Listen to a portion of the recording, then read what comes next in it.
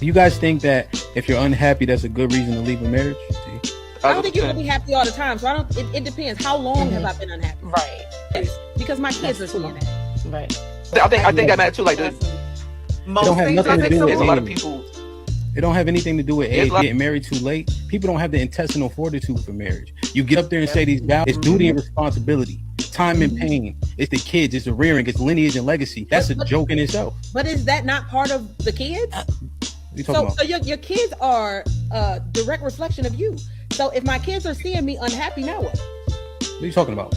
Because you said happiness in the marriage, because you just said that kids are part of it, right? Let me explain it to you. You're conflating your happiness with how the kids are treated, right? I'm not even talking about the kids. I'm talking about you being happy, right? I just said that about sex, so don't act like you can't do it about everything else. So now that we have a baseline with that, you can fake it till you make it in front of them kids all the time. Now, kids have discernment. I understand that, but happiness doesn't mean everything has to be egregious in the household. However, we know ebb and flow. Is that a thing, or are we dismissing postpartum? Postpartum depression. Do we have menopause? Right. And so you guys go through these ebb and flow periods where your happiness is intrinsically not working. But that's why I agree. But I'm just saying, but you put it on the kids. Like, no, answer my question directly based on happiness itself. I did, but I said it depends on how long I've been unhappy. Raising my kids in a house where there's no happiness is not selfish. That's not life goals. No, just for the sake to say I have a husband. Are you serious? No, you made a commitment under the Most High God, right? Unless you don't believe. Who cares about the commitment if I'm unhappy and I'm dying inside? No, don't interrupt them, Melly. Sorry, Nikki, what you say? I'm not staying unhappy for 10 months. You talking about 10 years? Well, I've stayed unhappy for a very, very long time. But who is going to continuously stay in an unhealthy marriage where you're burning inside, you're dying inside, you done forgot who you are, you done forgot your self-worth, and you're just super unhappy, like depressed to that point, just to say I have a husband and I have a family?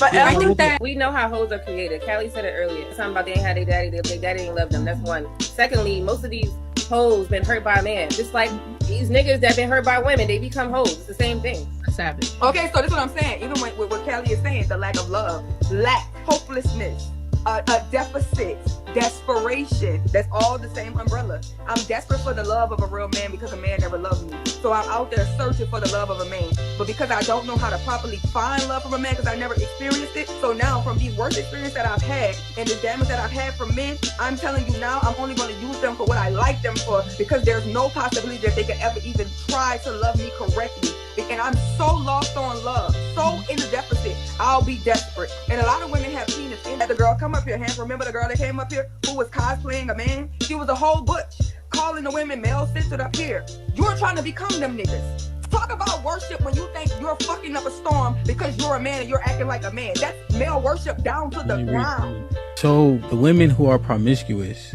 are we saying they're all desperate? Majority. I'm not saying that, but I know. Yeah, I agree. I feel like in my point in my life, I feel like I was being groomed to cater to him. So at 18, when did you guys break up or stop doing each other? When I was 21, turning 22. So you were for about 3 to 4 years. How did you upgrade him? Oh shit. I think that I gave him a different perspective. Well, you also feel like after you dated him, I upgraded you, and then all these women want you after what I did for you. Stop it. Bro, he was 18, bro. Like, you grilling him, bro. What the fuck? Because it's hard to imagine an 18-year-old girl upgrading a 28-year-old man, but then like you left curious, what could you have possibly really done to a man that age? Like, you don't have no money, you 18, you don't have much knowledge, you 18. But what we're witnessing is cognitive dissonance. So there's no way you admonish the man by saying that you upgraded him and then in another breath say he groomed you. Mm-hmm. Those two things are diametrically opposed, right? And then you said age don't matter. People could be wise beyond their years. However, when Tamia gave you the bail money about you being 18, you're like, yeah, I was just 18. Nah, because remember you just said that you had the wisdom and understanding of somebody older than that, which is what you would be able to bestow on him. Right? Ooh. So these things are conflicting when we saying them. Did you actually upgrade him, or was you mad and talking shit to him because he cheated on? Are most of us cowards? Are most of us willing to kill and die for our wife and children? Are we willing to defend ourselves? Do we know what it looks like when shit is hitting the fan? Do we know when danger is actually upon us? How many dangerous situations have we been in to tell? Do we know who we are in these ways? I'm gonna just tell y'all this. If you are in a real life situation and a person approaches you after an aggressive conversation, get yourself in a position in which you can defend yourself properly. So don't stay in a position that doesn't give you any advantage but put you at a disadvantage. Don't ever do that. see people picking and choosing, you know? So if I'm going to approach you in an aggressive manner, then I should stay that way. Or else you look bad. That shit look corny. That shit don't look good for men. Because it's like, damn, is there a low-level threat of violence between men for real? But that's the word. We pump faking, we half stepping. That shit take away from our strength, our bravado, when we don't know how this shit's supposed to go. So this is a thing that I just been trying to process, man. Don't sleep on nobody and be ready. Be ready as you can. The man says he got cheated on, and you tell him he's the reason why he got cheated on because she didn't feel like she was getting enough emotional support from him, and you justify him getting cheated on. And like I said, that's unfortunate. But the person that he got cheated on, you would have been like, "Girl, that nigga ain't shit." No, first of all, you don't know me, so you don't know what I would have said. I would have asked, well, what happened? What did you do? What did he do? I was trying to get the full story. But to just go on this I hate women train, I'm not about to do that. Like I said, give us the full details. But to just act like everything was just shine the rainbow, sorry, Uno, but it's more to it. Right. So I just want you to realize real quick, she was emotionally deprived, and you think then she entered a relationship with him. Well, no, you can't add that speculation on. What we do know, based on what he shared, and somehow you're saying he emotionally deprived her. You think that correlates? Because before she probably sexually had that experience with that man, she probably emotionally attached herself to him. Why would you think that? Because as y'all like to just say that women just go and just be loose and just have sex. You do. Remember we had the conversation. But the majority of women, they are going to emotionally, the majority of women going to emotionally attach themselves to a man. How? And then have the intercourse. How do you know that? Because I know. The same way y'all know. The same way that y'all know everything that y'all done talked about. No, what I'm saying is, how do you know that, and how can you justify that based on women's behavior? Because it's statistics. Somebody do the research. If she has a dream about me cheating, am I at fault now? You did that shit. You did that shit, nigga. You did that shit in your past life, man. Damn, boy. So he got hit with a honey bun and it's his fault. Okay. That's like a boomerang. I mean, I don't know his situation. How much would you say yes or no? Well, she let another man put his penis in her vagina. He didn't ask her to do it. She just went and did it because or whatever. So, I mean, I don't know how necessarily it's his fault unless he, maybe he's seen the signs and just chose to ignore them. But other than that, like, I'm pretty sure you left after you found out. Yeah. Yeah, he did the right thing. Stepping away from it. So, is that an assurance for a partner? Is that an option as well? Like, fellas, like open book? I got you. Real quick. Hey, fellas, if you dealing with a woman and she call you a partner, get up out of there. Okay. Yeah, let me see. Let me log in that joint whenever I feel like it. Yeah, I think that will work for sure. Yo, that accountability helps people too. If you know somebody else is looking at this shit, like how you reply, what you reply to, the bullshit, right? So like, for instance, this might be risky. Callie and I can see it, and my wife can see it. Now, I don't even really look at it that much because I know that they be looking at it. But also, bullshit get flushed. You know what I'm saying? It like take a weight off you, Right? Because temptation killed the cat. Pun intended. I don't even have a lock on my phone. You can pick up my phone at any moment and go in there looking and see text messages and all of that shit. Don't get a password. We say delete it. It's gonna be deleted. You mentioned that one of the problems was that you have so much access on social media. Like some people can message you, DM, your DMs popping. Him looking at it, is that going to satisfy him that it's confirmed now, or is he just trying to confirm whether or not you're responding back and cheating? The con to that is that he gonna read all that shit the wrong way for sure. Every time, as he should. It ain't never all good. I was just gonna say something to the effect of, in terms of social media, although primarily I do it for content creation. If my man had an issue with it, I was at it, no questions asked, because I've actually been there and done that. It calls for strokes. Like somebody will punch you in your shit for talking too much and talking crazy. It say that in the Bible? No, it doesn't say that in the Bible. That also equates to... I knew it. A fool lips enter into contention and his mouth calleth for strokes. Proverbs 18:6. Okay.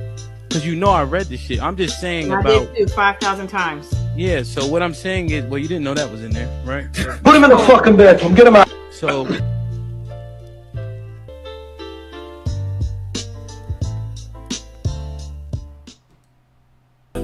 Yeah. It's a podcast. It's a podcast. Like, share, subscribe, tell a friend, tell a friend. DJ HAMP about to go live again. So hit the likes, my friend, on your way in. First off, salute the chat. And to all new cousins, welcome back. Heard you searching for the real, well, this is where it's at. The latest topics and panels and brother, don't get sent to the bathroom. We got all the stats, too, back to facts in the morning or the afternoon. Tuesday, women's POV, 2 Fridays, dancing, jamming tune. It's a community of real, and we better than the world news. This might be risky, I hope you know. This might be risky, let's go, let's go. This might be risky, no, I love you, real, I love it. This might be risky. Salute to DJ HAMP, it's time to start the show. Salute to DJ HAMP, it's time to start the show.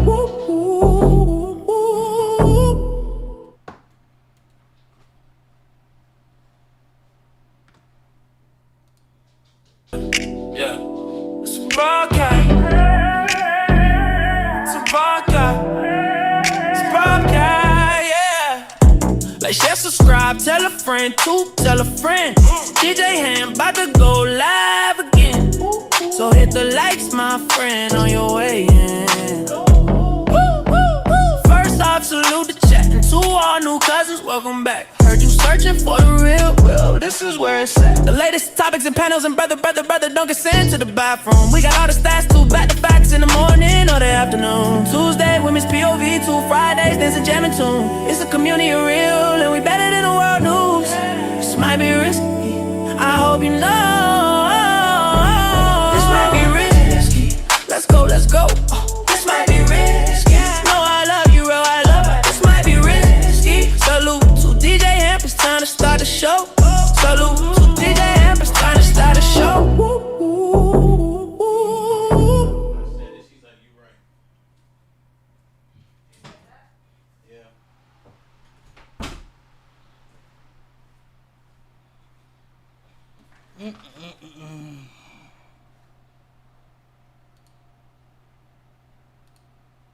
Well, we can kill all this. We can kill all this.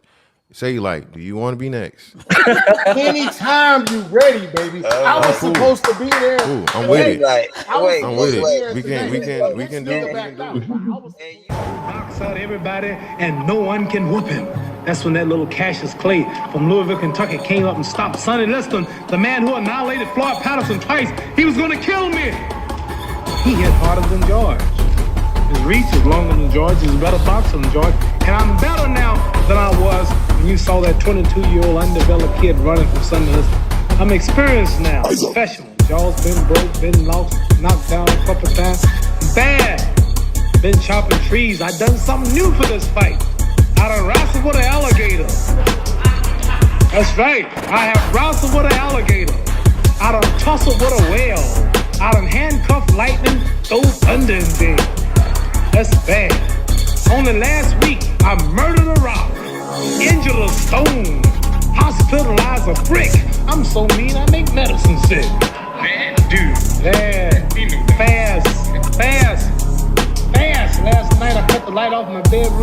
The switch was in the bed before the room was dark. Incredible. Fast. Incredible. And you, George Foreman, all of you chumps are gonna bow when I whoop him. All of you. I know you got him. I know you got him picked.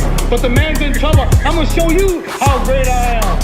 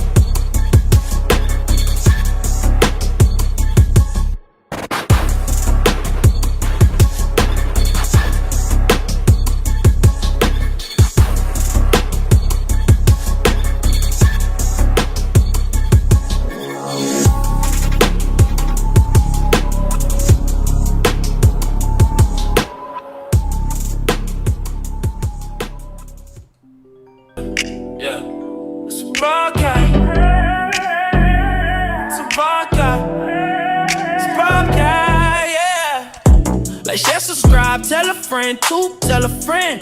DJ Ham about to go live again. So hit the likes, my friend, on your way in. First off, salute the chat. And to all new cousins, welcome back. Heard you searching for the real, well, this is where it's at. The latest topics and panels and brother, don't get sent to the bathroom. We got all the stats too, back to facts in the morning or the afternoon. Tuesday, women's POV, 2 Fridays, dancing jamming tune. It's a community of real, and we better than the world news. This might be risky, I hope you know. This might be risky, let's go, let's go. This might be risky, no, I love you, real, I love it. This might be risky. Salute to DJ Hamp, it's time to start the show. Salute to DJ Hamp, it's time to start the show.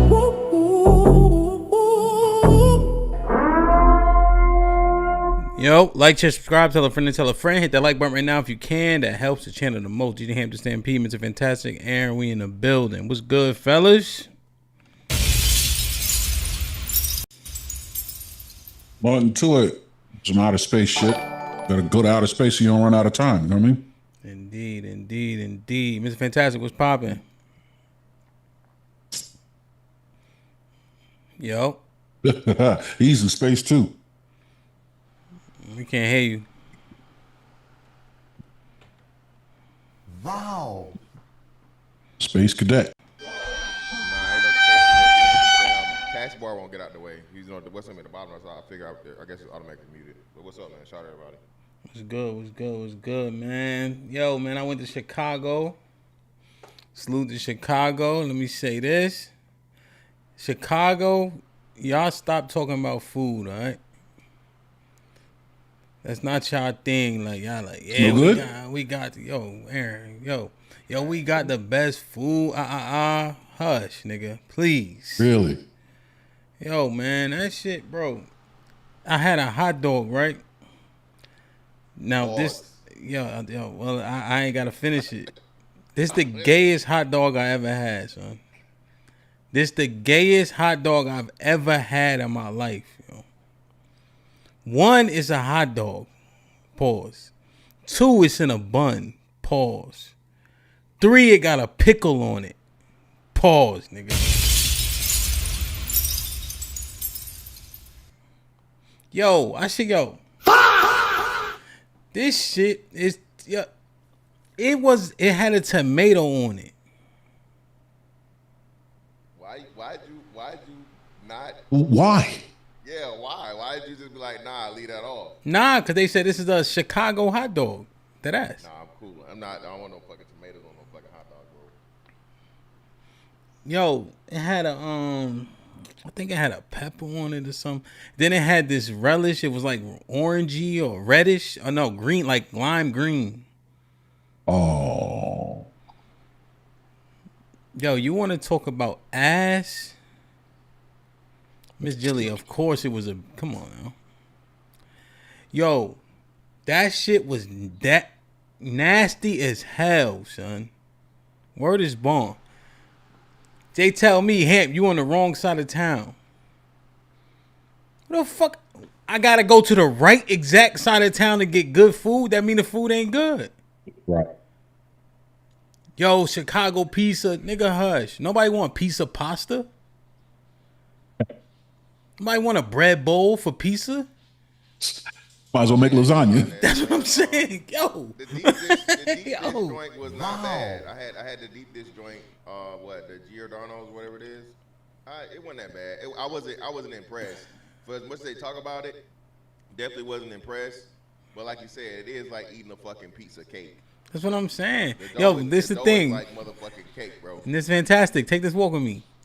This is their flagship pizza, right? And you said it wasn't that bad. It wasn't that bad. I mean, it wasn't good. Yeah, it was definitely not what they hyped it up to be. And then I didn't even try. I didn't even try none of that lame ass chicken. I don't trust fried chicken of nowhere outside of the South. Like, get the fuck out of here. If you're above like Tennessee or North Turn your Carolina, mic up, bro. If you're above Tennessee or North Carolina, don't say nothing to me about fried chicken, bro. Yo, that's the thing, right? I had to apparently go to the South Side to get Harold's or whatever. So then I'm like, yeah, I'm gonna eat in there. They like, oh, you can't eat in there, man. You gotta be careful. I'm like, I don't want to. Yo, this is bull, bro. It shouldn't be this eventful to get chicken, my nigga. Like, you can't eat there. Don't go to this one, but maybe go to that one, but not after 12 p.m. I said 12 p.m. nigga, that's brunch. Hey man, for 12 p.m. is crazy, bro. Run! It's a stampede! DJ Ham the Stampede. DJ Ham the Stampede. I said, yo, man. Another thing about Chicago, there's no black people. Wow. What? Yeah. This is another thing. There's no black people. I thought it was like a 70s exploitation flick in Chicago. What? I'm your mama. I'm your Yeah. mama. I'm the niggas in the alley. That's what I thought it was. The last time niggas got exploited was the 70s then. Because I ain't seen a nigga in Chicago since niggas in Chicago. Wow. Yo. No, what you was no, so when I was This is fantastic. I don't want to hear. I don't want to hear that. If you go to DC, you can go to Northwest, Southwest, Southeast. You gonna see, yo, it's no what, bro. Wow. It's yo. Northwest is half black. Everything else is black. Yo, that's what I'm saying. Yo, I found out where I was, bro. District 9, nigga. District 9 is where I was. They got all the black people behind some wall that only a few niggas can come out at once. Oh, they got a nigga quota? Yeah, and they making a robot to save niggas. Yeah, I must have never seen the movie District 9, so that felt flat. Yeah, the aliens. Just saying, yeah. Yo, listen. Yo, it ain't. Listen, man. Relax, Chicago niggas. Wow. Okay, they say somebody was telling me, oh, it's like country New York niggas. No, the fuck it's not. It's Chicago niggas in the Midwest that are country, nigga. That's what I thought it was. I thought it was like a country ass New York. Yo, Not even close. Nah. Damn. Yo. Hold on. So whoa. So now Chicago niggas country? Hell yeah, bruh. They like you ever hear him talk? Yeah, hell yeah. Well, that all they people from Mississippi and shit. I understand that. Yo, look, hold on. Niggas just tease me with a good time. Hold on one second, yo. Let me respond to this. Hey, C. Listen. Don't come back. Yo, listen. Yo, C. You don't gotta worry about it. If it's one nigga that they ain't gotta worry about coming back, it's HAMP the Stampede, nigga. I can promise you that. Okay? You don't gotta please, by all means, man. Wow. Please, tell them don't invite me back, nigga. They can revoke my passport. Wow. I'd rather get my passport away, Aaron. Huh. Is it at least pretty? Like the architecture? It's kind of it's kind of not like it's a you could tell it's a like fortified, like strong, like they highways, how they got the things set up. They got these big heaters in the tunnels. You know what I'm saying? So okay, they prepped for sure. They prepped in terms of that. That's one thing I could say. I think the city is like well built. You know what I'm saying? Yeah. Right. Like the skyline, like even this highways, like you could tell they were very cognizant of what you're gonna see. Ain't like the BQE or 76 or nothing. No. Hell no. Yeah, man, you know who you can thank for that? You know who you can thank for that?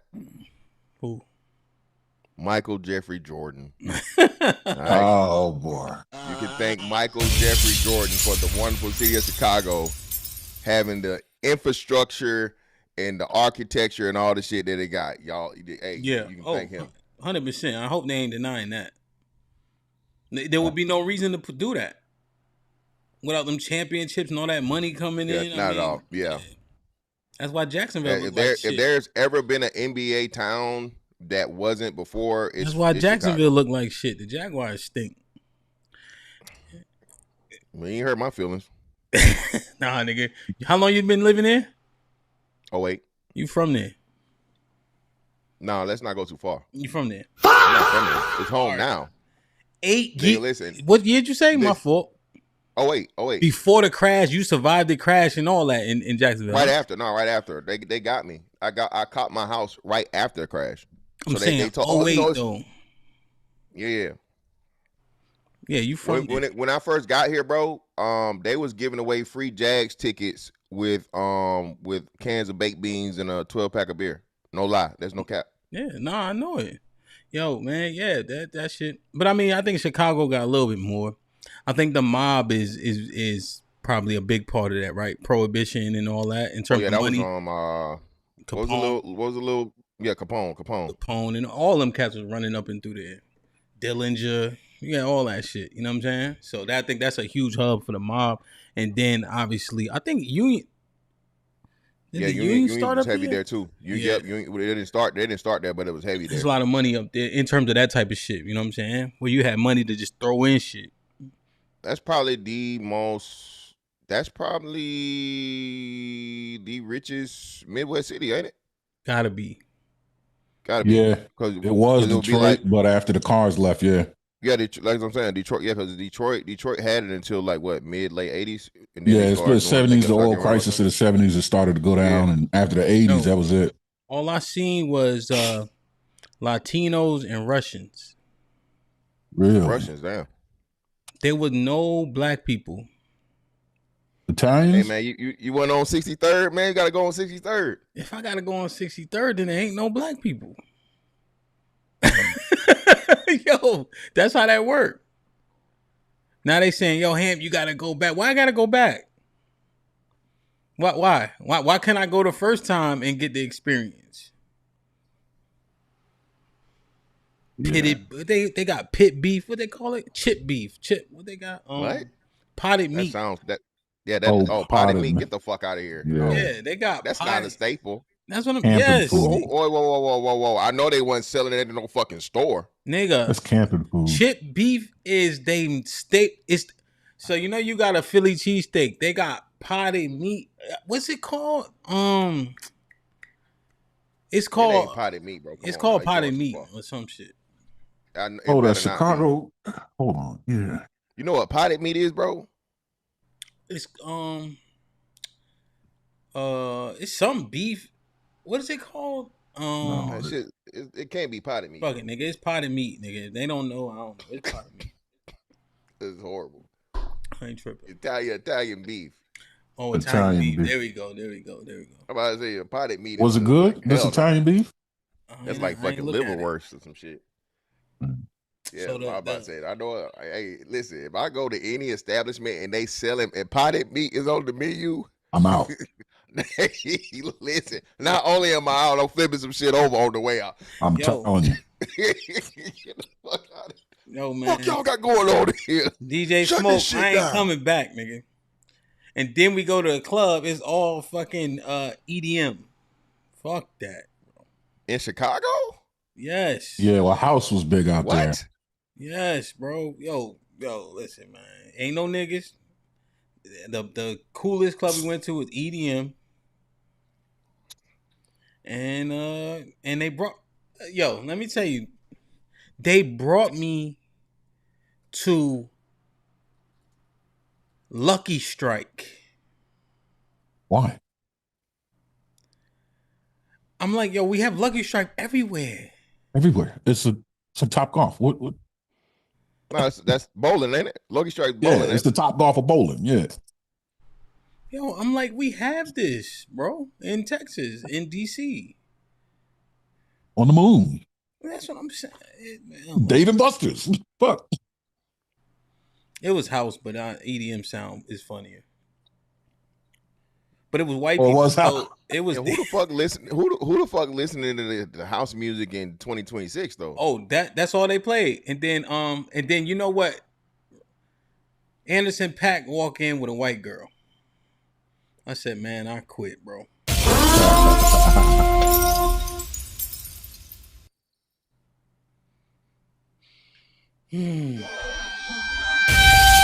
Shout out to Chicago, man. Beautiful city though, for sure, man. I definitely gotta go back when I got more time to You know what I mean? And I stay in the right area because I stay next to the airport, even a little bit past the airport, and that shit was, you know what I'm saying? Was what it was, man. But salute to Love C, Jay. Sean had a dope event out there. It was called Keynote Speaker. Strada gave an excellent speech. I would even venture to say performance, and how well he delivered the information for his message. So salute to everybody, man. For sure, man. Keynote Speaker. Make sure y'all go subscribe to Sean on Instagram for that. I think it's a dope thing, man. Initially, I was like, damn, so how you do this? But everybody came up with a particular message, you know, and you saw different deliveries that can all be very valuable and resonate with people. You know, you have the comedic flow, right? You have more of a cerebral message. You know, you have the excitement, you know, like the Tony, what's that dude name? Tony Gaskins or some shit. Yeah, so I forget Tony his name. Gaskins. You know, one of Not the Gaskins, dude. Yeah. Yeah, I forget the dude. The dude He's always we've been selling some. hearing about forever. Yeah. He got, you know, he like a motivational speaker. You know? Oh, you talking about the white dude with the big ass Frankenstein head? Yeah, you know. So, Robbins, yeah. And so it was dope, man. So I know Cheeky got it. He recorded it. I put out a few clips when I was watching, but it was fire though. So salute to the keynote speakers, man. Let's get into this, man. Like, share, subscribe. Salute to 150 people in the building. Please hit the like button. It helps the channel the most. We have 180 people watching, and we have 73 likes, 1 dislike. Please go ahead and hit the like button. That's what helps the channel the most. Easy also help us reach the goal. Let's grind this thing out, man. Damn, man. So I was thinking about this. I think that I talked about this with I Am Truth Hurts. Salute to Truth Hurts. He was actually supposed to do a show with Cheyenne Bryant on May 16th, which was Saturday in St. Louis. However, he canceled the show. It was essentially about integrity and making sure that his viewers and followers, which is 1.2 million on Instagram, another 500,000 on TikTok, a few 100,000 on Facebook, you know, that if somebody was willing to mislead, then he didn't want his fan base to be a part of it, you know? And so we actually did a show. I was going to play the clip, but I say, you know, I just give you the take. My take is essentially just about how hard people work for something, you know? And I understand like cachet, charisma, even you have like nepotism, you have beauty, the things that can help you leap over people so often. Why are, like, you ever notice most of the fighters, especially the women, they have a little bit of an aesthetic that people like, right?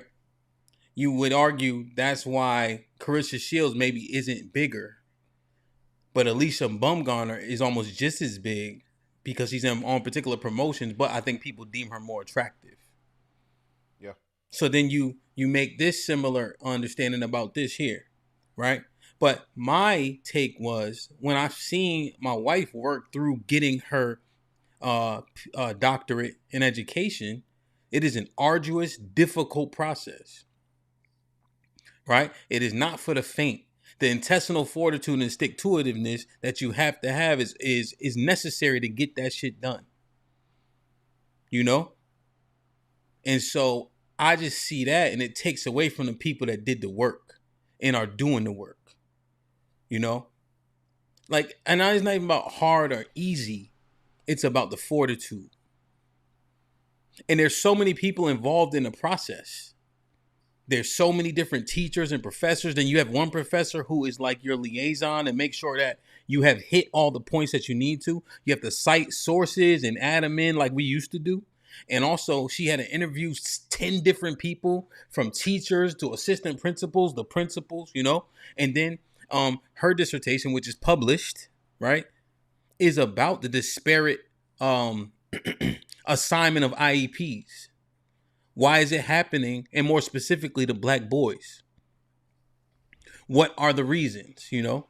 And I'm sitting there, right, playing NCAA, and she on meetings, and it's meeting after meeting, black boy after black boy. Now, mind you, the sample size makes sense because it's also Washington D.C. on the southeast side, you know. But I'm listening, even to how it's just so casually flowing, you know, all these meetings, you know. So it just very insightful, and it is they are immersed in it during that process, and a lot of people it take years to get to that point. So it simply does a disservice to the people who work for it. I use the analogy of Jake Paul and saying he can jump over all those fighters who've been killing themselves in the gym because of the cachet and the popularity. The draw and the money that it brings, and it's crazy, man. You know, and it's unfortunate, but we know it happens. I'm just acknowledging the point that scuffs my Timbs the most. Now, what you do see with Jake Paul is he turn around and he seemed to focus on like the women, kind of, but pushing them up. Like Serrano, who been boxing for forever, she just getting her just due. Dubois, his sister. So Daniel Dubois just got the title back. He got a stoppage, but his sister is great. Bumgarner's pretty good too, in my opinion too. He got them in Madison Square Garden, but he been bigging up boxing, but also women's boxing. So at least he turned around and pulled people up too. You know, I have to acknowledge that. It's the women, but I think they deserve. And he also, his MVP promotion, the first promotion that had women fighting 3-minute rounds. Always women fought 2-minute rounds. So they're the first ones to do that, which is, you know, interesting. So that's one thing maybe I give just in terms of trying to, you know, grace. But I liken it to that example. That's my biggest issue with this. And I don't know how much we got to run it in the ground, but I think it's important that the HQ, you know, just at least we broach the topic. What y'all think, fellas? Well, nah, man. You know, like one of the biggest things me and Aaron having, like, you know, military background, stolen valor, right? The worst thing you ever can see is somebody that claims to have done, you know, been in the military, served in the military, even within the military, right? People that claim to be special forces and things like that, so on and so forth. Bro, it's a lot of pain that come with that shit, bro. Pain, sacrifice that people never understand. And like you said, Hamp, you even having a bird's eye view and first person view of your wife going through it, and people just think, oh, it's just a, you know, no, bro, that shit is, you know, a lot of these things and these accolades that you get, bro, there's stuff behind it that laymen just don't understand, right? Yeah. People don't understand how being on a motherfucking a boat for you know 50, 60 days at a time, and that being, you know, that being life. You know what I'm saying? Ain't no cell phone. At times they can cut anything off, all communications and things, so on and so forth. Just the things that come with it, and especially, like I said, from Aaron's scope, we're talking about people that are dodging rounds. You know what I'm saying? People that have actually put in life on the line, you know, in the fire, bro. So, yeah, every you know, I say field has that. You know, professional sports, even you, like say football, like a motherfucker, you played your last down of football in middle school. Don't have no conversation with me about no damn. You know what I'm saying? So you feel me? So it's just and the PhDs, they have every right, because that's a lot of money, that's a lot of time. That ain't no easy shit, man. So hey, somebody gotta do it. Yeah. And like a pretty face can get a woman in any place, bro.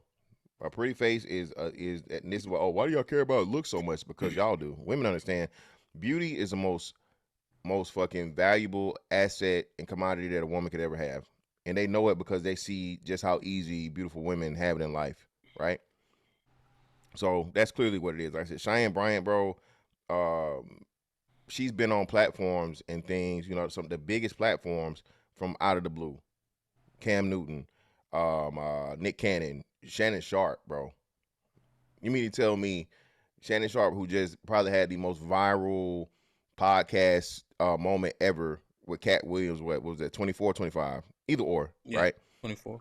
Like a couple of years later, you got fucking Cheyenne Bryant, who not a professional anything, and she's sitting there in motherfucking Shannon Sharp's chair getting interviewed. Yeah, it's amazing. It really is amazing, because you don't even know the arc of the person. It's just like they've arrived, you know, like you didn't even see the grind, you know. which is interesting for sure. Aaron, what you think? Yeah. No, I agree with you guys 100%, man.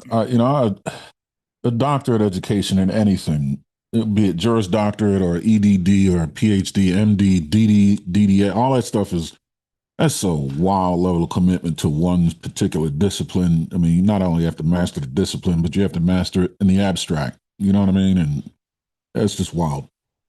To claim to be that does it a disservice. What was the college that she claimed that she got it from?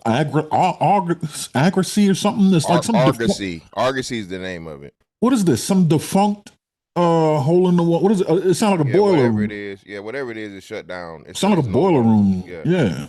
So it's probably a crackerjack degree anyway. You know what I mean? Like she probably got it at Dave and Buster's. You know what I mean? With the tickets, cashing them in from playing skeet ball or something.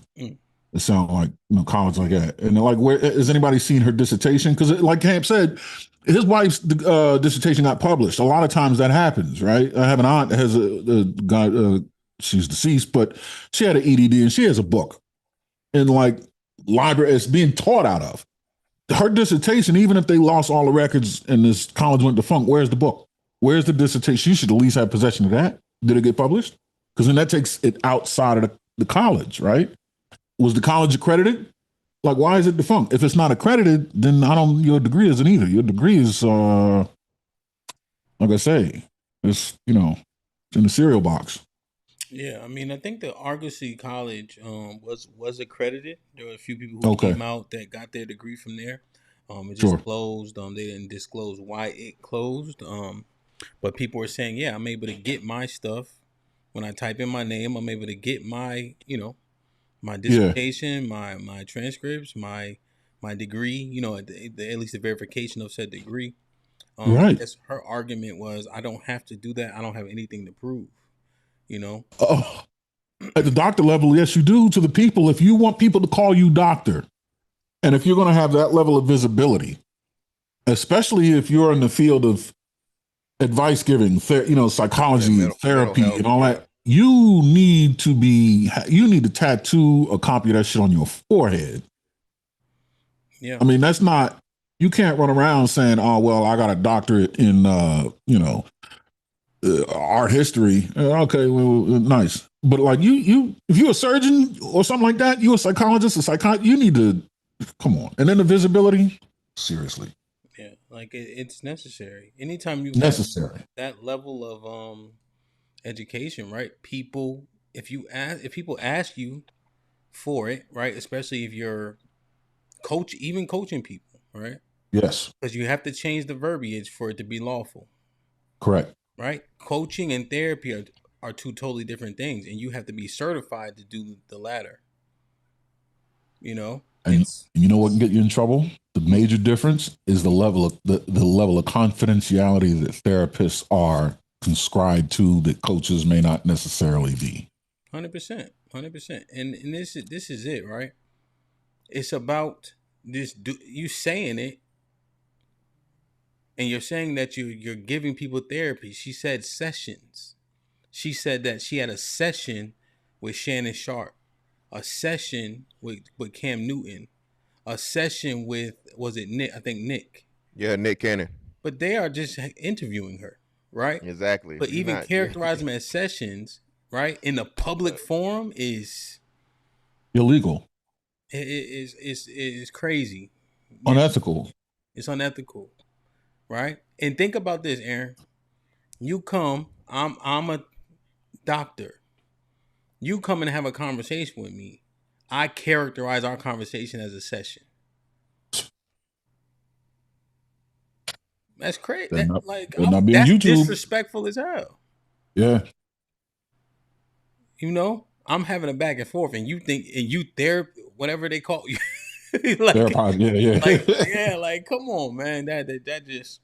It's just ugly. You know what I'm saying? That's all I can say. And in an interview, there's like a lot of her personal information and anecdotal narratives, I would imagine, because if they're looking at it as an interview, but that's something that you would want to unequivocally keep quarantine from a therapy session is your own personal, right? You would want to draw on your education experience and, case studies. Mm-hmm. You wouldn't want to draw on anecdotal experiences and how they impacted you, which is what you would find in an interview. Yeah. Crazy. Yeah, and that's all it is, man. Well, like I said, the reason that happened, HAMP, is because she had the audacity to start criticizing black women and placing the blame on her. As long as she was shitting on dudes, it was okay. It was cool. Is that what brought it out of the woodworks? Oh yeah, that's exactly what brought it out. Oh, and hold on, and HAMP, and listen. She got on her Frank Lucas, bro. What you do? She got on her Frank Lucas. She wore that fit, Aaron. She wore a see-through fit with just like a bikini, like a bra and panties or whatever. She wore that out in the public, bro. Oh, I see. Quite a doctoral outfit. Yeah, man. No, that's saying, what got it. Hey. He's saying that when she wore that mink. That's when she wore that. Hey, she was that flying. Was the equivalent. She was cool when she wore that mink. They said, "Who's this nigga with the mink on?" She wore that see-through fit at the Jeezy concert. Hey, nah, man, this bitch getting too big for her britches, man. We gotta go ahead and get up out of here, bro. Yeah, man. And the last thing, right? They always invoke the God thing, right? She invoked the God, it's between me and God and all that in terms of who I got to prove something to. But the interesting thing, there's a commandment in the law, Leviticus 19 and 15, if I'm not mistaken. It says, do not defraud your neighbor. Okay. Right? Do not defraud your neighbor. It is a stark, direct commandment. So when she invoked that thing, now I'm thinking, well, no, the commandments say this though. Yeah. So if your neighbor, which is your people, think that you are being dishonest with them, right? And you are especially in authority, you say, nah, look, see, trust but verify. I get it. Right. Yeah. So 100%. that's my thing. Like, talking shit about her, whatever the case is less important. The things that we can all, that are tangible, that we can draw from this as a cautionary tale is what I'm focused on. And I don't like the disservice to the people that did the work. That's the main thing I don't like. That's the main devaluing the thing, yeah. Yeah. Yeah. So, I don't know, man. It's interesting, man. Damn. Shout out to the Mrs. Dr. Hampton and shout out to Dr. G and all the other EDDs, PhDs, MDs, and all the other doctoral graduates out there. Shout out to y'all, man. Keep it up. Where's bomb? Like I said, subscribe, tell a friend, hit that like button right now if you can. It helps the channel the most. Ed with the $2 says, a pickled up glizzy is diabolical, son. Word to me, son. And it was disgusting. And it was bad too. Damn. It was bad, son. It was bad. All you do is shake your head and finish it. Pause. It's like they bragged about this shit. Yo, son, you gotta get a. Don't put ketchup on it, man. You crazy, nigga? Is you crazy? All you need is Nathan's with ketchup. Be done with it. Goodbye. That's it. Man, I'm telling you, boy. Chicago should push Schmago, man. Deucey with the $2 says, small but for the cause. Pause. No doubt. Appreciate you, brother. Vet Life with the $10 says, salute Hamp and the fellas. What up, though? All right, now, Hamp. The Jacksonville area is gorgeous. It's woods. Fantastic be doing us a disservice. Wow. Been here since 2009. Made a lot of money off these rich crackers. No doubt, man. Like, share, subscribe, tell a friend to tell a friend. Hit that like button right now if you can. That helps the channel the most, man. Yo, let's talk about this, man. Should we give the update for people who don't know? I guess we have to, right? Yeah, we got to talk about it. You got a video? Context is key. I think I had a video, but I didn't click it. You know what? There may be a better read for this, actually. So, go ahead, Mr. Fantastic. You want to give them the update? and I'll find something. Yeah, so the infamous Chud the Builder has been arrested and is being held on $1.25 million bond for attempted murder and I think aggravated assault. He and a black man got into it to where there was a physical altercation where he shot the man. The man's still living, but it's questionable as to how and you know, of course he's saying one thing, then other witnesses saying other things, so we don't know how everything actually went down. The evidence hasn't been presented yet. Apparently he was live streaming, but of course they cut the live stream when the gunshots went off, so they're subpoenaing, trying to get the information for the actual live stream and the footage. But pretty much this man that built this up, and it's crazy, we just talked about this last week, antagonizing people with you know, racial slurs, ran into somebody, bro, and he shot him. And you got a lot of he's raised I think $200,000 at least now on a Gibson Go or whatever.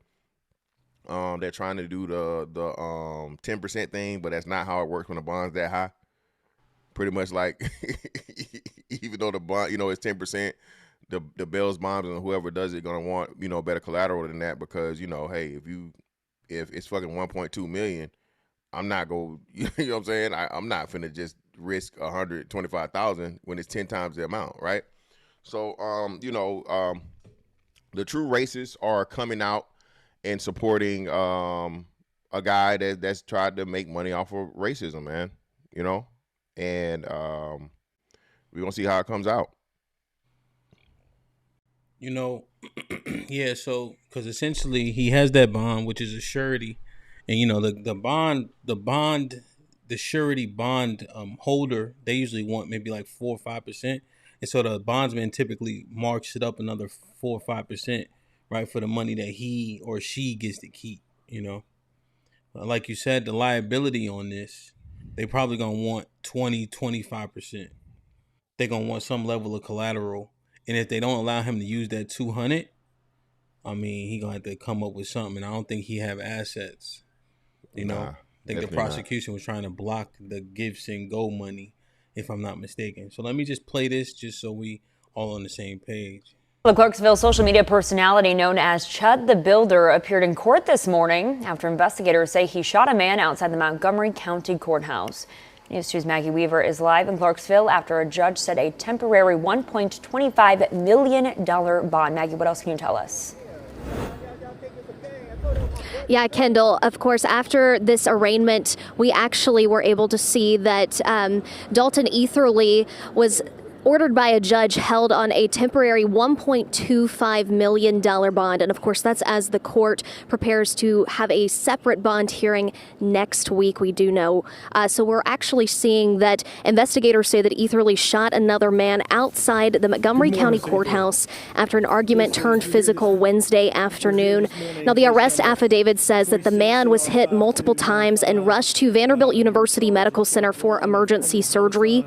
Etherly is now charged with attempted criminal homicide, employing a firearm during a dangerous felony, aggravated assault causing serious bodily injury, and reckless endangerment with a deadly weapon. Now, Etherly is known online as Chud the Builder, and the Associated Press previously reported Etherly faced criticism over videos described as racist and anti-Semitic. Now, court records also show that Etherly is involved in another ongoing legal matters, including a pending harassment charge in Montgomery County. Separate civil filings accuse him as well of failing to repay money connected to business agreements and online fundraising efforts. Well, during Friday's hearing, the judge pointed to seriousness of these charges and public safety concerns, as well as Etherly's existing bond status in other cases, while setting that temporary bond amount. Now, that bond hearing is scheduled for May 21st, and then that preliminary hearing will happen on May 26th. Reporting live here in Clarksville, Maggie Weaver, News 2.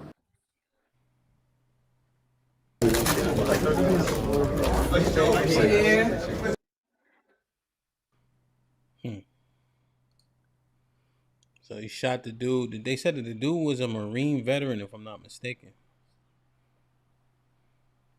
The guy that he shot? Yes, the brother? Yeah. Yeah. What's your take on this, Aaron? Shit. Copycat got your ass. In the words of Mr. Isaiah, rest in peace. Yeah, got his ass. They locked him up. And it sounds like they're trying to throw the key away. At least the bail, his ass is in there. I really hope that they don't. I hope they can block this donated money. That can't. I don't imagine that's legal to use. That purpose. So. Yeah, I'm gonna tell you, man. Mr. Fantastic highlighted something. The $200,000. The $200,000, right? Yeah. The lady who called the boy, and was it somewhere upstate New York? A nigger. Oh, yeah. She got a couple million, right? She got $1 million. She got at least $1 million. You look at this. What is our breakdown on that? Do the people who say, "Oh, it's just a word. It's just this. It's just that," they want you? Like, what are their thoughts about that aspect? Ooh. You talking about? Huh? Oh, you mean our people to say it's just a word? You saying what do we think they're thinking when we see it's just hundreds of thousands of dollars being put behind this? And it happens all the time, right? Every time there's an opportunity, right? The funding is there. People are donating, right? And he was saying it's about the freedom of speech, right? But obviously, when you understand the freedom of speech protects you from the government, right? In terms of the government penalizing you for what you say, right? Yeah. Yeah, but you can't yell. You can't yell bomb on an airplane. It's at 251,000 now, HAMP, and rising, right? So the original goal was 100,000. It's at 251,000 now. And yeah, man. Again, like, this is what I say, right? Racism will always exist. This is why I worry about it. As much as I say, you can allow racism to affect you as much as you can allow it to affect you, right? But people that truly have a hatred for you just based off your race, that's just never going to go anywhere, bro. Right? So understanding that, right? I guess like some of these people, a lot of these people are anonymous, of course, and that's the funny thing about it. Hey, man, why would you be anonymous? Just, hey, put your name on there. Why not, proudly give money to this man that's been going around and documenting himself, harassing people, and pretty much trying to start a race war. You feel me? Well, isn't that why you would be concerned about it? I think worry is not quite. Worry is different to me, right? But I concern myself to things that could potentially affect me or mine. And so, right, this black man was shot for no other reason than the racism that exists. Yeah, I mean, this isolated incident, this one in particular, he finally ran into someone that was willing to defend themselves or whatnot, what have you, right? We'll say allegedly because we don't know the details yet, right? You can't go up to people, harass them, and then claim self-defense. We literally went over this, and I think maybe one or two people tried to argue against it or so on and so forth. This is the wonderful thing about law versus, your feelings, right? What you feel. What you feel don't matter when we're talking black and white. And it's pretty much across the board everywhere. You cannot instigate something and then use deadly force when you are the person that instigated the altercation and interaction. Yeah. 100%. And the thing is, what's crazy is he's built his own case against himself, man. He's been doing this now for what I think at least a few months, if not more, right? Mm-hmm. Going around, walking up to black people, getting into instigations, brandishing a firearm, which that in itself should have, brought things into question because you can't even do that, bro. You can't pull a motherfucking firearm out on a person. That's brandishing, bro. That shit is illegal. You feel me? But everybody thought the shit was funny, and then we shift over to HAMP to oh man, the internet, man, y'all, this ain't real life. This ain't real life. This is the second time, HAMP. Of note, remember last year, Buddy and his wife got smoked over some YouTube shit. Yeah. Walked them down on live in Las Vegas. Yeah. People, please understand, okay? Especially if you're probably in here and you got one of these in your hand. The internet is real life. These streamers, they go and do things in real life. They're having interactions in real life. Please stop trying to make that shit that y'all thinking like this 1990s or early 2000s does not exist anymore. The internet and real life are one and the same. They literally, one makes the other, right? And they make each other. So please stop thinking, bro, when you see people out here with these cameras or these meta glasses and so on and so forth, that this is just fun and games. No, bro, this is fucking real life. And because we've allowed that line to be blurred, people allow shit to go too far. Yeah, 100%. Damn, I forgot I was gonna say something. Yeah. Stop playing with people for sure. I think from the stories, I could have sworn there was a call though, but I can't seem to find it, where he was giving his rendition of the story, saying these guys were talking to him, so he went over to them to ask them what they were talking about, and then they threatened them and shot, whatever the case is. And he mentioned that I shot the guy and he kept on fighting, or he kept on whooping my ass,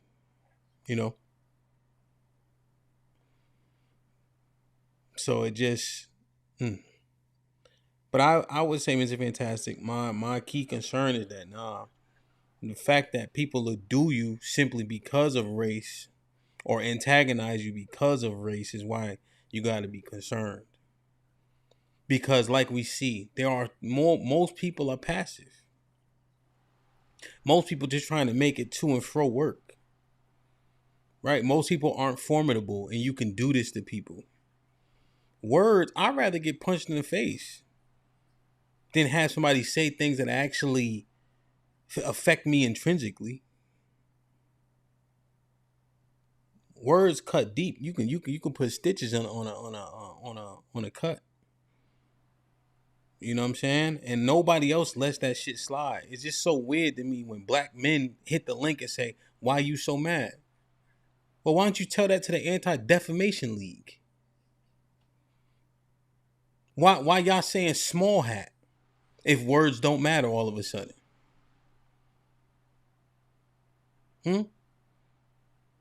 Why y'all don't say the faggot like we used to say if words don't matter? That shit was a part of the lexicon for my whole life until now. Bro. And it got to be the last post Obama second term. Well, that's what I'm saying, right? I'm just pointing it out.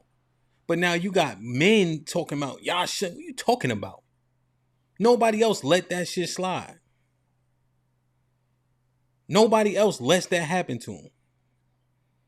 Nobody.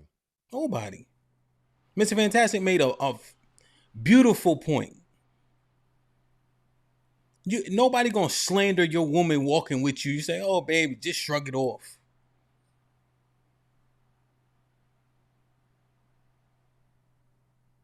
Like it's ridiculous. It really is. The stink pin in your eye. If I seen a bunch of men that continue to talk like that, those men in those families in that culture is food.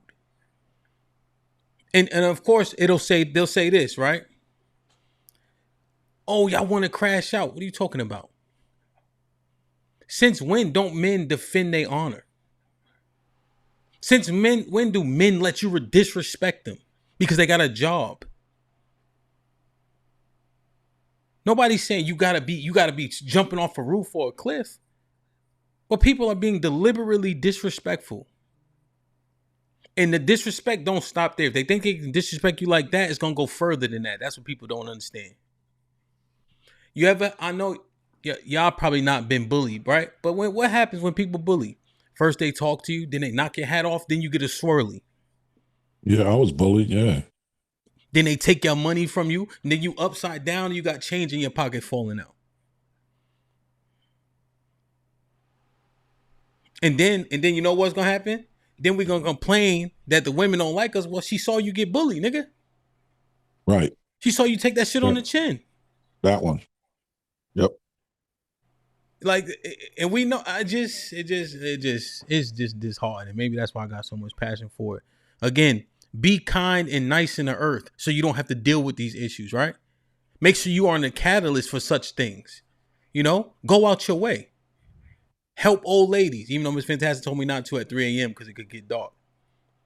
Right? Remember I walked into old lady to their car? Granny got the snub nose. Yeah. She don't know you, nigga. She's like, thank you. But she could, you know. But I'm just saying, comport yourself to where you don't have to be confronted with this stuff. You see? That way it's not you, ever.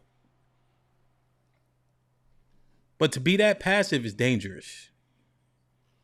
I'm done. Yeah, man, and that's my thing. Again, like I said, no one is saying crash out and just go out here and you know whatever. But bro, again, like I said, we can't be as aggressive as we are with each other in the earth, right? Now, I got jumped in a club because the nigga stepped on my shoes, right? so I can't have to deal with. And then, like you said, now I'm eye wrestling. It's a whole motherfucking WWE match. Every time I walk past a black man out in public because this nigga want to fucking eye wrestle and want to stare me down into submission, you know, because, you know, to see if we got smoke. And it's like, bro, just the aggression that we give each other, man, it's no excuse for this white boy to be walking around here for this long, for as long as he's able to do it, targeting black people clearly, bro, and it not being, you know, dealt with and stopped early. That's another thing too, Ham. I think, listen, the earlier and the sooner you stop some shit, bro, the less violent and the less, you know what I'm saying, bad it had to get, right? Yeah. You stop some shit early, even like with, you know, kids and stuff, right? Hey, you know what I'm saying? I popped that little hand. It's totally different. We had to give you an all-out ass whooping if I get to it early. People start this trend, and now Hemp is popping up. It's motherfucking, what they call them? It's copycats. Copycats. I seen another dude. Yeah. Hold on, let me see if I can find it. That's what I'm saying. And I just never, like, you ever just watch somebody get bullied? If you haven't watched somebody get bullied, right? So, like Aaron said, he was like, his maturation process is different. You know, all praise to the Most High. I never been subjected to that. But I would, how do you say? Not reaving. What am I saying? I don't know. I forget the word I'm looking for. Intervene. You know, if somebody was being bullied, because it don't make sense. Who just watch that? You know what I'm saying? Like, and like you say, Mr. Fantastic, before it go too far, yo, chill out. And when a right person say chill out, nobody got to get hands put on them. But if you let that bully get all that bravado, now he got the machismo, he got the mustard up now because he been bullying the shit. So now they just go take it further and further and further. Exactly. Yeah, there was another dude, but this dude, so I saw this one, right? Hold on. Let me see if I can find it real quick. I thought I downloaded it. But just to your point. Now, he not as bold as the other guy, but to your point, Mr. Fantastic, this is early, right? This is early for this dude. So he's still trying to navigate how to be a copycat, to your point. So he's not as emboldened. He's not as comfortable. And so you can tell by how he's doing it as compared to how Chud doing it because it's still early. But if somebody get to him now, right, potentially he's not going to get there. Go ahead, Aaron. What's copycat? What is this phenomenon? It sounds like you doing the same thing that the other guy did. Like, all right, it's what you think it is. So this Chud did it. Now somebody else is trying to do it. It's what you. Okay, I'm thinking too deep. Okay, that's what it is. Context of this video, this white dude with the dog is having back and forth with the black person in the yellow about something. This guy's streaming here.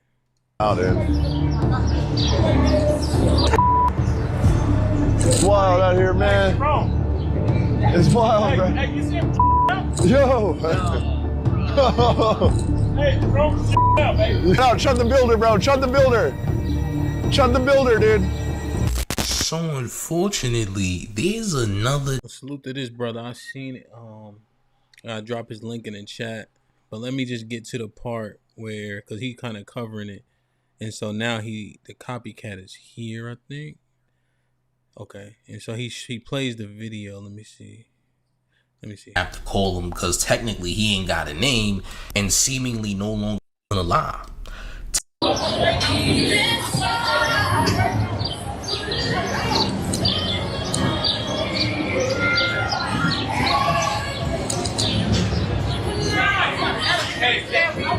Holy shit. Oh. Yo, that be worse though. You acting tough and then people just laugh you out. So he said something to them, and they just laughing at him. It's wild out here, man. It's wild, bro. Hey, you see him now? Yo. Hey, Jerome out, baby. Yo, shout out Chud the Builder, bro. Chud the Builder. Chud the Builder, dude. Shout out Chud, bro. Shout out Chud. Hey, what up, Chud? Yo, that's what's up, bro. Dude, fuck yeah, dude. Dude, oh my god, bro. We're trying to find Chud the Builder, bro. Dude, we'll find his ass. Dude, yeah, bro, they were out. I saw that, dude. What the f going on, man? We'll find Chud, baby. Dude, you got your dogs and everything. They're like freaking out on you, trying to fight you, bro. What the f is that, dude? Out, baby. Yo, what's up? Beautiful dogs, by the way, dude. I know it won't bite, dude, because you're a white. So much more subtle, right? He kind of trying to navigate how to do that and be that, right? So, yeah, dude, he's not gonna bite me, much bro. more to this. Beautiful, man. You have a great day, man. Don't worry about the following me like an animal, dude, or something. Yeah, so as you. He said, I know your dogs aren't going to bite me because you're white. Yeah. White people's dogs do the bitingest dog historically. What the He's saying shit. He's so uncomfortable. He's trying to be that, but he's not that. You know what I'm saying? The dude is, if you look up in the dictionary or Britannica Encyclopedia, the two words douche and bag, there's a picture of this guy next to it with shirt off and everything. So to be able to do, you know. Shit sounds so corny. But yo, that's what it breeds, man. Yep. That's what it breeds. That's what it breeds, right? Then you got the same black people who say, "Oh, look at the Hebrew Israelites, man. They're this, they're that, they're this, they're that." Oh, what, organized? Did you see IUIC marching the other day? So they're marching, and they got the two brothers who have like a crossing guard type vests on, and they're simply blocking traffic while the other brothers march. And what is it called, Aaron, when people are like talking and marching? What is it? It has a proper name. Calling cadence. Calling cadence, right? And then they let the traffic go, and then blah blah blah. Right? Oh, but look at these What you talking about, nigga? But then you tell us, oh, let him be racist. It's just a word, right? And then in the next breath, look at y'all racist. Shit corny, man. It's really corny. That subset, and I'm gonna say subset of black men because that's what I believe. Now, believe can have holes poked in it, so I'm using believe on purpose. Right? Believe that there's a subset of men, black men, that think and talk like that. And they gonna miss the message, right? They gonna miss the message saying, yo, comport yourself, right? Act appropriately in the earth. Be kind, be nice, right? Because if you can do damage, you don't want to. The more you able to fight, the less you want to fight. And I'm talking like boxing. Like I like that part, right? Going in the ring, that's fun, therapeutic, you know what I mean? And so it's respect. And the other person. Yeah, the other person also has acumen too. You see, that's the other difference. Ain't nobody getting bullied. And as soon as you realize you don't got acumen, go hit the heavy bag. Now go do the drills. You know, so when people come to the gym, Aaron, and they don't know what they're doing, but they act like it because they've been on YouTube University, and then they get in the ring and quickly realize that you don't know what you're doing, right? Yes, and now and now this heavy bag is hitting you back, and I'm 250 pounds also, right? You know, or we stand in the corner, right? Like this with your hands on the rope, and we do body conditioning. Boom, boom, boom, boom, boom, boom, boom, boom, boom, boom, boom, boom, right? And I'm like this, and they like, yeah, because it's your first week, right? Be humble, you know. So then when you get out in the earth, most people never done no shit like that a day in their life, So you more inclined to be like, it's all right, you got it. But to be overt disrespectfully to me should not be allowed. Yeah. Yeah, you gotta watch your mouth. If you ain't never done no body hardening in your life, you gotta watch your mouth. Yo, Aaron, it's both sides. Watch your mouth if you never did it, and then be mindful of your mouth if you do that. Right. Yeah. You know what I'm saying? Yeah, you're right. Yep. 100%. Crazy, man. I don't know why I kept saying Aaron, but I'm just like, I'm talking to both of y'all, but I'm just saying, like, let me read these. Nah, real shit though. Yeah, man. Well, Lee was popping. He said, Big Aaron, I'm going to bully you on the track here soon. He laughed him out. Let's have it. Eric with the $2 says, how do you build a solid foundation with that? Oh, so he's responding to his own super chat. Eric with a $5 says, a great question is, do the majority of our women have good character traits, integrity, etc.? How bad is that? I think he may be referring to the first topic, I would assume. I guess going off of Cheyenne Bryant, essentially. I don't know. I done forgot about that shit. But I guess, I don't know. Do y'all want to answer? What was the question again? Show it up. A great question is, do the majority of our women have a good character traits, integrity, etc.? How bad is that? Yeah, no. The majority. I would not say the majority of the women. Well, let me say this. I got to start purposes. The women that speak the loudest and have the loudest voice and give their opinions, no, they don't by far. We just seen that with the whole Meg Thee Stallion situation. So the amount of caping that happens for promiscuity, professional and amateur prostitution, no. And then again, like you said, the only reason why Cheyenne Bryant got in this predicament that she's got into is because she dared challenge black women. As long as she was talking shit about the men, everybody was cool with it. When she was taking down and collecting scalps of these wealthy, influential black men, Nick Cannon, Cam Newton, Shannon Sharp, it was all cheers. But as soon as she dared,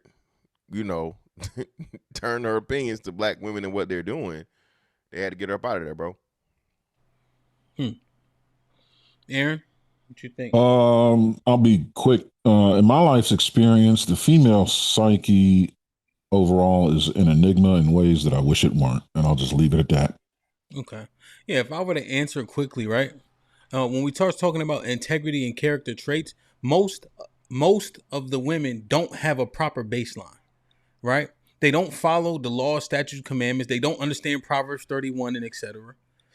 So just by proxy of not understanding and not having a proper baseline, it's going to be difficult, damn near impossible, to maintain a level of integrity and great character because you don't know what it is, because nobody ever defined it for you and they steered you the wrong way. Right? I mean, just point blank, period. So this one thing I told them, right? And this was shocking to the brothers, right? I was talking. I said, yo, if he here, I'll say it. Right? I said, yo, what you do, I look at that the same as being gay, right? I said, nigga, you could be gay since you do that. You're like, nah, Hamp, I don't like that shit. I don't care. Right? Because I'm looking at the principle and who came up with it and what's considered an abomination. Right? So if it's an abomination, it's an abomination. But when I made the stark comparison to eating swine and being gay, niggas ain't like that. But you get put to death for both, biblically speaking. Right? Because a nigga will invoke God in the process until they get implicated. Now they want to make a differentiation. Nah, because nigga, you said because it was, remember? And they ain't like that. And I only made that point because they were making a point about God don't like homosexuality, right? Hey, man, I'm just saying, bro. And you burn niggas down.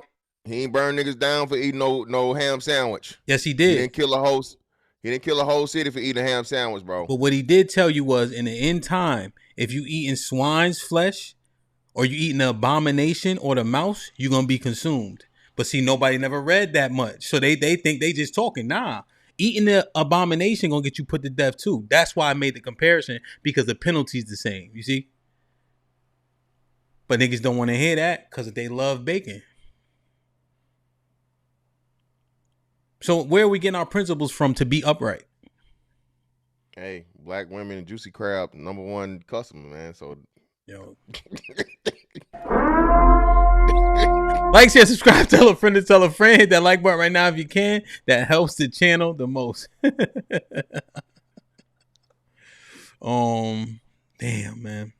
Oh, let me give you guys a reference. Isaiah 66:17. Sorry. Hit the like button, hit the like button, hit the like button, man. Let me bring the brothers in here real quick. Let me see. Mike, you want to change your name before I bring you up? Mm-hmm. Man, it's a long ass last name. Jesus Christ.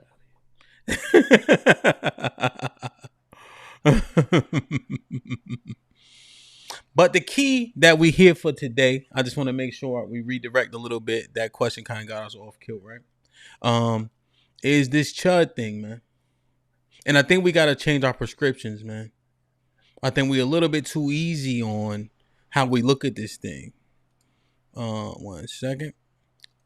Let me bring my brother Mike up here. Yo, Prax, I seen you. And then, but I was on that monologue I was just doing. So I apologize. If you want to hit the link and come back up, by all means. Salute. Let me bring Mike in here. Got Trigger Mike in the building. Yo, what's poppin'?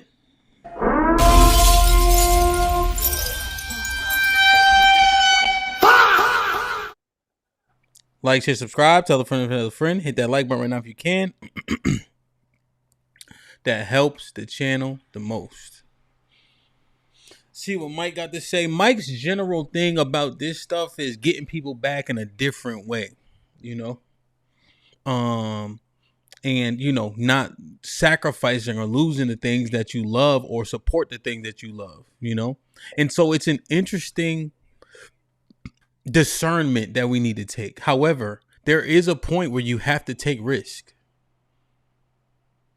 There are points where you have to risk it. If you are forever risk adverse, that makes you weaker. Now, here's the other thing, right? Our families make us weaker. We have to be more conscious. We have to be more cognizant. We can't just, you know what I mean, act as though we alone, because we aren't. And I'm not even saying weaker is a bad thing. It's just that, you know, we have to process things a little bit differently. So I thoroughly understand that. You know? So I'm not saying it's easy. Definitely not saying that. I'm saying it just is. But I don't, man. This the topic I be having a lot of energy for, man. Like, I just hate it, man. I just hate it, man. You know, honestly. Mike, are you there?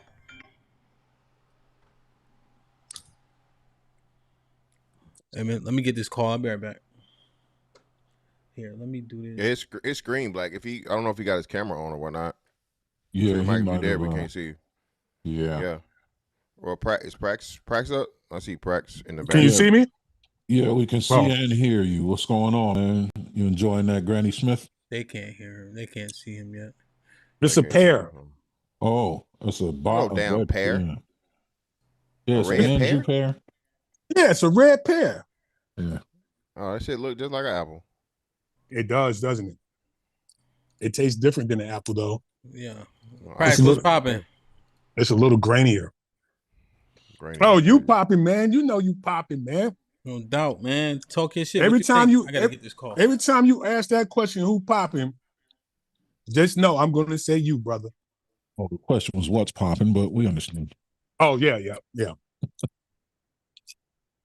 I'm breaking my fast with this pear, so excuse me. I couldn't wait to eat it.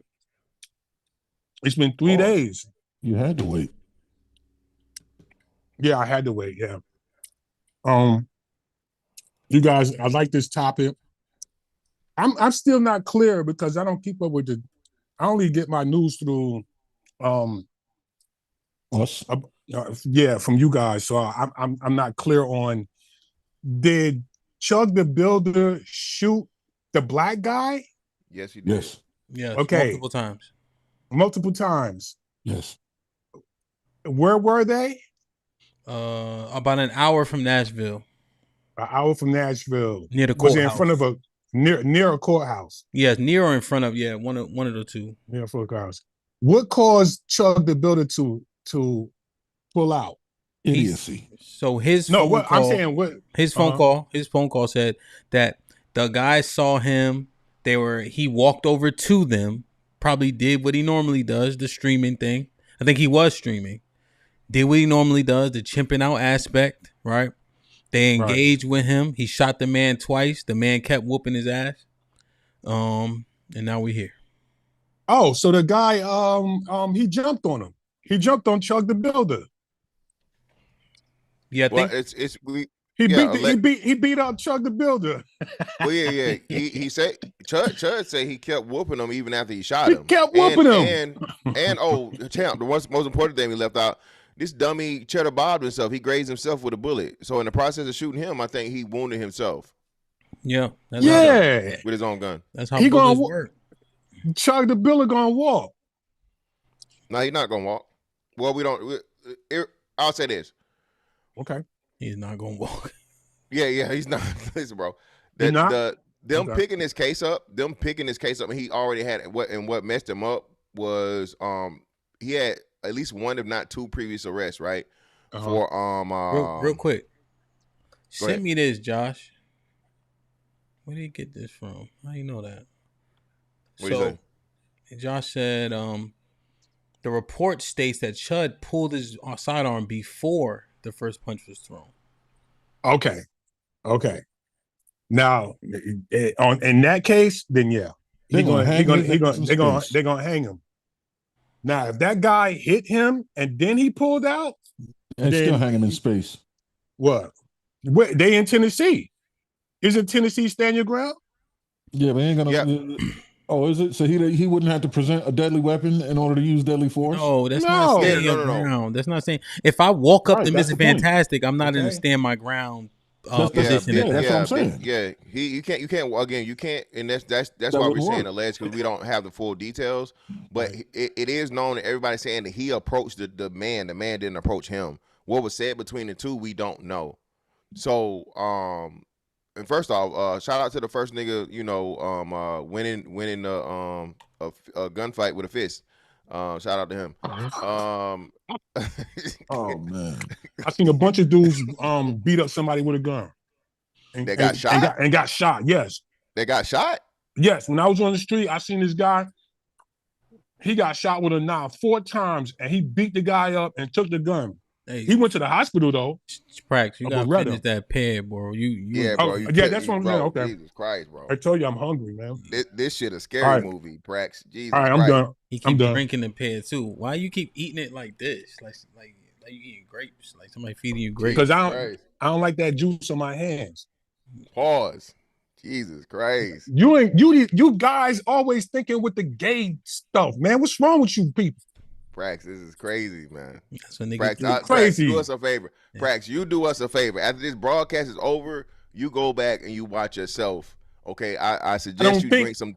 I suggest you drink some Pepto-Bismol beforehand. Yeah, but brother, we just endured that for the last 2 minutes. Hey, go like this, man. Yo, I can't see you. Hold on. All right. Fuck Prax in that pair. Now, Prax. Pause. So, what you think? What you think, man? What you think, man? It's about time, right? That he got knocked. What? He got knocked. He deserved this, right? No, yeah. I mean, things happen. I believe in the all.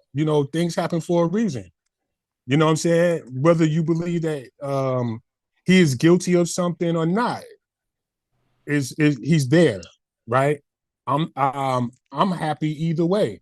He get time or he don't get time. It just shows us what we should and should not do, right? It's just an example, right?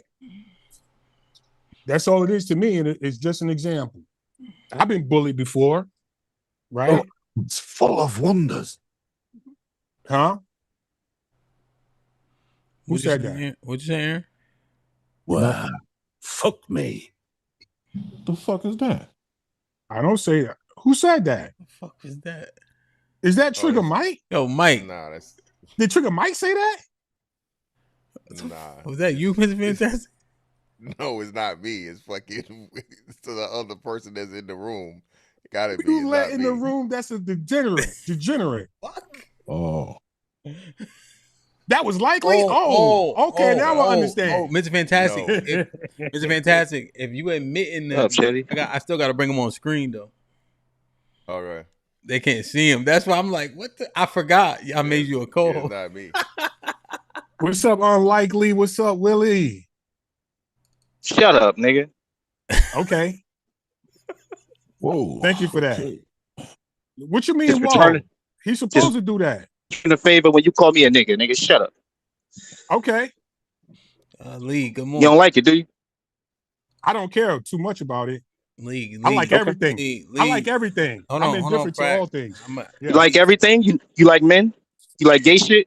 Yeah, I like men. Shouldn't say I like everything.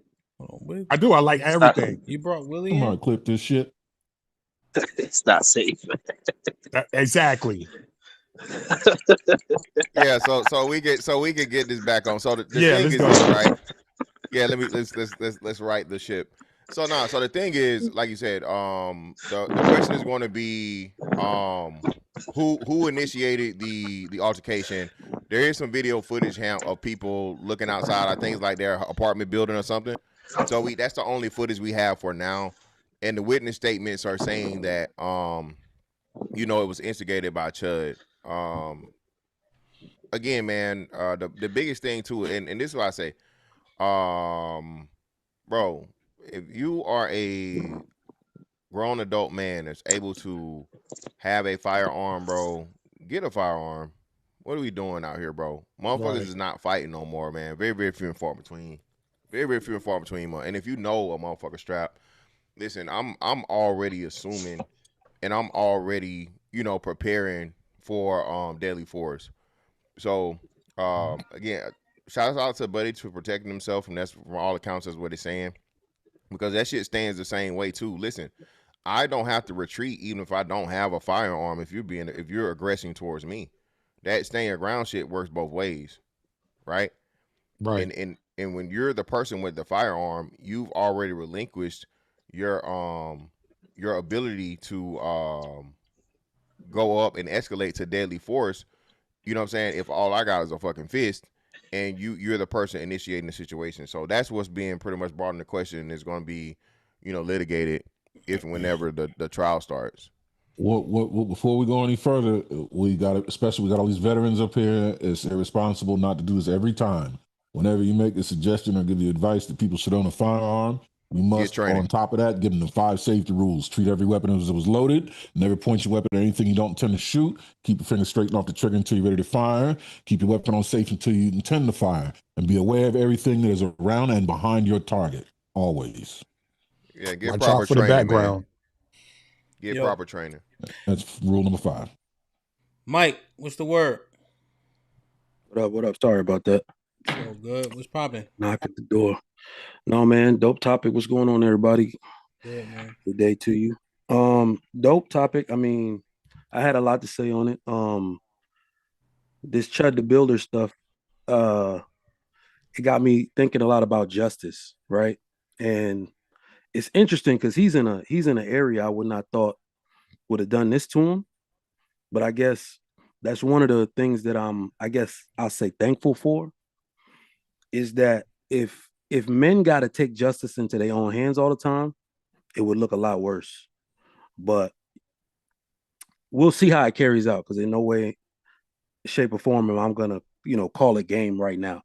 They might let him off. I think Praxis said it. He might end up getting off this thing or whatever. But at the very least, one thing I can say I do like and I'm proud of is that when justice is served to these type of people, it's less justice that we got to take upon ourselves, right? And I think Hamp had already alluded to it. I was listening from the door, and I train on this stuff, and I train people on this. Right? I had 7. What do they call them? Church, not the ushers, but like ushers. They're turning the church ushers into security. So I had to train these people, and I got 10 more coming this Saturday. Right? And it's extremely important how to teach people to recognize threats and when to engage, right? Because I carry every day. So I have to be more aware of the average person on when you're supposed to use deadly force, right? And that takes a lot of training. And like Fantastic said, you don't have a duty to retreat, but you better know when it's appropriate to pull your firearm. And really, it sucks because it's when you see the deadly weapon that you can usually do that, or that person is inflicting enough harm on somebody that cannot defend themselves, and you have to use lethal force too. That's the part, though. Right? Here's the thing that people are misconstruing, Mike. I'm saying retreat. I'm saying that it ain't about proving nothing. You understand? Yeah. Right? You step on my shoe now at this time, this age. Oh, you straight? Oh, you good? Nothing. You want to? Let's get a drink. That shit don't bother me. You know what I'm saying? I'll open the door for everybody. I say yes, sir, no, ma'am, whatever the case is. You know what I'm saying? Sure. My kids comport themselves appropriately. That's that. We understand that. If you could evade, go ahead, right? Niggas be drunk, people be wilding, right? I could hurt you, right? And it's most likely in the earth that you can't hurt me in the same way I could hurt you, generally speaking. You know? So now that we got that understood, what's the point of me picking on people? But I'm talking about this situation right here. This nigga acting how he acting. Yeah. Right? Even if it ain't me. Prax said he used to get bullied. Right? Prax, how much you weigh? At the time of me being bullied or now? Big head ass. 175. 175. Yeah, Google Gaga, man. How tall are you, Prax? I'm 175. How tall are you? 5'8". Come on. Oh, man. damn, he is skinny. He need me. If No, I Chud, don't. if Chud over there talking crazy to Prax, right? And Mr. Fantastic Big Aaron standing there, right? And you could tell somebody just trying to get to and fro. Yeah. This is shit I'm talking about. Like, why do we have to let that type of behavior slide in the earth to anybody? It could be an old white man. Why do you get to treat people as such? I got you. Why are you going to talk to me any kind of way? It don't make no sense. I got you. So you saying essentially, and then add nigger on top of it just to make sure. Yeah. I was gonna say the ER word. Maybe I'm privileged, but I think we're lucky more so. I think Fantastic it already. I'm not sure that happens on a regular basis, but that other situation that you just outlined, I think that happens way more frequently. And I would actually say, because I think that men are more attuned to like want to seek justice in the immediate sense. When I see somebody carrying on like that, I do think a group of men, or at least a man, does stand up for that person that can't defend themselves. From what I've seen, what do y'all think about that? I do think that happens more often. Defend himself from what though? No, so if a Chud the Builder is carrying on like Hamp characterized, he tends to carry on. I do see people get in that dude's face and be like, yo, what's the problem? We chilling here. What are you doing? And somebody who has nothing to do with the situation. No, I do think I see that type of justice Where? get served more often than not. I do think so. Where you see this? Out in the world. What I'll say is I have a tendency to be around more dads and more families now. And that always takes me like, I think it's the safest place anybody could be, if I'm being honest. When you're around a bunch of family men, just almost nothing happens, almost never. But when I do see something happen or somebody carrying on, I think there was a situation with a homeless dude.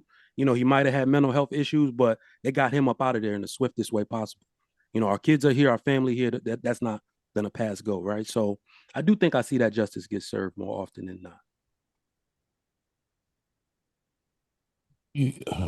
Okay. But people, I don't see people. I ride the bus a lot just for fun, and homeless people and people, they talk to each other in a derogative way, but I don't see anybody jumping in to help them other than Sometimes the bus driver, even they tell the bus drivers don't even say anything. You know? All depends where you are and what community, what sort of people you have around you. So, Trigger Mike, when you say that you see this more often than not, that people would respond, these fathers you talking about, are they with their kids or? Yeah, if they're with their kids or their lady, okay. I do see them. This is- I alright, do this see is that. different. Alright. Now, Okay. I think we also have a tendency to maximize the minimum because there are also, I think, in my opinion, just as many stories of a dude getting clapped for defending somebody. But we just consider that as something that's supposed to happen. It's like, unfortunately, when soldiers die in battle, nobody really says anything because it's just a part of what happened. Man stands up, man gets clapped. They go on with it, but it seems like we highlight other stuff. I think a dude just got clapped like last weekend or something, and that's kind of getting more burned. But he was standing up for somebody he didn't even know. Was that in Georgia, Texas, somewhere? He was standing up for somebody, and he got clapped. That Go ahead. man was beating that lady's ass. It was the domestic violence situation, and then he stepped in and the dude shot and killed him.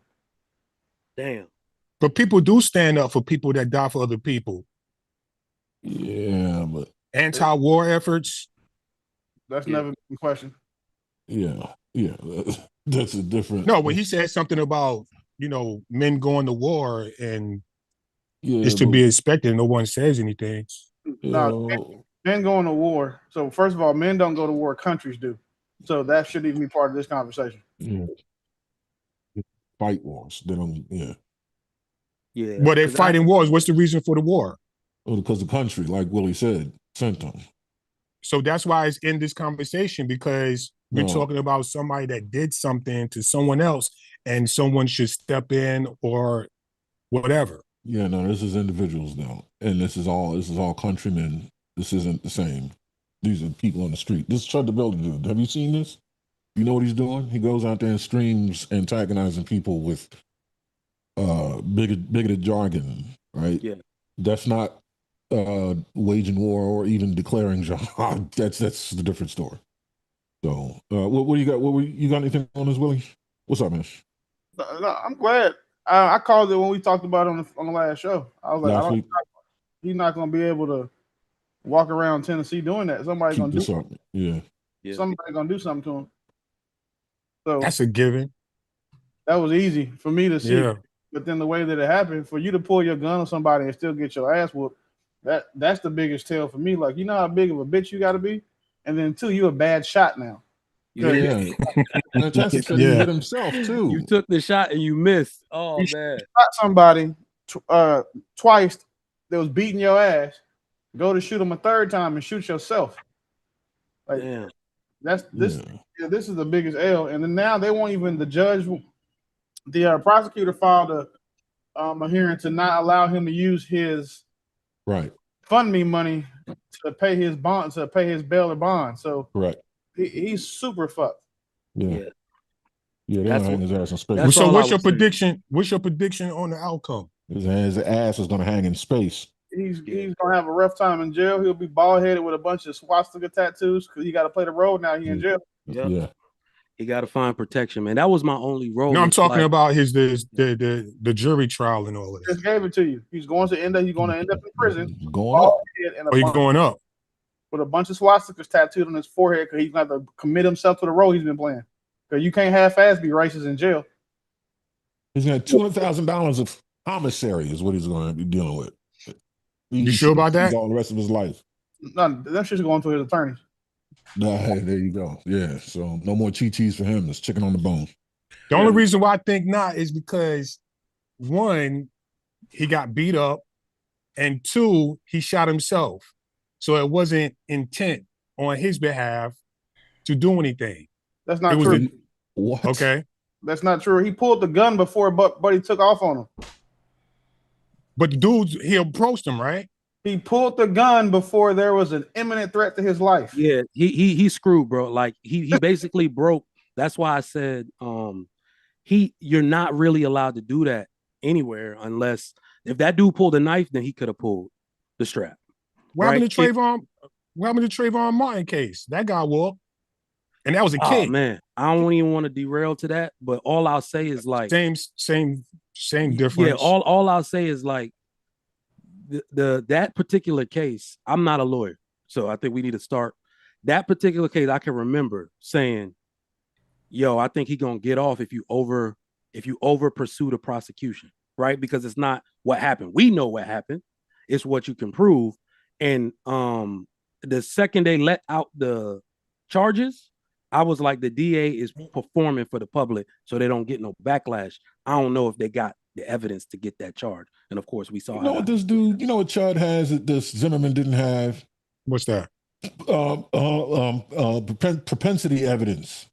What's that? His prior character. All of it. If anybody with a YouTube account, a TikTok account, Facebook or Instagram can get propensity evidence. He has a propensity to be an antagonist. He has a lot of footage of him doing heinous shit. You're 100% right. But that's not situations.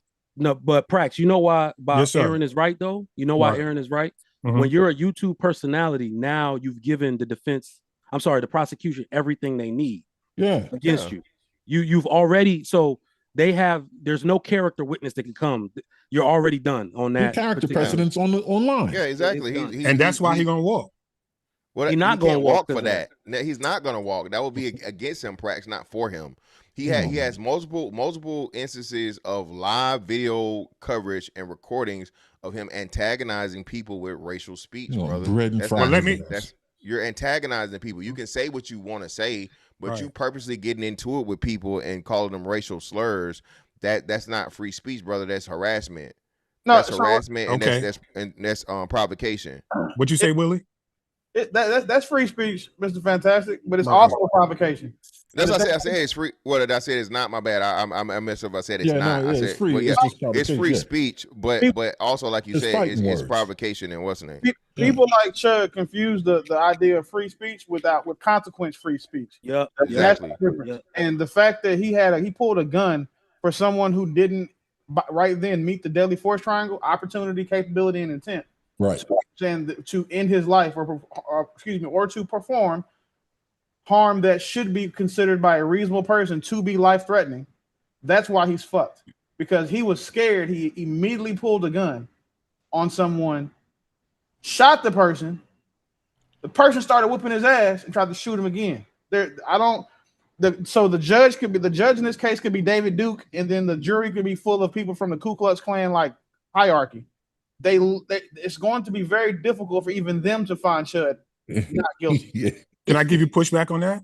No, you can give it to Mr. Fantastic or Trigger. I don't like arguing about things that just common sense or fact based, because I'm not giving you my opinion. I'm giving you facts. So I don't like to debate opinions.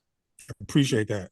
All right. So my thought is that he had that gun on him when he did the other what you call antagonistic? Yes. Right. Yes. So On camera. Right. So did he pull it then when he was antagonizing people and people were showing? Yes, he has pulled it in the past, but he's done that off camera as to where people have been the people that have been the victims have said it, but he won't allow himself to be filmed brandishing the firearm. So even him doing that shows a lack of character and things from legal aspects of unsafe handling of firearms and being a danger to the public with the use of firearms. Yes. At the very least, the firearm charge is going to stick probably. Well, I'm not saying. Well, I can't say that because he's legal to own it as far as we know, right? But I don't know though, because he did just get locked up, and we don't know any of the details as to what was given for him during his bond. So if he was given a bond release for certain things, and then the judge can put certain restrictions on you during waiting for a hearing, depending on what it was. And like I said, I know for a fact he's been arrested 1, if not 2 other times. We would have to know the details of that. Now, if it's been told that, hey, you're not to have a firearm during that time, and he has one, he cooked. They were already. The reason why I asked that question is because they would have already charged him with that though. Right. What? But, like what? Unlawful possession. Right. They would have already charged him. It would have been a part of his gamut. The reason why I asked that question is because there was a video that you showed on the last discussion we had on this guy. He was talking to a Caucasian man, and he said they won't let me in because I use the N-word. So you know that he has respect for that word and understand that word, right? So now, if he used that word outside of that, you know he's just using freedom of speech. Yeah, because when he told the guy, oh, don't chimp out now. So he's telling him, don't act crazy about this word. We're not refuting or challenging the free speech. You can't say whatever you want to say, but there's certain. If I walked up to you and I call you a bitch ass nigga, me as a black man, I call you a bitch ass nigga. In a lot of jurisdictions, brother, that's provocation. I'm provoking you into a conflict. So even though it's free speech, or I can say what I want, your free speech can possibly eliminate other things because you're provoking people into physical or violent altercations, brother. Right. That term that you're you inciting use, violence, basically. That term that you inciting violence, you have to use a word that indicates violence. Bitch ass nigga doesn't indicate violence. No, there's a bomb. There's a bomb on the bus. There's a bomb on the bus. Indicates violence. That's not inciting violence. That's something different with the bomb thing. I know what you're talking about. I read those cases that HAMP pulled out the other time. But you guys, you probably didn't read the one I cited. Like, hey, go hurt this person. That's inciting violence, or telling people to like start a mob, right? We saying any reasonable person, Prax. Yes. 8 out of 10 people would agree that if I walked up to another grown ass man and told him, invited him to my private parts or call him a bitch ass nigga, that those are quote unquote provocation / fighting words, brother. That's the thing. Again, so it's not only the law, it is what a regular everyday person, reasonable person would say, hey, is this something you say to a person if you are not trying to start an altercation or they understand that, but that's feelings though. But when I'm talking about is law, did you any of you guys read the Cohen in California? You keep talking about Cohen versus California. Did you discuss? No, but the only reason why I say because California is the Ninth Circuit. That's the Supreme Court that it was the state that it was in. It's a Ninth Circuit. Supreme Court is supreme for all of the circuits. So any president that's done in one circuit, the other ones have to follow. No, they don't have to follow. They can follow. Yeah, and if that are you saying no such things, Willie?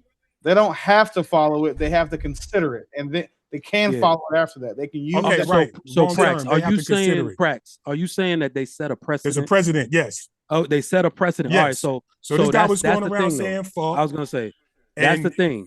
Yeah, those precedents, absolutely, they can consider it, and then the prosecution or defense considers those in their argument, right? And because a precedent has been set, but I think you guys more so are leaning on talking about the court of public opinion because that is open to interpretation by the judge. I'm like, you can definitely go to some parts of the United States and they will say that is provocation for violence, and then you go to another judge and that's like you just said something. Hold on, we'll kill it right now. Hold on, listen. I'm gonna say it again, bro. Prax, what you're talking about is irrelevant, bro, because it said I've got it right here. Fighting words / provocation in law. In the United States law, fighting words are specific face-to-face insults directed at an individual that are inherently likely to provoke an immediate violent reaction. Provocation refers to conduct or speech by a victim that causes a reasonable person to lose self-control. It is often used in criminal law to reduce murder charge to manslaughter. Okay? Understanding how both concepts operate in the legal system requires a look at the constitutional limits and criminal defenses. So fighting words within themselves existing, bro, and being considered in law is what we're trying to tell you. Yeah, we appreciate that information, but what I'm speaking to is the end result of the judge. Christ, oh, I'm sorry. I thought you was finished. My apologies. I'm confused why we even talking about freedom of speech or anything. Go ahead. Yeah, well, first and foremost, let me say good morning to everybody within the confines of the stream. Keon, what's popping, my brother? What's good, brother? How you doing? I'm doing the right thing, man. JP, what's goody? JP. Hey, Hamp. What's up? I got into 2 fights. These past 2 days. I used some of your techniques. I didn't take my back foot off the ground, and I was tearing some shit ass up. It was unfortunate for my big brother yesterday. But I was using some of your techniques on IG, nigga. I was tearing some shit up on my dear mama grave. Oh man. Good morning, Willie. What up, Lee? I don't know if I said hi to everybody, so I wanted to apologize. What up, Ham? What up, Ham? Good morning to everybody. Good morning to everybody.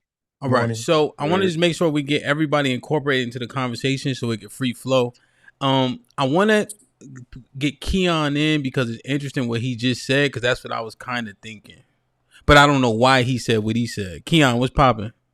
What's happening? Yeah, I was just kind of confused why we even having a freedom of speech conversation when it comes to this case, when I mean his first charge was attempted, red rumming. So rather, regardless if it was an argument that took place, the problem at hand is it seems like that it was the unlawful use of the firearm, or he was provoking the situation, which caused him to fire at him because he was coming at him, or whatever the case may be. That's kind of what I was confused about, because if what we know about Chud and watching his videos, if all he was doing was supposedly standing there, either calling him the N-word or whatever the case may be, I would assume that the person that's being provoked would do something to the other person.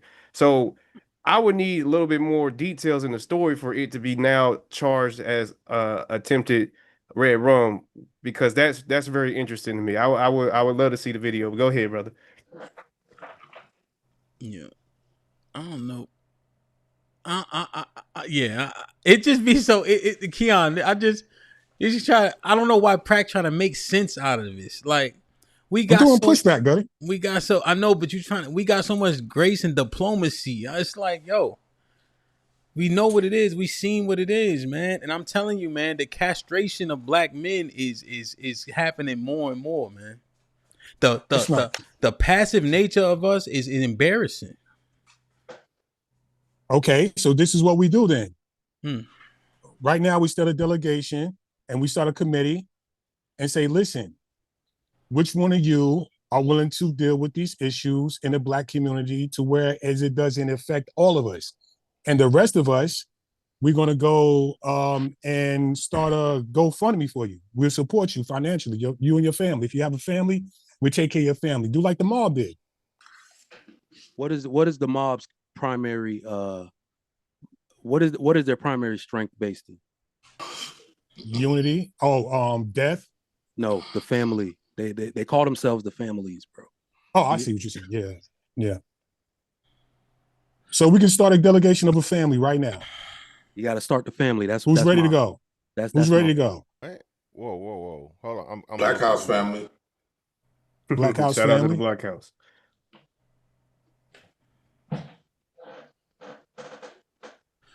Yeah. Wait. Go where? Where we going? Who's going to be the treasurer? Who's going to be the treasurer in case one of us go to jail? What am I? Prac. What I was saying was. Go ahead, Lee. My bad. Oh no, I just jumped in and just said where we going specifically. That's all. I was just joking. Nah, when you got but it's a great conversation, like man. I'm just listening, honestly. Yeah. What we making a family for, Prax? My bad. I kind of missed it. No, bro. Nah, he said something about castrating, and okay, well, now. So someone brought up the mob and used the mob, and then we got off that tangent. No, basically, Prax, what we're saying is this though. You don't even outside of that or whatever, men have a standard of manhood and respect, right? Again, I know if and when I say certain things to a man, some comes behind that. That's why I don't say that unless I'm intentionally intending and prepared for what comes behind it. What we're saying is black men are the only group of people that are told, oh man, it's just a word, oh, it's just that. People can't even say Jew, bro. People scared to say Jew, not to even mention the epithet for that group of people, right? People, so the fact of the matter that you as a black man can't come out here and be like, hey, bro, you know some disrespectful shit to be saying. If you say it to me, there's gonna be consequences and repercussions behind it. Is ridiculous. Because again, white people, hell, they fight motherfuckers over, being called shit. Like I said, the Jewish people or whatever, so on and so forth. You can't even motherfuckers lose businesses and livelihoods behind that shit, right? The F word, like we said, a whole group of people that's a very, very small contingent of the country has gotten to where we can't even use a word that everybody was using 10, 15 years ago, Prax. Wasn't that's a great point. Wasn't the N word the same way? Didn't people lose their jobs and no? Yeah, they did. No, they did. They did. No, but listen. I remember somebody said the shit about Obama when Obama was president, bro. They ended up getting their job back. They got hired again. They weren't banned for life. You might lose some shit temporarily, but the thing and what gets hid or what gets revealed in this shit is if you pay the price for racist bullshit, fuck all that, bro. HAMP, a girl just got paid $1 million, bro, for calling a child a hard R N-word. What are we talking about, people? What are we doing? But the people gave her that money point right now. Yeah, but this is we saying. Could you call a white person a cracker, or could you call an Asian person, you know, whatever they're, Chinaman or whatever the fuck? Could you call any other group of people in this country a racial epithet and get $1 million paid to you for doing it? Hell no, you can't do that shit. Didn't somebody get stabbed? Didn't somebody get stabbed in the chest and the kid died and he got a GoFundMe page? Yeah, you talking about Carmelo? I think you're talking about Carmelo Anthony or something like that. That trial is about to come up, and more likely than not, if what they're saying, his ass is going to jail. People are people, man. People are going to support who they're comfortable with. You know, their thought process is just that what it is. We got to know who's who. And how you gonna know who's who? What are you saying, Prax? What are you saying? Yeah, I'm not. Where do you stand on this stuff, man? On what? I'm telling you that let people say what they got to say, and you only control your response. You can't control the world. You can't control the world. About, now, so why can't you about? If you're talking about real quick, Prax, because I want to make sure we stay linear, right? We have to keep moving a little bit forward. So what we're saying is we're talking about the response. Yes, you can't control what comes out of these people's mouths, right? But what are you saying in regards to what you've seen from Chud and then extrapolate that to, I'll give them some grace, 99.9% of white people. I mean, I don't really have anything to say other than what All right, well then hold it down for 1 second. Yes, sir. Let me see. Lee said he was just listening. Keon, did you have anything that you wanted to follow up? I don't know if Willie got a chance to give his 2 cents or was he just responding to stuff. So I want to make sure he's able to. Yeah, he just responded. Willie didn't get a chance to go either. Okay. Keon, is there anything you wanted to put on the table? And then we'll get Willie, JP, Josh, and then we could, go back and forth. Yeah, I hate Negroes who always want to sit up here and have a freedom of speech conversation, because to me those type of people really lack context on why certain words aren't said, on the history of why certain words are harmful to other people, or on the history of why certain words are hurtful to other people. And when we sit and ignore those things, then you get certain folks who just believe that anything should be said and that freedom of speech goes for anything. And that is just wrong. Like, that's just wrong. I'm pretty sure that even Prax and all the other quote unquote freedom of speech fighters have limits to what they would want to hear come out of somebody's mouth.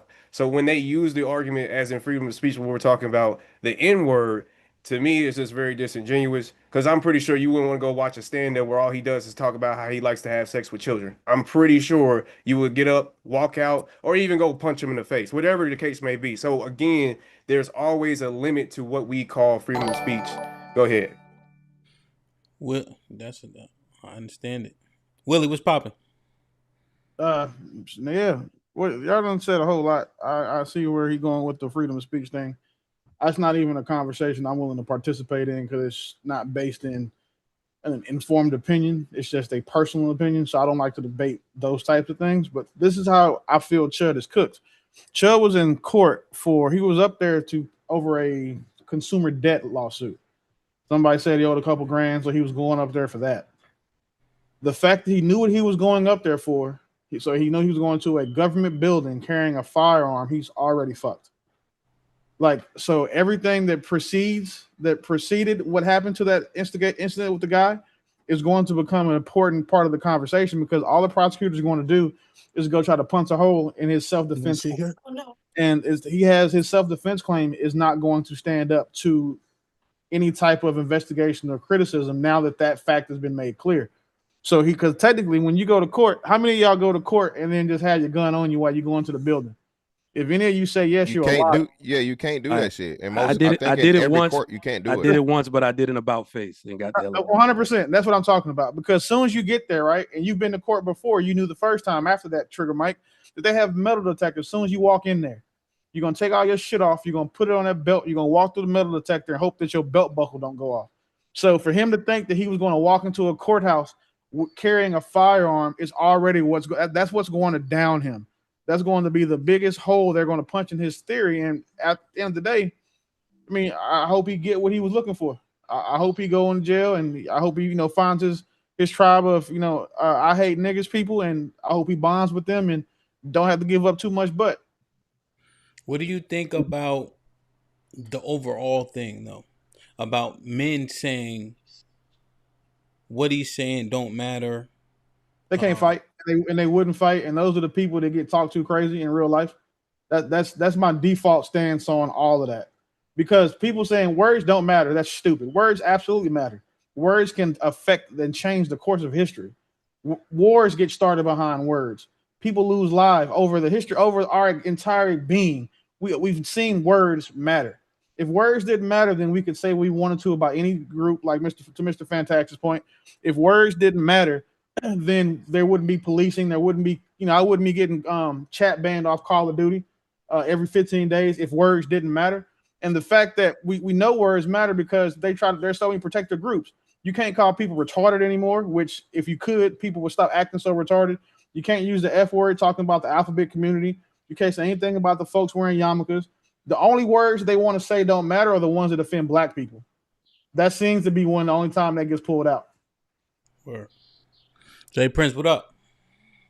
What up, DJ? What's going on? Ain't nothing, man. What you think? What y'all? I don't want to derail the convo. What's like this? It seems like it sounds about like wars. What you on, huh? We were talking about. No, I got you. We were talking about just the Chud thing, how he got arrested for attempted murder, and we continuously hear men just speaking. In my estimation, a little bit too passive about disrespect and bullying. Like that just scuffs my Timbs a bit. When they saying, "Oh, we shouldn't care about the word nigger and all that," when we just don't see that generally in the earth, right? There's an anti-defamation league for anybody who says anything even adjacent to the Jewish community in a negative way. Well, and I got a good point to that. I would say that now you say something wrong about the J community, you're gonna have a problem. You say something wrong about the LGBTQ community, you're gonna have a problem. The reason why you don't have too much problem when you say the N-word because black people didn't stand on that like the way they did. Marching and begging for people to feel sorry for you is not standing on business. And even black women you can't say certain stuff in the workplaces that sound like sexist because why they stood on business. I was specifically point out black men, you didn't stand on nothing. So people can say the N-word and you ain't gonna get, you ain't gonna get compensated. They can actually fight and harm a black man. And just cause you didn't stand on nothing, it's not gonna get looked at as like a hate crime. Even though we was the pioneers of getting hate crime put it on us, but we didn't stand on business though. We thought about marching and stuff, so it really ain't nobody else's fault but ours.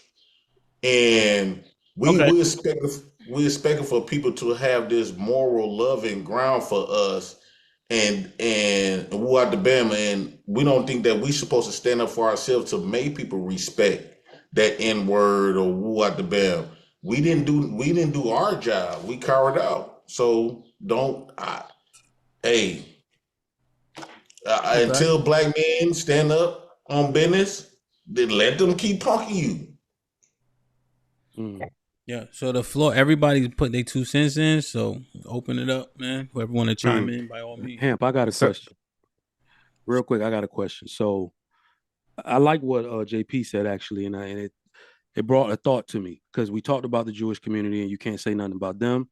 We talked about the LGBT community. You can't say nothing about them. I'm sorry, not none. Very few of those people I don't think they get street justice when stuff is said to them. I think they get actual justice by messing with your livelihood. So I think when something is said to us, yeah, it's like they like the Jews. Let's just be honest. They will take everything. They'll take your sponsorships. They'll take your career from you. So what are we saying should be the target when the hard ER is said to us? Should we be looking more so to exact physical violence and personal justice, or can we start doing things to really take people's livelihood? Which one means no, true, Mike. I think you're asking a very, very serious question I asked a long time ago. I don't understand how and why there isn't a black equivalent. Well, there should be one, right? But they don't serve us. Go ahead. Who said that? Who said something? No, nobody said anything. Okay, so yeah, so the Congressional Black Caucus and all these black organizations that we have somehow, some way, doesn't have the same or greater weight than the Anti-Defamation League. It's crazy to me. Well, you know the answer to that, though. You know the answer to that is because we talk shit about them first. We talk shit about the caucus. We talk shit about the NAACP, right? We say these. Go ahead. Yeah, because they aren't doing their jobs. They've never served the purpose they were supposed to serve. And hell, most of those things are built by the same people we're talking about. NAACP has deep involvement of people from Israel descent, right? And those people allow and put the people in place that are going to play to a certain thing and still bow down. So what I'm saying is, and even that HAMP, Divine Nine, the Boule, these celebrities, if we wanted to, we could easily do this because Jewish people, they might make up 2-3% of the population, if that. Yeah. Jewish, right? We got 13% of the population. What 40 so many people. I know, but what I'm saying is the crab in the barrel mentality goes far beyond that, right? If we outside teaching, the most opposition we get is from niggas. It's from people that look like us. For no reason. They never even walked over there and had the conversation. They just look at clips and be like, oh, look at the... When the whole time they've been redlined and gerrymandered. But now all of a sudden we got the monopoly on racism? That's what I'm saying. Like, we don't even give each other an opportunity to be great or not. Yeah, I agree, and that's one of the fatal flaws of quote unquote a lot of these things that could get uncovered, and if we really gave a fuck like we claim we did, not only until the white people get involved, and like you said, we had some self-governance, right? So, especially being that before you guys, the nation existed way before the Israelites came to prominence, correct?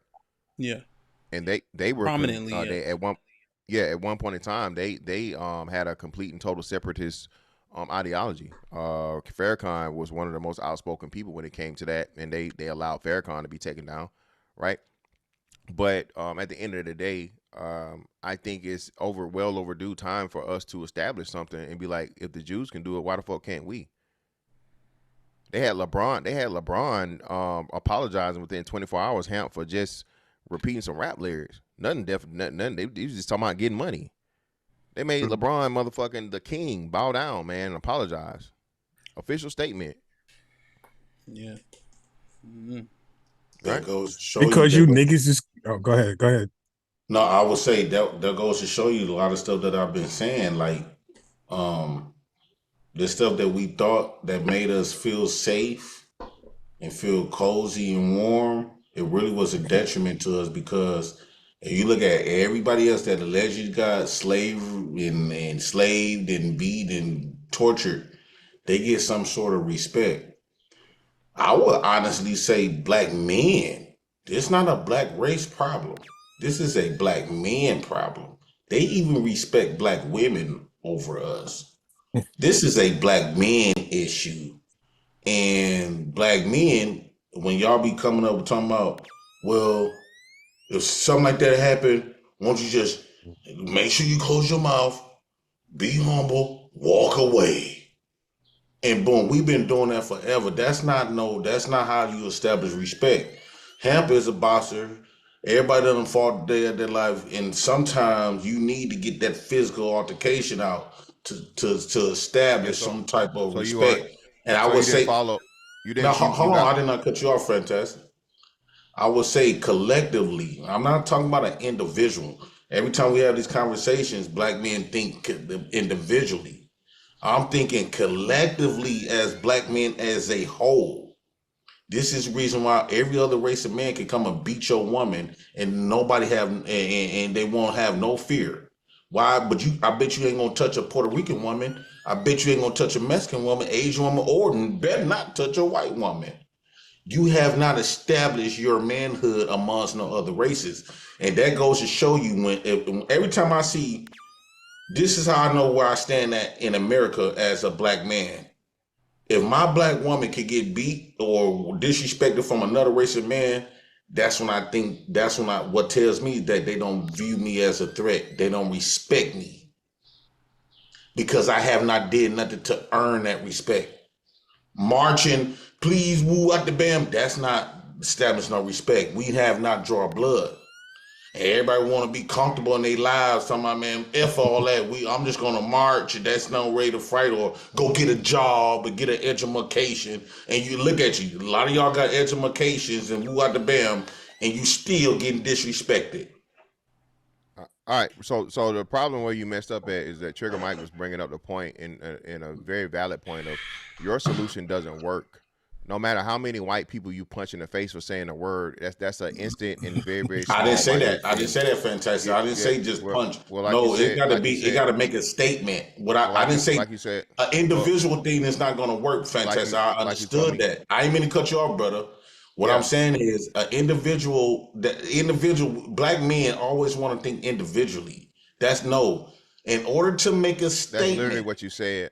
You have to use your leverage, okay? You have to use your leverage, right? And so I would even argue the only leverage we got is to not work in this society. But because I know black men don't want to go out there and get physical with no other race but us. So yeah. But now you're I'm saying collectively, you got to make a statement. You got to do what the black woman did. JP, let him respond. So no, again, you're just saying the same thing in a different way. So to Trigger Mike's point, he was saying that we need to have something in effects that are as detrimental and as impactful and widespread as the Anti-Defamation League does. You don't do that through physical altercation. You don't do that through punching somebody in the face. You don't do that through drawing blood. Why not? A Jewish person hasn't drawn blood on this soil, bro. Right, well, in like, you know what I'm saying, but why the soil argument though? The soil argument about America. Well, but we're talking about their modus operandi. So they've been bombing shit and fighting for the last 50 years, 60, however long they've been fighting. Past that. Yeah, forever. Way before Israel was established, right? Before they stole Israel, right? I got you. Mm-hmm. So what I'm saying though, Hamp, is he's talking about here localized things or whatever. The bloodshed shit here just don't work that way. The system is set up for it not to work that way. And then you're telling black men to put against the system, man. Hold on, JP, let him finish. Again, brother, you can't tell black men to do something that's going to make you lose more black men, being that the system is built a certain way. Okay? And being that you have to learn how to play the system to your advantage and take advantage of the system versus becoming a fucking victim to it by doing stupid shit.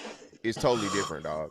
Again, you going out here and just individually what have us playing victim did for us? We still up here complaining that we not getting respected. You got finish it. You talking about cutting motherfuckers off? You done cut me off.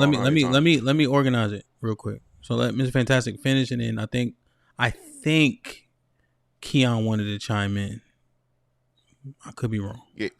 Yeah. So just from a standpoint of black people have a spending power. I think it's 1.5 trillion and 1.3 trillion, whatever. If we were our own country, we'd be top 20 in the world, right? So to understand that, and then you get from the financial or the economical to the political, right? There are plenty of things that we could do and we can do, but we just simply won't do it because I think, like Hamp said, it's too much infighting and too much fucking crab in the barrel mentality. If you have a person and you have an understanding, it's been so many wonderful ideas we had in just this show alone that people could just simply start doing. But nigga, who is you? Nigga, who you think you is? Nigga, I'm not doing that. So again, if you want to punch white people in the face with saying it hard R, go right ahead. I mean, but that's not going to forward anything or help black people progress as a whole. It's just not. So here's what I think. And Keon, you could jump in. All right. I think the level of respect doesn't exist, right? And so what does happen with violence is respect, right? Because fear shows up in a similar way. So what would happen is you would have to reset the precedent. But right now, so many people don't take us seriously and think they can play with us. One thing is because they don't fear physical harm, and two, we don't have proper infrastructure in terms of things and supporting one another. And so they see all that and they poke holes in everything. One of those things is the lack thereof in terms of us defending ourselves and the women specifically. So I think that it has to be a bunch of things happening. That is one of them, though, Mr. Fantastic, in my estimation. Secondarily, one thing that is actually untrue when you assess it is our spending power, right? Because that $2 trillion is gross, okay? But after you pay your bills, what's our actual net? That's the spending power, you know? But they've been saying we have $2 trillion in spending power. Nah, because we got to pay our bills. Then after you pay your bills, how much money do we actually have? But I don't know if we assess that. So yeah, but I was comparing that just real quick, Hamp. So I'm comparing it to the. I'm done. And then Keon, I thought Keon wanted to say something. That's why. But I just wanted to jump in. Yeah, but the analogy would be exactly the same from a GDP standpoint, right? GDP is not a net or whatever; it's just gross, right? So that's why I said. So when comparing GDPs from a global standpoint, the money that we have ourselves from a gross would still be top 20 in the world. And that in itself says a whole lot. From growth. We be top 5 in the world. Okay. Black women by themselves would be number 15. Okay, that's gross. I'm just looking at, because we always talk a lot about, because when we start talking about the money, well, you know what my argument is for, Mr. Fantastic? And I kind of derailed by addressing that. My argument is for this frivolous spending jacket that we wear. Right? Most of our money is spent on necessities. We ain't keeping McLaren open, contrary to popular belief. You know what I'm saying? Maybe that's more so what I'm arguing. So maybe that's off topic. So I apologize. Let me get Keon in, because he was trying to say something like at the same time. Can I say something to Keon, DJ? Well, I just want to make sure I get everybody in, because I think Keon, I don't know, he was saying something. Like I said, I could be wrong. Go ahead, Keon. Did you want to say something? It was on him. Yeah. I agree with Fantastic. First time for everything. It's a ridiculous notion, in my opinion, for us to say that somehow violence is going to change the mindsets of white people and that's going to make them respect us. They already think we're violent, monkey N-words. They already think that we're degenerate savages who sits in the hood and is lazy all day and will probably do something to you if you look at them wrong. So again, you being more violent, to me, is not going to change the mindsets of anybody. You're just going to keep proving their points, and they're just going to keep treating you the same way that you want to be treated. If anything, or that you are being treated now, what I think is more like what y'all was bringing up earlier, how the Jewish communities and things of that nature. Somebody brought up that they had LeBron James apologize. Well, that's because they probably own a lot of the business that LeBron James invests his money into.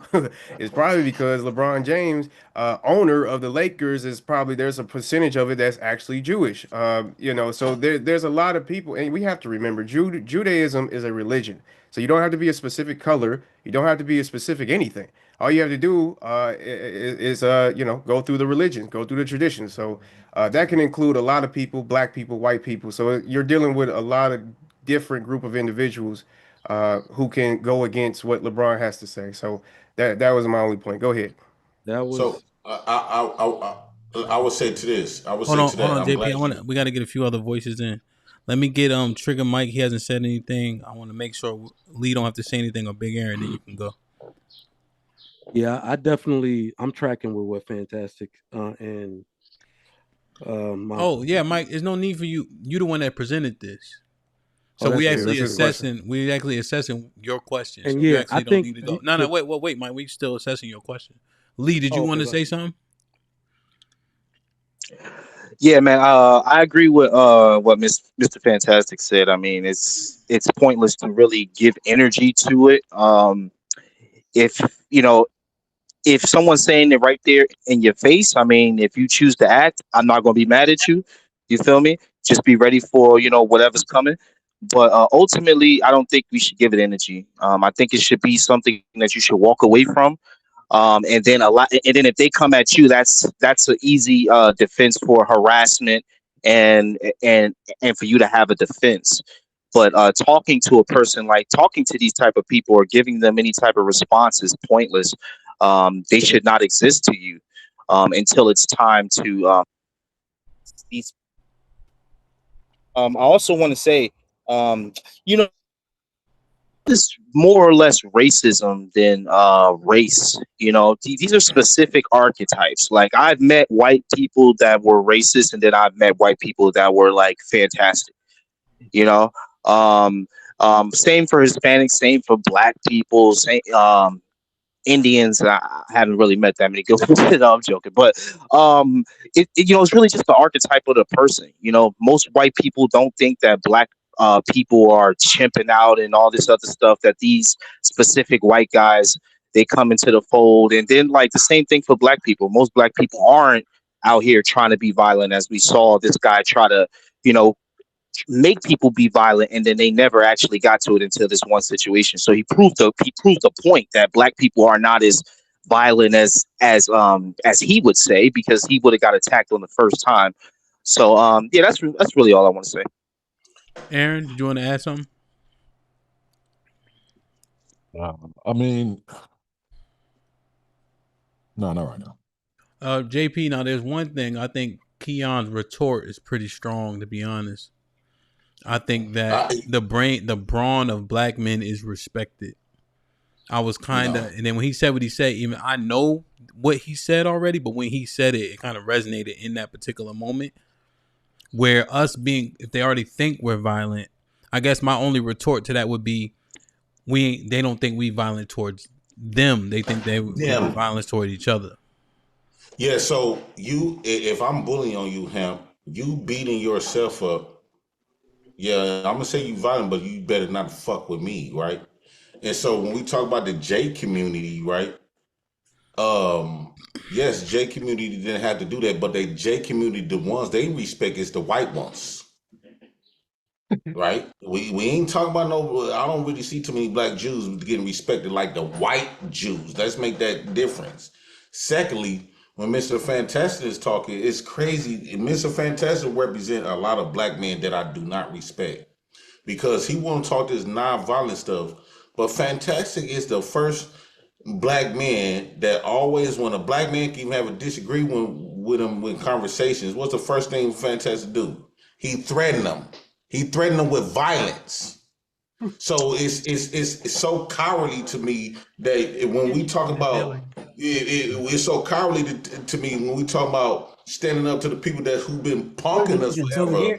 You want to talk about non-violence, but when we talking about regular Black folks, you want to get extra violent. I'll beat your ass. I'll beat your motherfucking ass. That's fantastic when you talking to some niggas, right? But now we talk about taking that same energy. And he got military backing.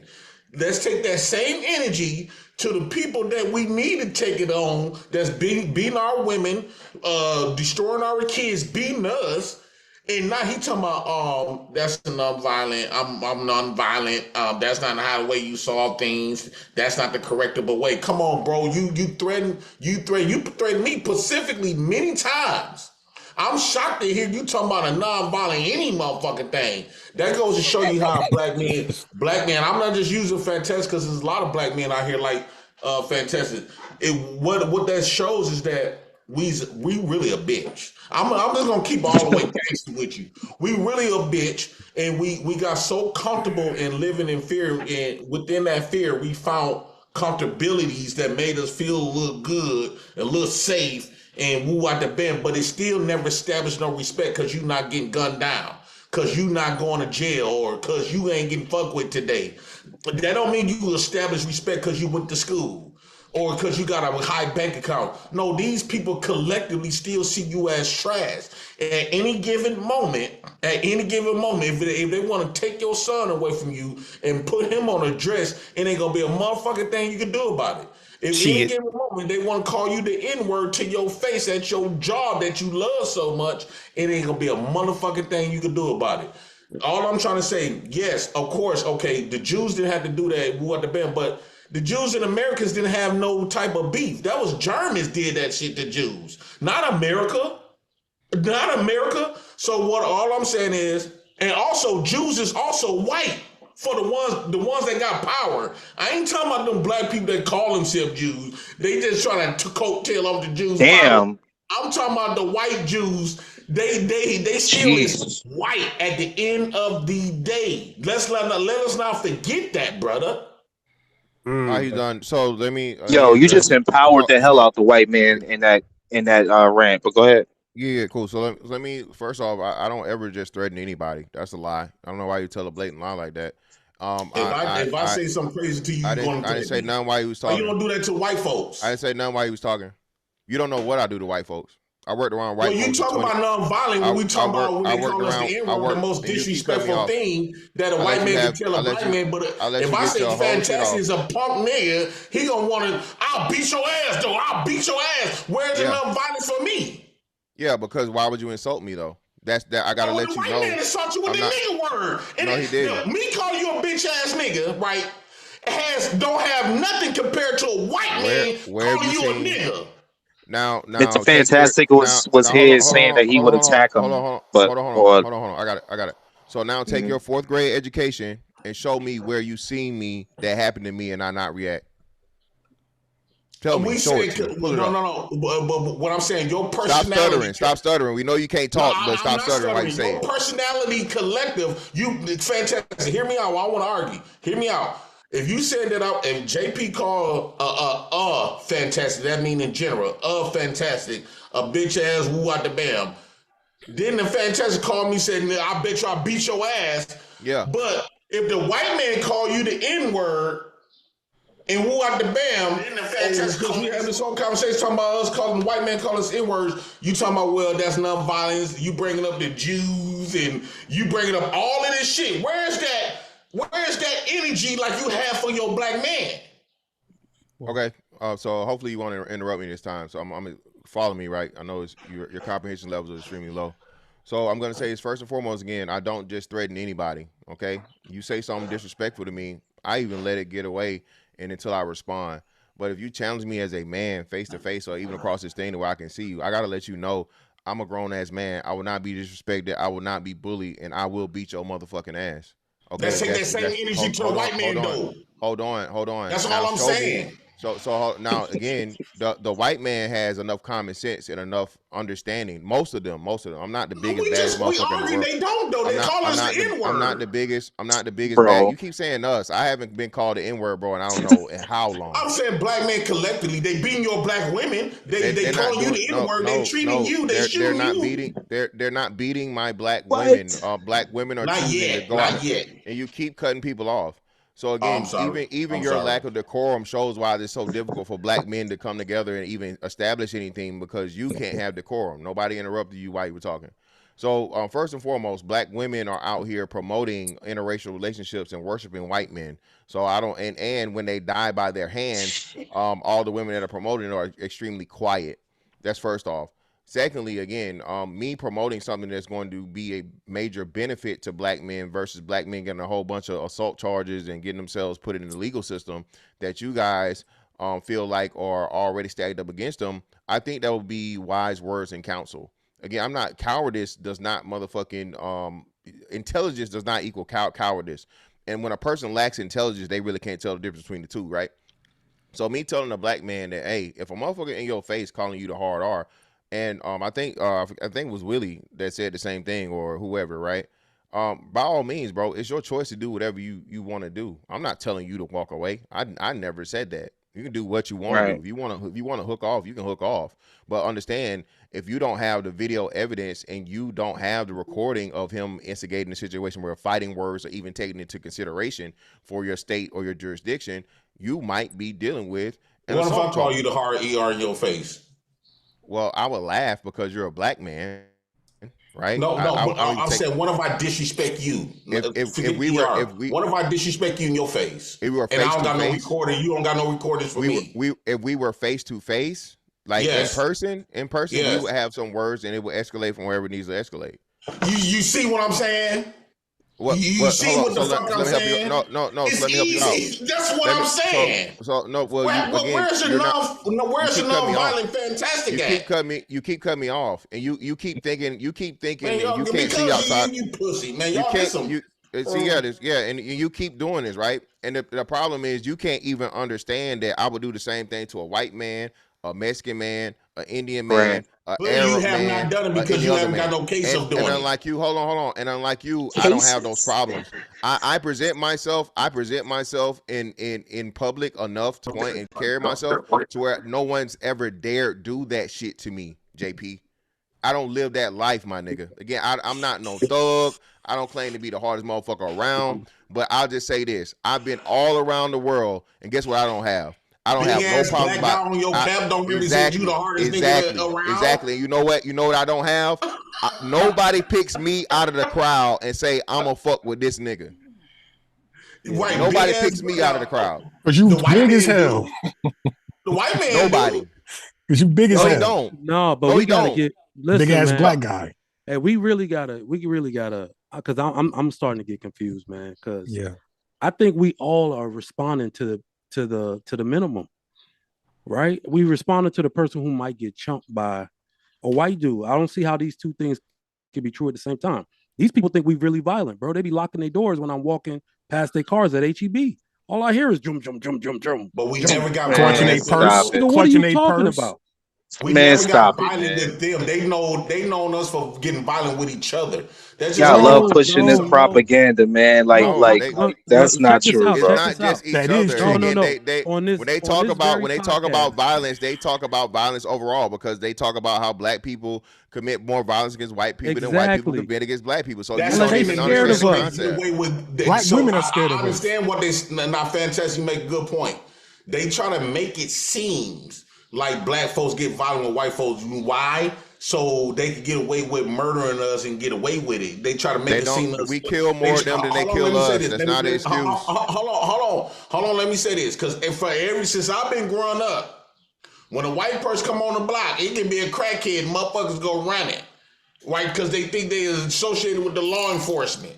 So a lot of times when they make us look like we just this bad, like we just a problem. Why they do that? So they can, if they had to take one of us out, it looked like they getting rid of the bad guy. Black men is painted as the bad guy, even if we only bad guy amongst each other. We never really did nothing to nobody else.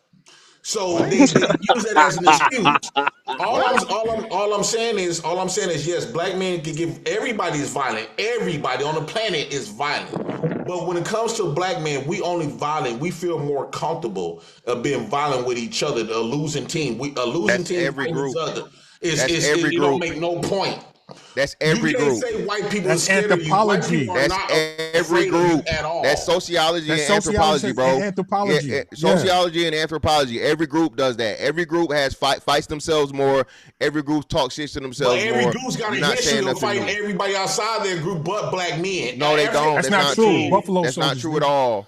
That's not true at all. And again, I'm not. So hold on, and I'm not doing this to brag, but again, what kills your argument is the interracial violence and interracial crime is higher on the black side than the white side to black. So you don't know what you're talking about. You're just saying things. You talking about the niggas out the ghetto that you don't agree with? No way. Because they're the ones that was fighting the white boys on that boat that day. I'm talking about the stats. It wasn't you, I've never had to fight a white boy on the boat. I'm gonna tell you again.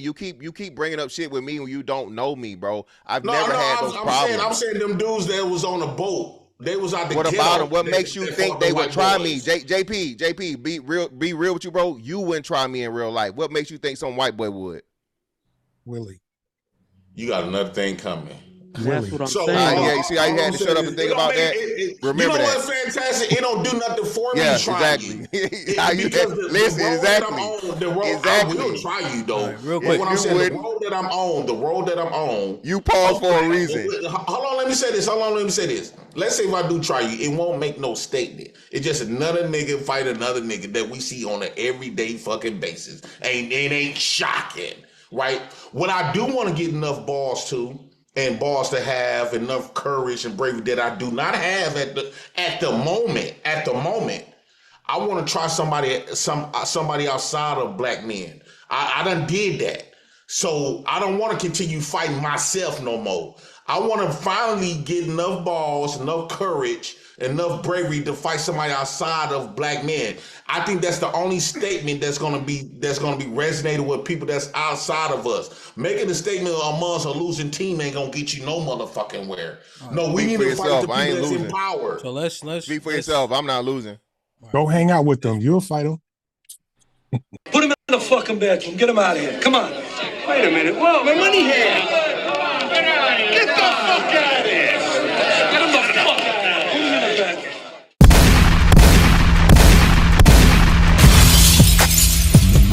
Niggas want me dead. Watch your step. Put prices on my head. Just to cock my shit and I pop my shit. Like, share, subscribe, tell a friend and tell a friend. Hit that like button right now if you can. That helps the channel the most. Let me read these super chats real quick. Jay Miller with the $5 says, Mike, valid points. I live in a community with many small hats. I've never seen them respond physically to any disrespect. D. Brew with the $5 says, the small hat people would not be a thing if America did not back them. Jay Miller with the $5 says, HAMP, respectfully, I think black men are already most physically threatening men on the planet. No, those were good arguments. Luke Man with the $2 says, our values and insecurities have been optimized. Prime with the $5 says, no woman is just walking up. No white man is just walking up on a brother calling him names because they are scared. Willie said, is the bathroom open? The bathroom is open, man. Dollars equal minutes. So how true is this, Aaron? I have my hand raised for a second. Oh, my bad. I missed it. I apologize. At MetLife81 donated $20 through Super Chat. Get JP and Prax TF out of here. Panel disruptors to the highest level. Oh damn! I was about to put a bag on JP. So thank you. Go ahead. I'll wait until that shit run out, then I'll put mine out there. All right. So that's 10 minutes. Prax out for 10 minutes. Prax will be back at 12:59. JP will be back at 12:59. Go ahead, Willie. So I have a question. It's not related to the conversation specifically, but a piece of it. Okay. I know you put together events, right? You know what I'm saying? For like, you know what I'm saying, people can go in there and get their shit off. Yes. I will personally fund the event for Mr. Fantastic. I'll cover logistics, his hotel stay, his food, and entertainment to get him in a ring with JP. And if he knocks him out, I'll give him a $10,000 bonus. All you got to do is film the shit. That's all I need you to do, because it's this. I don't know if you've seen Let's go, Willie. Like, yeah, it's on the internet now, so hold me to it. Like, it's I'm cool, but like everything about that nigga is what's wrong with black people. Like, he's the reason why black people get called the N-word. It's niggas like him.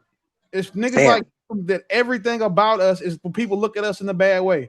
It's niggas like him that have people locking their doors when Trigger Mike walks by.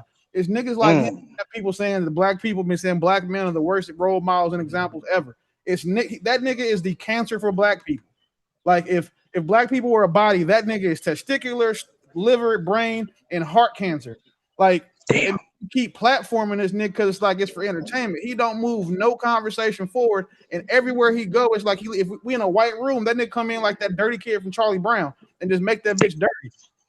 Like, that nigga is a skid mark of a person. So again, I will personally fund the entire event. I'm talking about security, the venue, just to see this happen. Hell, we trapped that nigga. Say he on fire. Hell, we going to wherever the fuck he at. Listen, that's full weekend sprint. Wherever that nigga at, hell, we going. Set it up. We can sprinter van that nigga wherever the fuck it is we doing. This is Listen. my point. Like, because like you said, right? As you said, lessons not learned in blood is soon forgotten. Like, this is all I want. And then if he lose the fight, he got to get off the internet forever. And I'll put whatever it will cost. You let me know what your fee is, Mr. Fantastic, to make it happen. Because 10 bands sound good to me, brother. That's more than enough. When I offered to do it for free, I don't fly. I don't want to do none of that. All the other shit. So now, since that's y'all lane, I want to see the event happen. And HAMP, I'll pay you for setting it up. Like, I will put the budget aside. Like, you can hold it in escrow, just so we can make this happen. Say, fall this year. We already setting it up. Watch him back out though, Willie. He had talked all this shit. This nigga done said, I don't know how many times what he gonna do and what he'll do to me and all this other shit. Listen, bro, I'm with it. All right, I agree. Give me. I don't even need that long. We could put that together pretty quickly. I don't know if JP's still listening, but Milwaukee would be the big city out there, right? Yeah. Okay. Milwaukee is one of the worst cities in America for black men too, so it makes sense where he at. He looks like Milwaukee. It makes perfect sense now. All right, Milwaukee. Okay.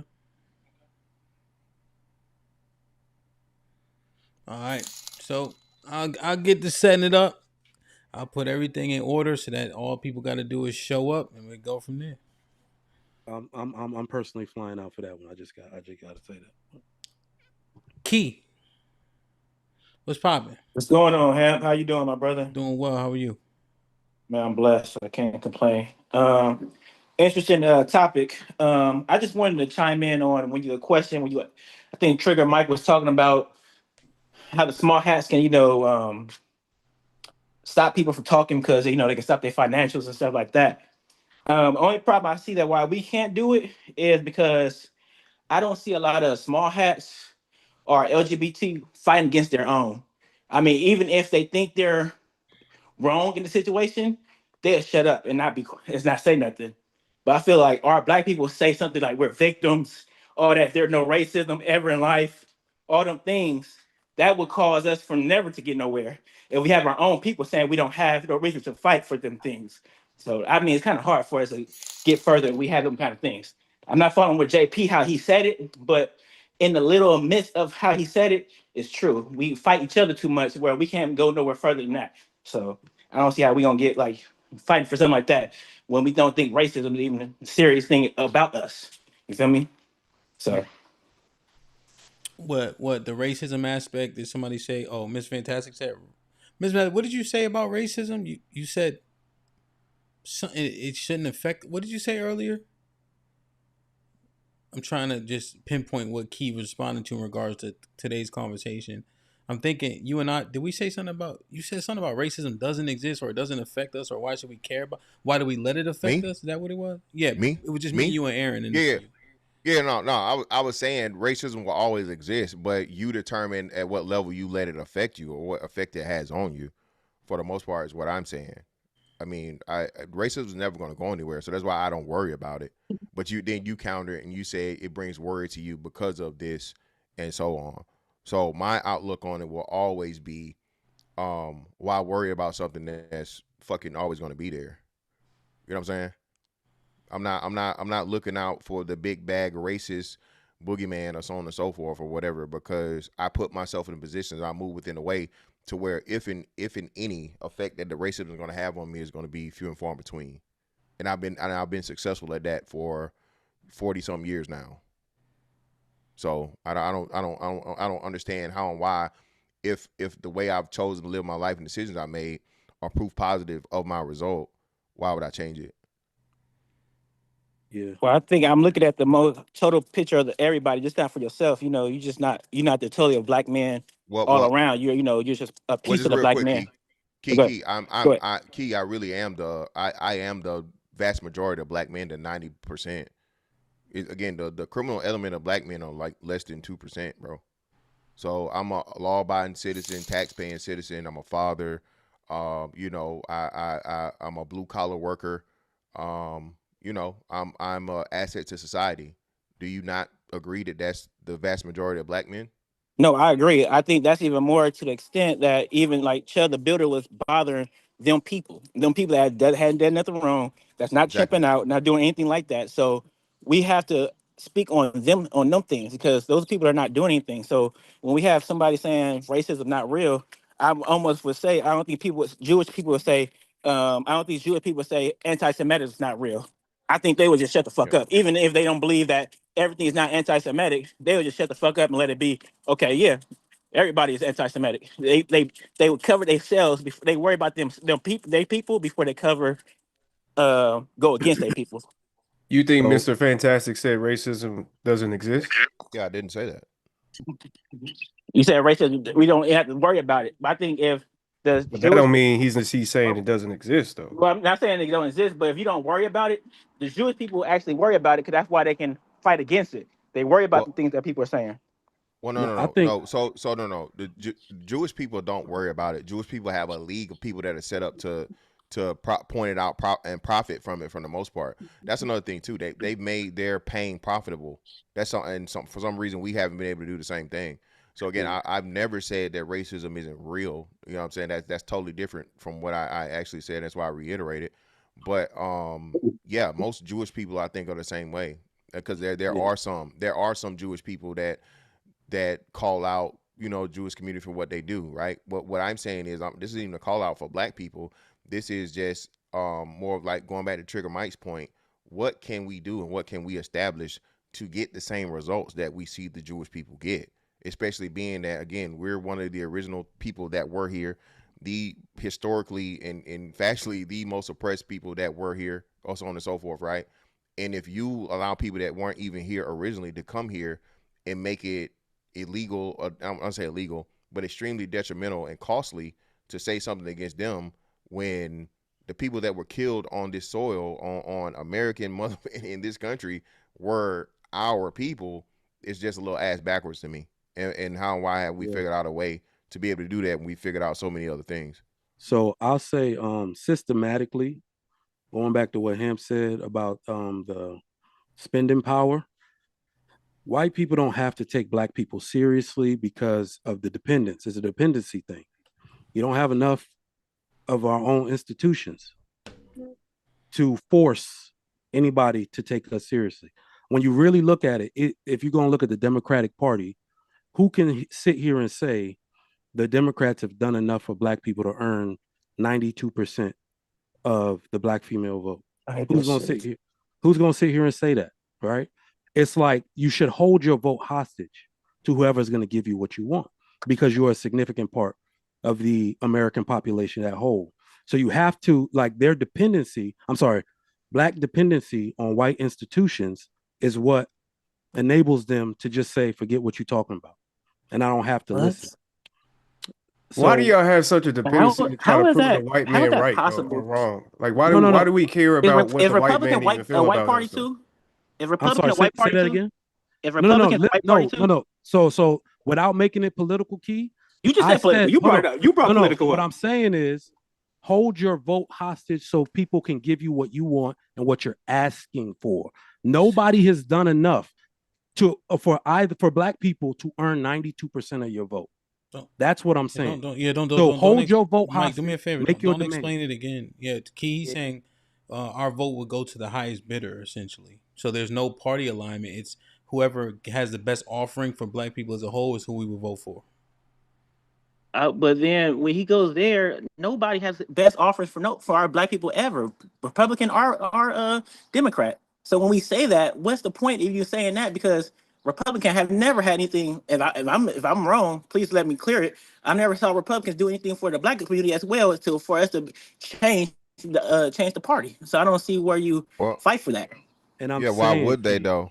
Exactly. No. What I'm saying, Key, is you do realize you're well within your rights to make your demands and hold your vote hostage until your demands are met. Is that true or false? To an extent, because they're gonna vote no matter what. Your vote, you don't hold it, you don't do it, you lose it. As simple as that. So I wouldn't say it really does something seriously. Because I mean, how I look at it is, if Republicans wanted the black community, they would actually forfeit to saying something, but they never say anything. They're cool with us being on the Democratic Party. So in reality, when you say let's go to the other side, they're not trying to get us to the other side. How do you think we're gonna get to the other side if they don't care about us going to the other side? Yeah, bro, you don't know how politics work, bro. Again, yeah, what have they done? Why would they do anything if black people are voting for the other party just nonsensically for 60+ years straight at a 90% clip, bro? That's a waste of money. That's a waste of time. That just goes against any and every political strategy ever. So pretty much we should stop talking about it then, because if you say if black people are not about it, let me finish it out first. If black people, you down saying black people are not going to go to the Republican Party, right? We're not going to go to the Republican Party. They're not going to do anything for us because we already vote for a Democrat in a high percentage, correct? Yeah. Okay, so they're not going to do anything because we already vote in a high percentage. What would change? What would automatically force us to go to a different party? That's what I'm trying to figure out. What would go? Got you. Now they're not doing anything. Republicans not doing nothing. Hold on, I got you. So wait. So now I got to ask you the $1 million question. What have Democrats done for you in the last 60 years? Exactly. Oh, I agree. Both of them have this shit. I agree. Both of them. What have Republicans done in the last 60 years? Wait. All right, so let me eliminate the need for redundancy. Yeah. Right. So Keon, do you want me to call you PC? Just No, I don't even know why. I think it's because I'm on my. All right, I can fix it. All right, I'm like, damn, I've been saying Keon, but people have. I don't know how to change. Yeah, go ahead. Okay. Yeah. I think I can change it for you, but essentially, that's the point that's being made, right? People aren't offering us anything because of our modus operandi. Key, I think it works. It works both ways, right? So if they know they're getting anything, I'll make the point and see if it's clear. Then you can jump in. So what I'm saying is they know we're voting democratically, right? So they don't feel the need to offer us anything because they take us for granted. And then on the opposite side, they don't have a need to offer us because they know we voting Democrat anyway. You see? So it's like they both kind of using just because they don't have to do anything because you voting over here anyway. And why would I do anything because you ain't coming over here anyway? It's like a damned if you do. Then that's what Mike's saying. Retract your vote until somebody actually offers you something, regardless of whatever party title they have. Go ahead, Keon, and then Key, you can jump back in. Yeah, because I just want to say this real quick. I just I don't feel I feel like you're using the wrong. I don't think that they're not offering you anything. I think they're just not offering what you want, and I understand that. What are they offering, Keon? They're definitely okay. So even through Kamala Harris's last campaign, she was offering the fact that I believe if you had a child, supposedly you would get an uppage in your tax returns. I think she was trying to change it to like 5,000 per child, and Donald Trump ended up doing that anyway. So I was like, he did that. Exactly. So something that she was offering, Donald Trump ended up doing anyway. So the thing that she was offering towards her campaign is something that I guess black people just was like, I don't give a damn about, because clearly she got mopped this election. So again, I don't think it's that they're not offering anything. They're just not offering what you would desire, especially the Democrat Party, since we've been voted for them since basically the civil rights movement. At this point, they haven't offered us a major thing that could change the outcome of the black community. So I understand that argument, but to say they don't offer us anything, I think that's a little misleading. But go ahead. Yeah, touche. I think, Keon, when I hear like the child tax credit, these are like band-aids, And I don't know. Go ahead. Well, just real quick, I don't know what sustainable things have been done to where we actually benefit long term, and they can change our situations. See, when I think about policy, right? One of my OGs, I don't know if you ever seen him before. His name Omar though, and so Omar's in trucking, right? And there was like some type of smog bill or something that was limiting truckers in California, something like that. And so Trump's specific policy was to remove those parameters. So now his money goes up exponentially. So he voted for that because it directly affected his quality of life. And that's why he voted for Trump. You know what I'm saying? I'm saying like stuff like that, I guess, Yeah, and to me, that's how you should do it. You should discern each person's argument, and get policies exactly, and and just go based off of that. You can't just say that it don't work. That's goofy because we got a GDP, we have our economy still running even though it's horrible right now. I mean, we're still going to work. Your car is you still can go see a mechanic to go get your car fixed. Like you can't say it's just not working. That's ridiculous. But go ahead. And Keon, I didn't want it to get polarized into one thing. What I'm actually saying is that somebody brought up the word leverage.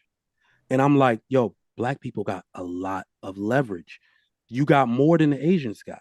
And I think by number, you got more than the LGBT got, but they have bills written exactly for them. In their name, and Black people do not.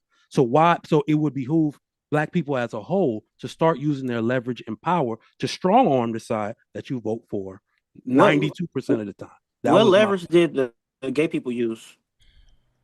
Money and lobbying. I'm asking a serious question. Money and lobbying. I'm telling you, they have a lobby. I was like, they have several money and lobbies. lobbying. Yeah, money and lobbying, bro. And they threatened to pull their vote. Hold on, Key, you asked the question. They threatened to pull their vote if their demands were not met through legislation. But they also had a good argument too, because it wasn't just the fact that it was just gay people supposedly voting for these things. I mean, it was a lot of straight people. But Keon, what I'm saying is that Black people have a better argument. No, that's a fact. That I don't disagree. You ain't never see me disagree with that. Well, Mr. Fantastic, I want you to speak on this too, because I want to understand our mindset and ideology is how do we build on the respect that we don't have, right? Because we talking about what we talking about, what to do and but people don't respect us. I agree with that notion. I don't think we have respect across the board. So how do we increase that? Because I think that's important. I think that's why the Asians can get a bill because they do lobby, right? Because that's where the money comes in. And then they get an Asian hate crime bill because one nail shop got broken up in Atlanta. By a white boy. Yeah. I would say get a better argument. I believe in reparations, but don't say that you need $1 billion in reparations for 40 million Black people in America. That's ridiculous. And that will never happen. So Keon, just a better argument, I think. The respect comes. So JP made a mistake when he said Black men need to do what the Black woman has done, and I completely reject that out of hand. The self-respect is where respect starts. In every mode of operation for men in general, they will respond to your respect of self.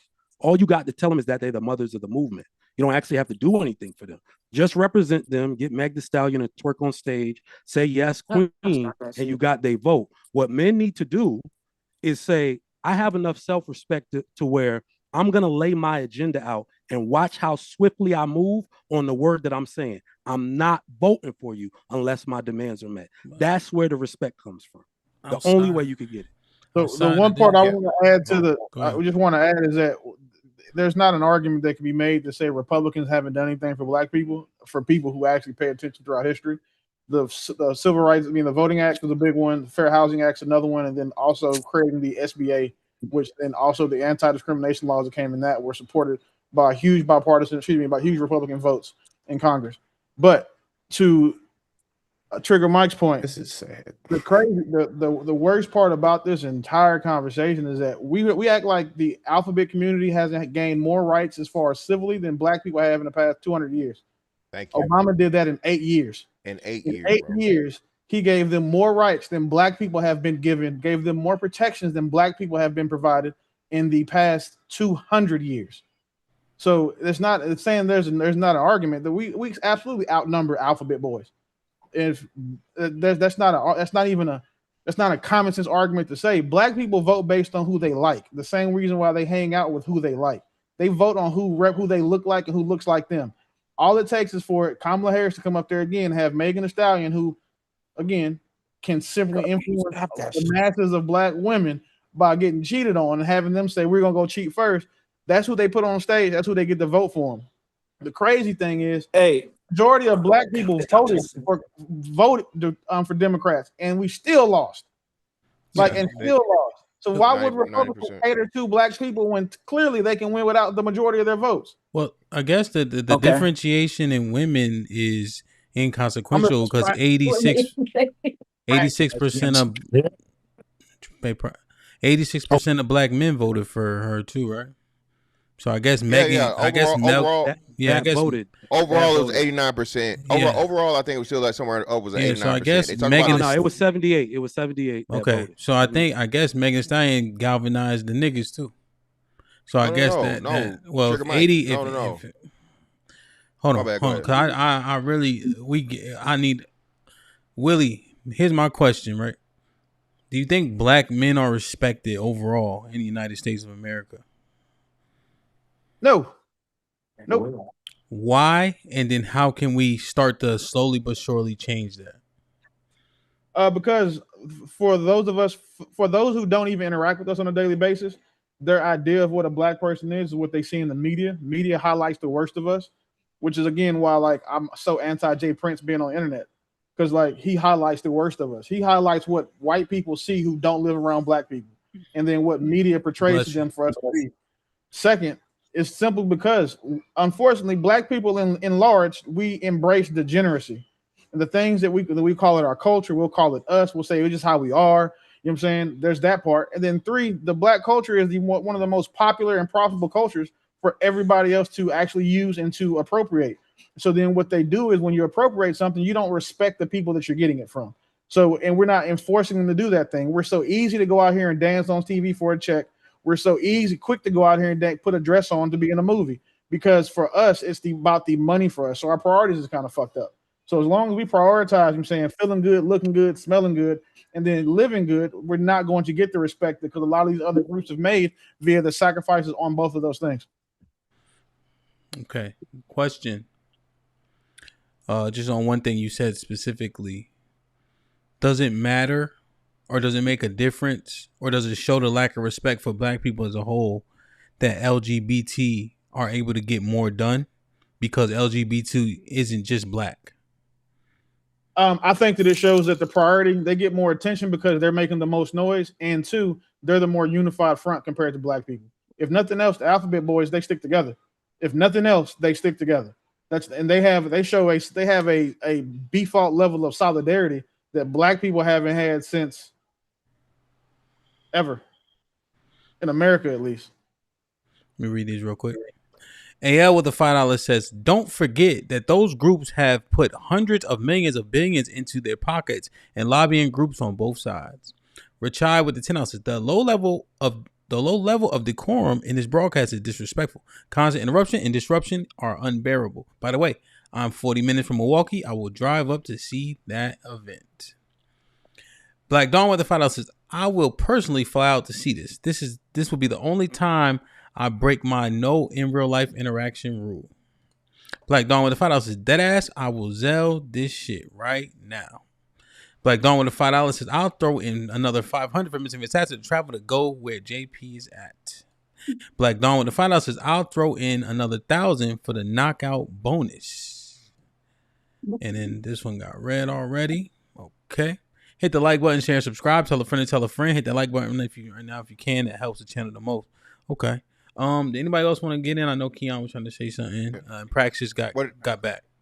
Go ahead. Well, yeah, I just wanted to respond. So again, to the overall thing of the politics, man. And I guess to answer your question, him.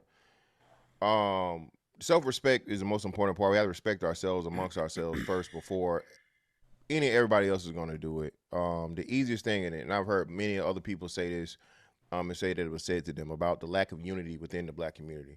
Right, the lack of unity, bro, is just crazy to me, and I don't understand it from a group of people that talk so much about oppression and talk so much about being against all laws and every group of people. But as you said yourself, Hamp, we're our own biggest haters, man. It's weird to me, right? And I know everybody has that within their own community, but for us, it's just heightened, right? So starting from there, again, getting the fundamental understanding of the most important things in this country. We're deficient in all of those things. We have no political understanding, very little financial, economical understanding. And then even, as you point out all the time, Ham and Aaron, also a social responsibility to each other, right? You know what I'm saying? Just treating each other better, bro. Because again, we are on the clock, people. And I don't know if y'all know this, bruh, some Great Depression type motherfucking shit is about to hit the country, bro. Not just the country, the world. The fiat system is all but fucking almost eroded. So if you ain't prepared, bro, you're probably too late, but you better be doing everything you do right now. Black people have to establish ourselves in political, legal, financial ways. Willie told you, right? The reason why the LGBT, the LGBTs got all this power, bro, is that they have the people in the important places with a lot of money behind them. Okay? Asians the same way. We outnumber. You put Asians and the LGBT together, and they still don't equal the black Americans, bro. It's like 14%. I think it's like 5% Asians and then 5% total LGBT, right? So understanding that and understanding that your vote is money at the end of the day, we just haven't taken advantage of it, man. And we're long overdue for doing it. And even Stephen A. Smith just said this recently. If black people were to sit out and not vote for one, not necessarily presidential election, but let's just say midterms are coming up, right? And we say, hey, man, we're not going to vote until you guys give us something actually for our vote, as many people have tried to do. Maybe you actually get to see a change. And then learn how politics is supposed to work and vote that way versus just voting blue no matter who. But fantastic. You say that since we just lost I didn't say we because I voted for Trump this election, but by the election just lost and we did vote so high, would you say that if we did hold the vote, it wouldn't do no difference? Well, I didn't say that, but yeah, well, it doesn't, in a landslide vote, it's not going to matter.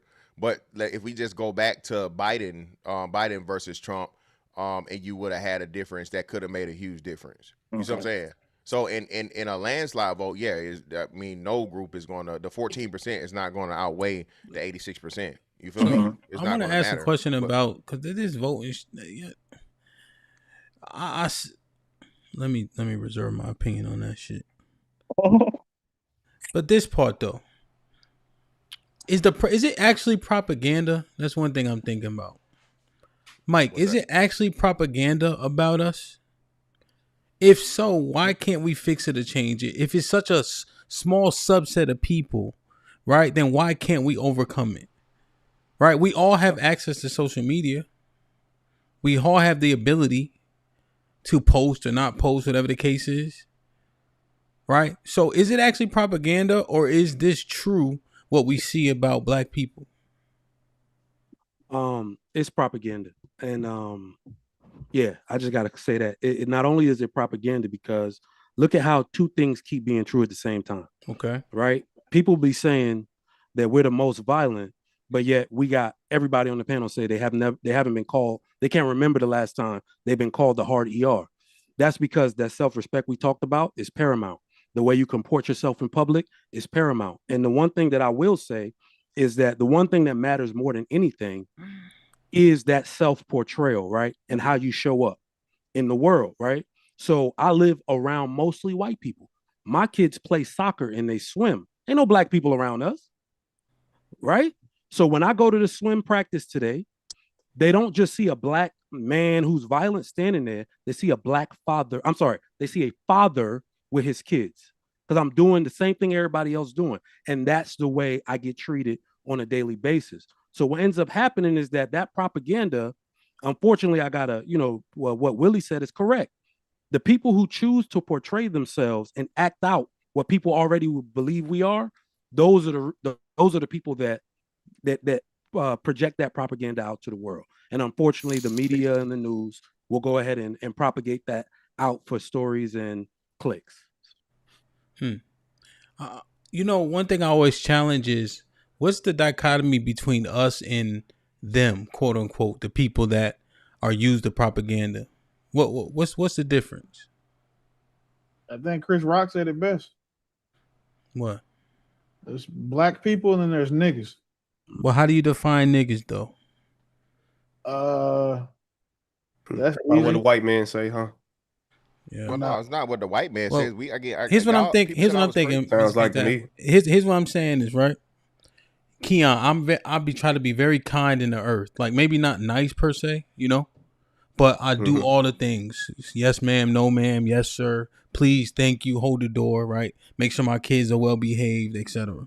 you know? However, if I get angry enough or whatever and I feel the need, either I'm going to get boomed or somebody going to get boomed, you see? Is that because you're a black man? Because you're a man?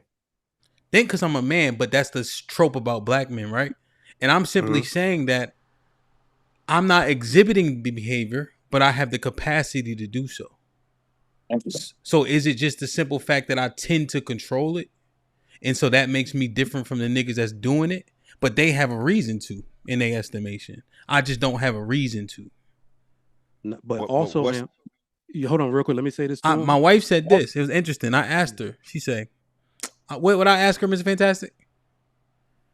Oh, do you care about your freedom? And she's like, I'm like, well, all right, get out of here. Like what? Yeah, she's like, kinda, I think. You know? Because if I take something seriously, then I'm gonna treat it seriously. And whatever the capacity is, you know? But otherwise you avoid it by conducting yourself appropriately. That's how I see things, you know? All the way up to if I could though, real quick, because honestly, I really had this point a long time ago, because it seems as though we do have a dependency for our community to be looked at as whatever positive or less negative, whatever you want to put in there, by the outside people. And me personally, I do feel like that's an inferiority complex that was given to us by slavery. Post-traumatic slave disorder is what I heard it be called, where we somehow have this feeling for a need to change people's mindset, where we could just say that we really don't care. A mental separation, as you could say, mental segregation, as you could say, from the fact that we do not give a damn about what white people care about us because they don't do nothing for us. We have to do everything for ourselves. So why in the hell would I care about what a person that ain't got nothing to do with my community or does anything for my community has to say about my community? Yeah, go ahead. 100%. That's the problem, though. So that's the problem, though. Why are we making it about white people and not about ourselves? And that's where you always get lost. No, I don't give a fuck about how white people view us, but I do care about how we view and how we treat ourselves. It always gets put over to, oh, you want to care about what the white man think? No, the fuck I don't. I want my kids to be able to go outside and play all day again. I want it to be healthy and to be safe for black people to have black communities and have what we have. It's not about the white man. What happens is you get the white man put on it, and now you trying to look good for white folks. No, motherfucker. I want us to look good for us. I want the fucking literacy rate to go back up for us.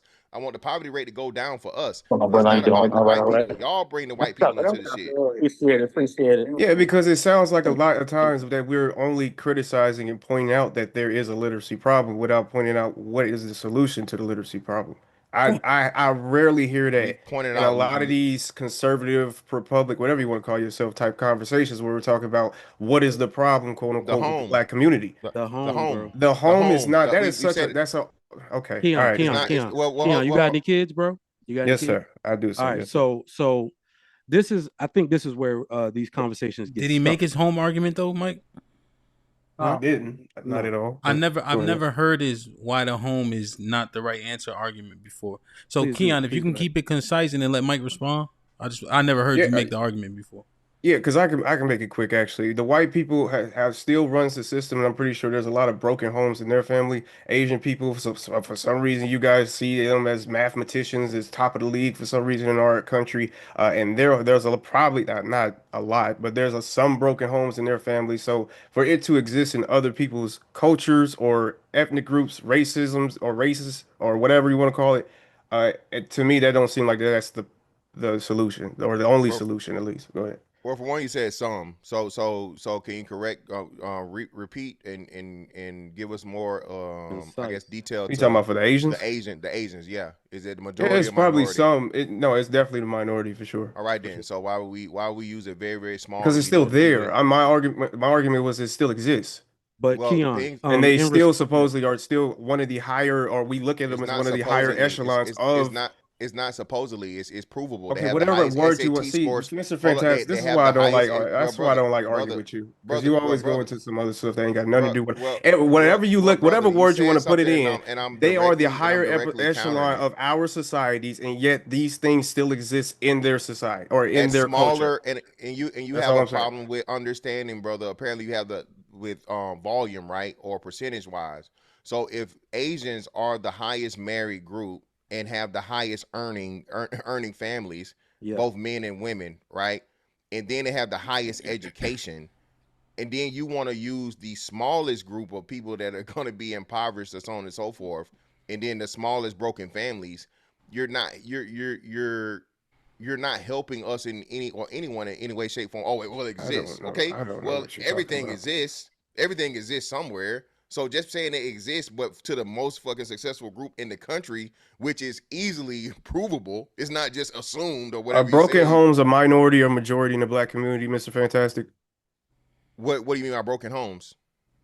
Now we don't know. Y'all the niggas that said broken homes. Now we don't know. Now we don't. Now we gotta define broken homes. You just mean father doesn't live with child. Yeah. Yes. Come on now. I think they Media Man just said it's the minority. Okay, so what are you arguing? I think so. The same thing. The minority in the Asian community. The same thing in the black community. Well, no. And again, brother, you say you hate arguing me, and I'm gonna show you why. So let's say it's 5% in the fucking Asian community. That's a minority, right? But it's 45% in the black community. Do you understand why it's still but that doesn't apply don't equal the same? Because this is reality, so that doesn't apply. It's not. What do you mean? No, let's not run. Exactly. No, hold on. Let's not do this. Let's not run. So since we talking about math, let's do this. And it's funny we having a math argument over Asians when you just said some ridiculous shit mathematically. So we got let's bump it up to 10%. What did I say ridiculous? That was math. Let's bump it up to 10%, right? So 10% of Asians have quote unquote broken homes, and 45% of black people have broken homes. Is that the same minority, Keon? No, sir. All right then. I'm glad you can tell 45 from 5%. I'm glad. What are we doing, bro? What are we doing? That's why it matters. That's why your horrible analogy of it exists here, it exists there, it's fucking a fallacy. So Keon, real quick, to answer your question, the reason it is the homes. I mean, if you go out and look at it, I don't have to look at the numbers. The deficiency is directly commensurate to the amount of broken homes. The most married people per capita are Asians. They have the highest literacy. Right. So then just go on the line to the decline. And it is directly related to the amount of broken homes in the black community. Now, I asked you, were you a parent? Not to, set you up or anything. What I'm saying is the difference that I see amongst people who have children with high acumen and high academic potential is their ownership. I say this every time we have this discussion. When I walk into my kid's school, there is a sign on the wall that says the quality of my education is my responsibility. They give parent trainings on what my job is when the child gets home. All right. School, really what it does, especially in America, it tests you, right? For stuff that you already supposed to know. If your child cannot read, cannot do their ABCs, and partially write by the time they get to kindergarten, go look it up. They are struggling and they will be behind. In one of the poorest states in the United States, what they did to fix this was that they started remediating students, and you cannot get to pass the third grade if you cannot read and write proficiently. And they are now amongst the highest in literacy in the United States. It is directly related to parent involvement. And I want you to ask this, right? It is so related to parent involvement that we supposedly have the women with the highest education, but have the children with the lowest literacy rate. How did those two things happen at the same fucking time? So are you interchanging parent? Let me ask a question. Are you interchanging parent involvement with the household, or what you said before that the household is the problem? That's like the same? That's basically in the same category for you, right? It is in the same category. Because what I mean to say in that is that when you take the black, let's use black. We should actually start doing this more often because it derails it when we use other ethnic groups. If you take the black kid from a 2-parent household versus the black kid who does not live in the house with their father, their academic performance will start to deviate far greater.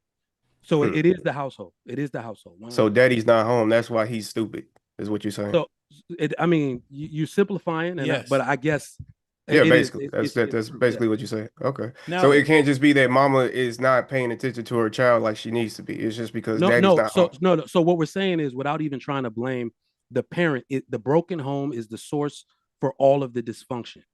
That's what it is. The way that I put it to people is, I see my children every day. I spend more time with them than their mom does by the nature of my work. I'm on a podcast right now. This is the middle of the work day. I work from home, right? But I read to them. We go into the library, then we go into swim practice. They got to do their math workbook, and they got to do their print and cursive workbook after the fact.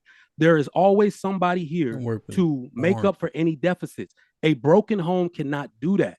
If children have disciplinary issues, but they see their father every 12 days for 2 days, he cannot have the same impact I can have. That's what I'm saying. Keon was putting in both ways. He says, Keon saying, could it be that the mom is not doing her thing? I think just the key is when you could double team anything, it's easier. It's right? better, yeah. If I'm carrying groceries inside the house and Keon come help me, it's less laborious, right? Bottom line.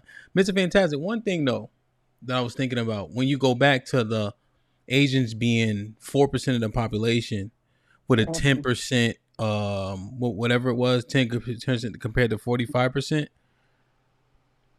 Since it's not that many of them, what is 10% equivalent to?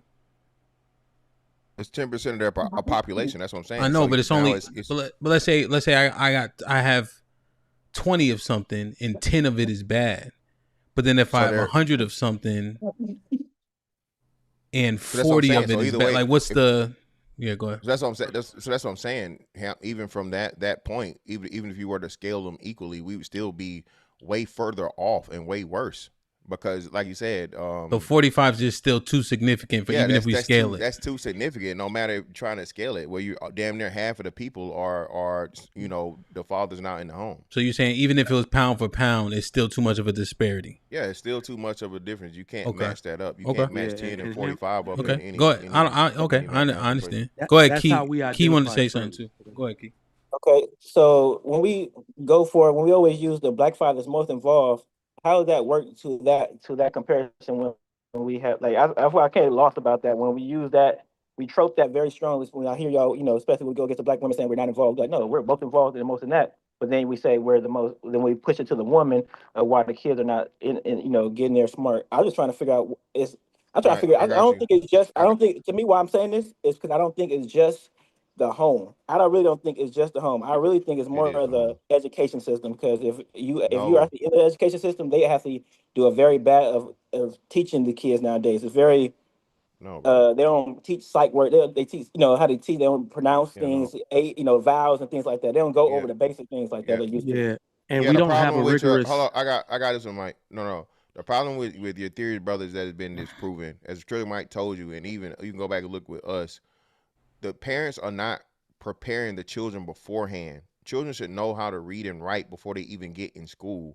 The household has and always will be the foundation of education. If you don't have a certain, and that's why, again, I just got to use the Asians. Asians dedicate like an hour or something per day in studying or something, compared to us, to where we have the lowest dedication to studying in black households. It directly correlates, bro. The household is everything. The household sets your religious beliefs. It sets your principles, your morals, your values.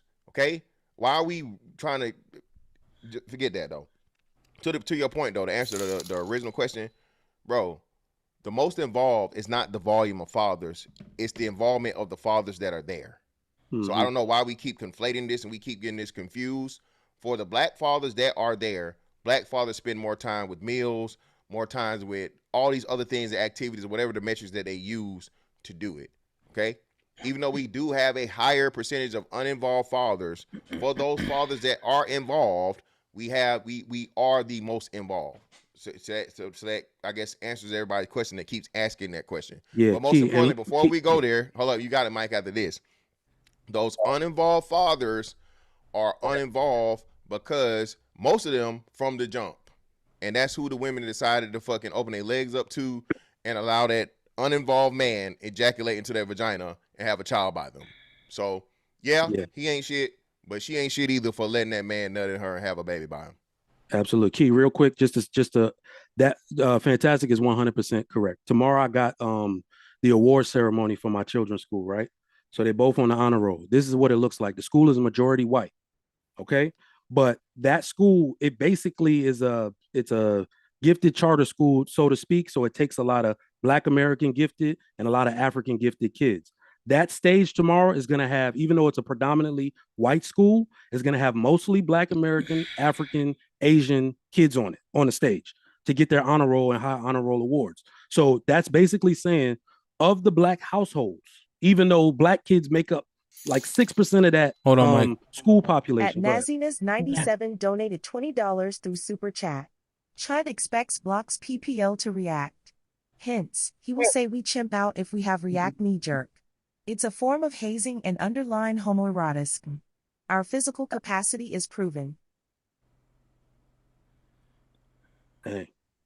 All right, but yeah, Key, what I was saying was when you look at the involvement of Black fathers that are within that demographic of people, extremely involved people, 2-parent household, there barely anybody does studies on this because they just want, to conflate everybody together. You will see the same or better outcomes. So that's all we're saying. So that's where that particular stat comes from. Yeah, and I just quick because fathers not being in a household doesn't mean that they're not involved either. I'm pretty sure that's kind of shallow, I guess, here. Hopefully people know that just because they're not in a household doesn't mean that they're not there per se. It just means that they just don't live with the children.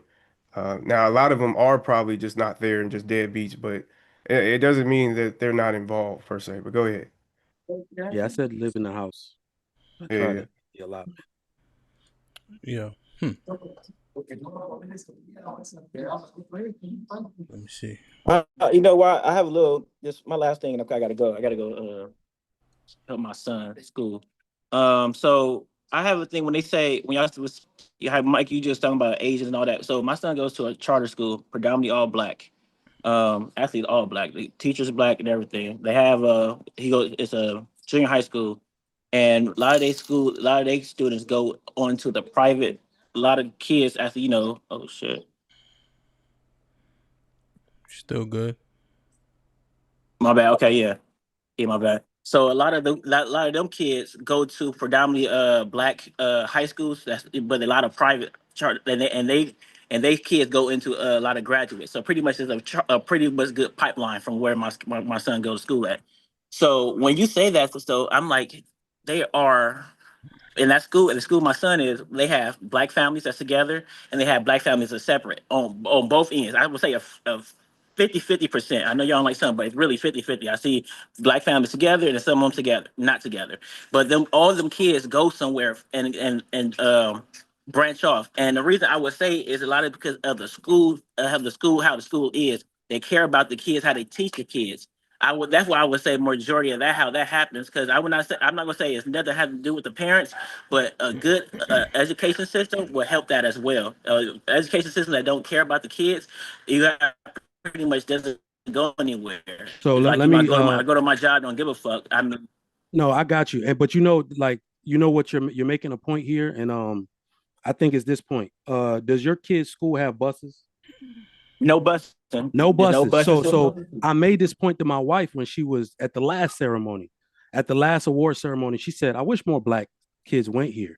And I said, "Babe, I drive the kids to school every day. I drive them to school every day. How many Black people are going to sign their kids up for school if there ain't no bus?" And she just like took that, was like, "Oh snap." So what I'm saying is that parents have to make the sacrifice to make the investment in their children's education. And parents that don't do that, unfortunately, may not benefit in the same way. Mike, But Mike, when you say that though, that's what I'm saying. Why do I have to? Because luckily, we talked about this before. I had to pay, and I use my system, pay the school. Why do you have to pay for a school when that is actually what you have to do is teach the kids? That's the whole point. I have to pay extra money to get me a decent education for my kid. I shouldn't have to pay extra money and have to send my son outside. That's nothing new, Key. That's nothing new. That's always happened, bro. That's always. I was gonna say, and we have the privilege of having a public. In most of the world, you have to pay for school. Also, we have an actual public school. Mike, yeah, that's what I thought. You go ahead. My bad. This be quick.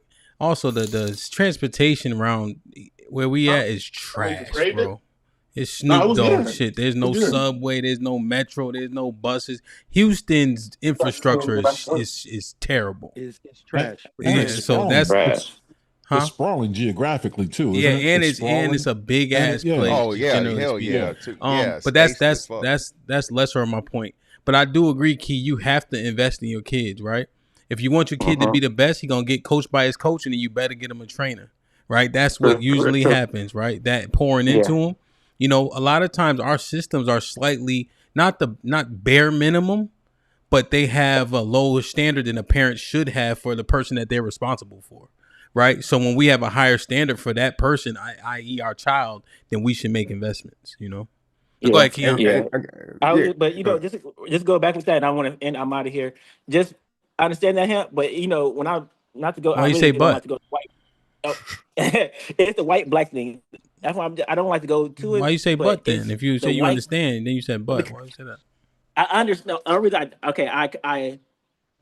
I comprehend what you're saying.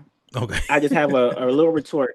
Okay. I gotta say I have a little retort that the white majority of the don't have to worry about them kind of things. They can just put their kids in that school system. You feel me? Don't have to worry about putting the extra money into that school system. They have the schools that's set up to the point still have certain trades in there. A lot of our schools, like I'm just speaking on what I have in LA, all our trades are taken out of our school. But if you go up to like Pasadena area and anything like that, their trades are still inside them schools and stuff like that. And Beverly Hills, they still have trades. But it's still a sacrifice, Keith. Let me tell you why. Because the reason I brought Mike, that up, because Keon was trying to go. Go ahead, Keon, I noticed what Key did. He said he was leaving 30 minutes ago, so that we all be quiet so he can get his points out. I know what he did. He learned that from Prax. Go ahead, Keon. I fuck with you, Hal. Just that's why I don't really like the whole the family is the problem narrative, because at the end of the day, you know, in my opinion, we should be teaching our kids, regardless of the fact that you was born with with two parents, one parent, no parents. If you was adopted, or you still in a foster home, you should want to go get your education for the betterment of yourself. So to me, it's really just, if we're teaching kids that the family is the problem, then you're basically saying that if I got one parent, then hell, I got an excuse. I don't have to try as hard. I don't have to do this as much, because I was already, you know, killed from the jump, because I'm going to be born with one parent. And to me, that's not very, what's the word? It's not building confidence, you know, in people to actually want to go out and go get these things accomplished. So that's why I don't like to go with the whole family is the problem, because I feel you should push into your child that you should go get it regardless. I know people out here with again, adopted parents who was in 11 kid households and still went to go get their education, became engineers, went to Purdue, I guess I'm doxing myself, but went to Purdue, you know, IU and things of that nature. So yeah, that's just my only problem with it, but go ahead. I think it's important that we also explain to our kids, like, just because what the difference between an excuse and explanation is. A lot of times adults use the words like excuse and explanation, and they're not interchangeable. An excuse is an explanation that also shirks responsibility. An explanation just explains why something happened. So when we say that, like, you know, we're not going to give kids excuses, we can tell the kids, like, hey, you're expected. The odds of you doing better when you have both parents in the household, that's the explanation. Then giving them excuses saying, well, because you didn't have both parents in the household, it's okay for you to fuck up and be, you're saying, a statistic. And I don't think that's fair. And that's not something that we should push out to other men, because now men are going to start making these same correlations of explanation and excuses. Well, I'm not pushing it. I just think that it's a double-sided coin. I feel like people can use it interchangeably. People can say there's an excuse or explanation. I mean, excuse incorrectly. So I would just point that out because you just reminded me of it. It's not about you specifically. But when we do that, like, it's super easy for people to be like, you know what, man, yeah, that good explanation, that's not a good explanation, because that doesn't excuse me from responsibility. And we see that in these conversations a lot. The fact that parents aren't involved in their the fact that parents aren't involved in the household and then also having their kids ready for school is exactly what Mr. Fantastic and Trigger Mike are pointing out. That's the excuse. A parent's excuse is going to be, well, I have to work too. I have to do this. Your number one charge as a father, a parent, is to make sure that your child is ready for the world by the time he's 18, at which point the world will view him as an adult. So if your kid is not ready for the world at 18, you have failed as a father or a parent, mother, whoever has a child. And we have to start taking that type of accountability in ourselves. And it seems as if when we have these conversations, a lot of people try to align themselves with the excuses for why something is, instead of just explaining and then arguing against that. Okay, so you just you just told me that first I can't do it where I can't use it as an excuse or explanation, and then just told us the dichotomy of how people use it as an explanation or excuse. So I'm kind of confused on what you were basically saying, because you just contradicted yourself just in that statement alone. But at the end of the day, all I was trying to say here is that it's a double-sided coin, where if you're saying that the explanation for our problems, as you would say, hopefully I'm using that word correctly, the explanation for our problem is the family. Again, on the other side of the coin, you can give the excuse that if you're not in this specific, I guess, outcome, if you don't have two-parent households, then you're probably not going to end up that way. So why try anyway? That's what I was saying. So Keon, I think that's a catastrophic view. That's That's a not what I said at catastrophic. all. Yeah, I was gonna say that's a catastrophic view. That's not Keon. even sensical. That's not Yeah. even a logical way to look at that. Yeah. Especially being that we know that's how I look that at you it. don't have well, if that's how you feel about it, or that's how you heard it. You said No, that's how I look at it. Wait, like the well, word that you said. are you guys thoroughly understanding what he's saying? I don't think they are. I think they just want to argue with what me. he's We saying. know people say that. No, I don't. Listen, he said it twice. Hamp is very simple. He's as he admitted himself, is a simple. But the last argument we had, Mr. Improperly. Fantastic, a lot of people think you didn't understand what I was saying that time. No, so a lot please of people is evaluate what you're about to say next. Stop to it, and let's Roger. go from there. Roger, stop. Well, what it is. Well, let me just. I just want to make sure, right, that I'm on the same page then, because I've heard way more people say the environment gives them no opportunity, right? The situation they born in, they gotta live like this. You gotta sell drugs. You gotta shoot, rob, and kill, and all that, right? He's saying, "Yo, look where I'm at. Look where I live. What you expect of me?" I've seen that. I've heard that overwhelmingly. Yep. If you tell them that now- their environment, their circumstances is the reason for and the reason why or why not. Okay, now, Hamp. Now take a lot of those people, and now let's actually put the actual numbers to it. Of course, if you in the hood and you in a horrible fucking the fucking less than 2% of niggas, yes, that's going to be heavy there. We got to stop acting like the black community is this big ass ghetto, bro. Everywhere is not Memphis. Everywhere is not Memphis. Well, bro, brother, I'm trying to explain it so you can understand it, right? Everywhere is not Memphis. Everywhere is not motherfucking Detroit. Everywhere is not these major fucking cities and places of poverty for black people. Okay. Who said That's that? not the case. It's not the case. So when you hear those people, when you hear that repeated by people that are in a situation of, again, it's still a very, very small representation of black people. Most black people, even though you come from, I understand you the may point. not come from But kinda, right? Because most people overwhelmingly die in the economic circumstance that they're born in, right? So they may not be violent, right? We understand that is a very small minority. However, their modus operandi is to do what they've always done because they don't expect more for themselves because they heard these things being said to Keon's point. So they're not striving because they're saying, look at my circumstance. What do you expect me to do? I'm just trying to make it.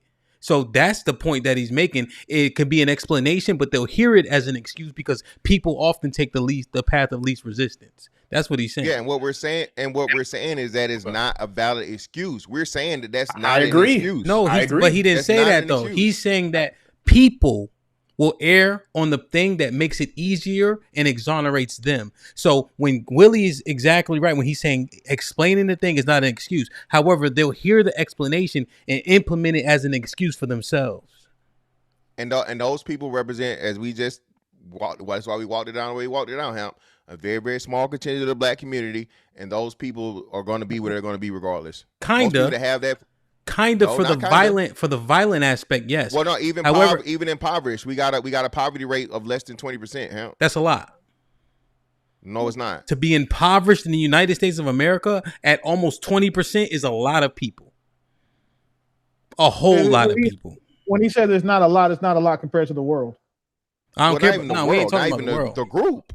Not that I don't care about the world, Willie. I'm saying we're talking about the United States. That's what I got you. But even with an overrepresentation in poverty, Hamp, over the normal thing, right? I'm just saying 20. I could. Now the overrepresentation part matters because we hinge a lot of conversation on overrepresentation. No, I know. Let me make sure I'm right before I go. Okay, because think about that. The overrepresentation. Black poverty rate in America. Yeah, so 18.4%. We'll say 20%. So it's 20%, right? Mm-hmm. So even with the 20%, Hamp, it's 80% of us that are doing just fine. What are we talking about? Hey, but this is the other thing, right? Because I'm listening.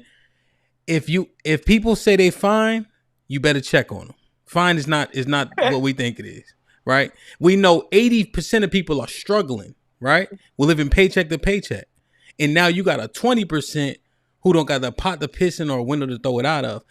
Keon is saying explanation to Willie. He hears an explanation. Mr. Fantastic, he hears an explanation. But everybody else on the panel will hear the explanation as an excuse, look at their life and say, yeah, see? Look what Willie said. That's the reason why I can't do better. And now it's an excuse for them. Keon saying most people are going to hear the excuse and implement it. That was his overarching point. But the thing is, last thing, Willie, he was saying it wrong. He was saying two-sided coin. I'm like, duh, coin got two sides. What he meant to say was double-edged sword. But that's the part that he meant. Trust me, Keon. Trust me. But but I understand your point. It's a double-edged two-sided sword. coin, double-edged sword is kind of the same analogy. No, because a sword doesn't have to have double edges. A coin definitely always got two sides. That's a coin always got two sides. Well, I wasn't saying that anything was attacking somebody though. What I was no. That was more of a joke. But I was saying I'm understanding your point. God damn, Keon. So engineers, boy, y'all be. Wait, you can't try to break. You can't try to break my analogy down and then get mad when I try to. Okay, go ahead. I see what we're doing here. I see what we doing. Go ahead. Keon, what I was saying, and the reason why I'm gonna stay on that square is because I think you might represent or be speaking to the number of people that have bad circumstances that made it out. You just like my wife, right? My wife is from Southside Jamaica, Queens, but she makes the mistake of thinking every girl is like her. She 99. And she's the one out of 99 that made it, and that's why we can't give that excuse, because the 99 will turn it into excuse. I got a project management certification, right? And every project that I start in a hospital, the projects they give me, I ain't never seen nobody solve an issue without identifying the root cause. So what we're doing is, you see how you were quickly willing to pass it off to the school? You have no control over that. I'm trying to empower you to tell you what you do have control over. That's why I gave you the thing about my kids' school. The quality of your education is your responsibility. So when I say it's the home, that's something every father, every mother, or whatever can take control over. Because let's be honest, you don't got control over the whole school board, legislative body, and how that thing works. But you can prepare your own child as much as you can. That's why I went that route, Keon. Yeah, but that sounds more like parent involvement than my daddy not home. That's why I kind of have another problem, because again, when y'all say that broken homes, that's what you're talking about. You're basically like, what I hear when y'all hear broken homes, I'm hearing that you guys are making the arguments for why the father is absent. The reason why this is why the homes are coming out to the children being more illiterate, the children not knowing math, these situations, because the father is not present. Not because the parents aren't involved in the child's life. That's what that's what we're saying though. So we're saying not only is the father not there, he's not involved at all when we say that. So I guess you're like not non-purposely, like you know what I'm saying, you're going to what we actually mean. So when you say a broken home, we're talking in the essence of like the father has little to no involvement at all.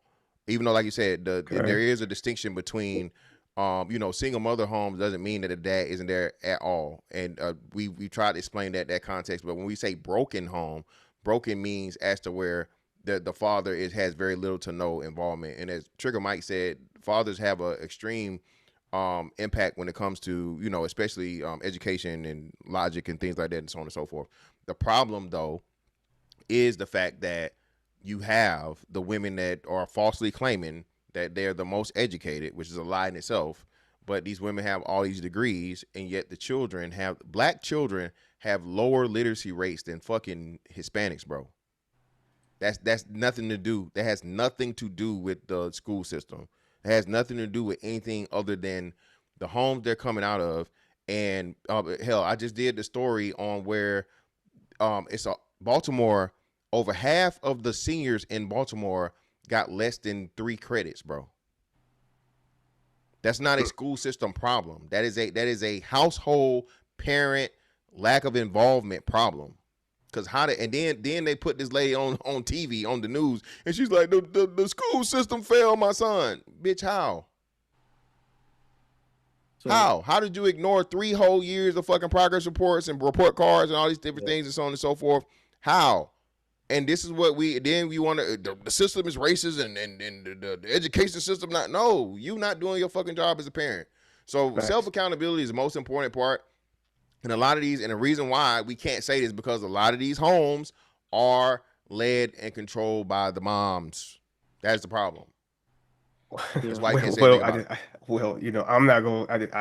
Sure, but going back to, because this is what the same thing that Willie was saying earlier, right? He says that I can't control the school systems, or I can't change nothing about the school systems right then and there. That's the same argument I really got for people that says the family, the broken home is actually the problem. You're not going to be able to change broken homes. That's always going to exist. That's nothing that you're going to push is going to somehow change the needle. If it does, it's not going to change 45%. You're going to change 45% of a whole 40 million people community. No, that's not going to happen. So I would actually push that argument right back to you by saying that you're not going to change that. So instead of saying that it's the fact that we have, he said broken homes is a little bit deeper. I think that's just lack of parent involvement. To me, that's where we should start. That's where the main problem comes from, is the lack of parent involvement, the lack of parent caring about their child's education, about taking them out more, doing more with them. If we start there, regardless if there's a 2-parent household or not, the parent that's there will know that they still have a responsibility. And that's just kind of what I'm saying. But go ahead.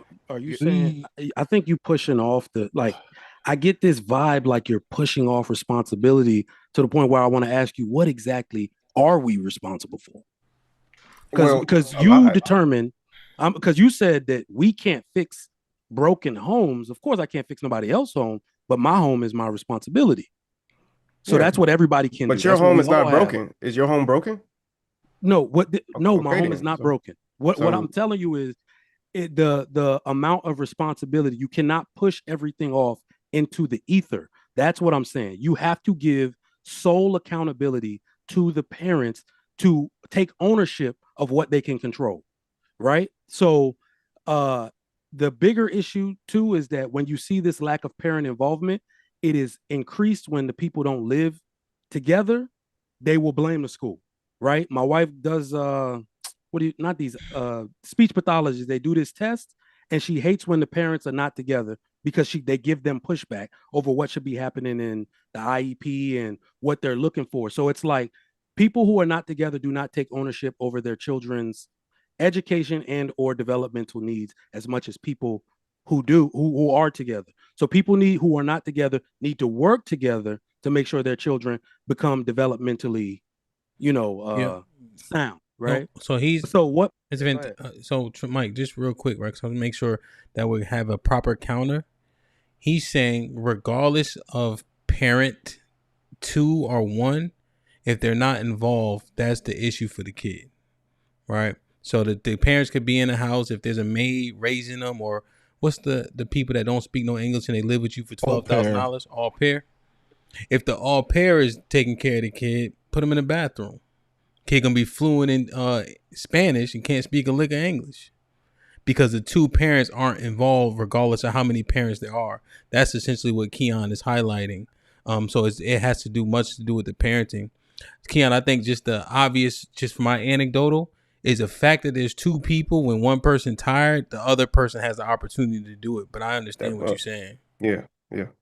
It's 2 heads, one better than one, for sure. That's what he's saying. Yeah, and the parents, you can't just hinge it on 2 people being there. 2 people got to be doing the work. Exactly. Go ahead. That all dangerous. Like if I don't know if you guys know anybody that have one, but a lot of those services that provide those people have a secondary and tertiary means of income that is slightly more nefarious than what you expect to get when you sign up. Be careful, especially you single niggas. Be careful. What, au pairs? Yes. Yeah, I got cousins. I got a bunch of cousins that were raised with au pairs, and it worked for them. But yeah, I know what you mean. They really hand selected that one, but for those. But yeah, it's crazy that world. A buddy of mine and his wife were trying to sign up for it, and then they got to the phase where they could select, and the lady selected them. Looked like she sent them a bunch of dating profiles. His wife said, "No, never mind. I'm just not going to work." Yeah, you got to get them from a high end. Like they got to be coming from a family that can afford it. You know what I mean? Like you can't get these bottom shelf au pair. It ain't gonna work. Yeah, ain't nobody got no money for no au pair in America. No, yeah, right. That's what makes them so expensive. To be effective, you got to get an au pair.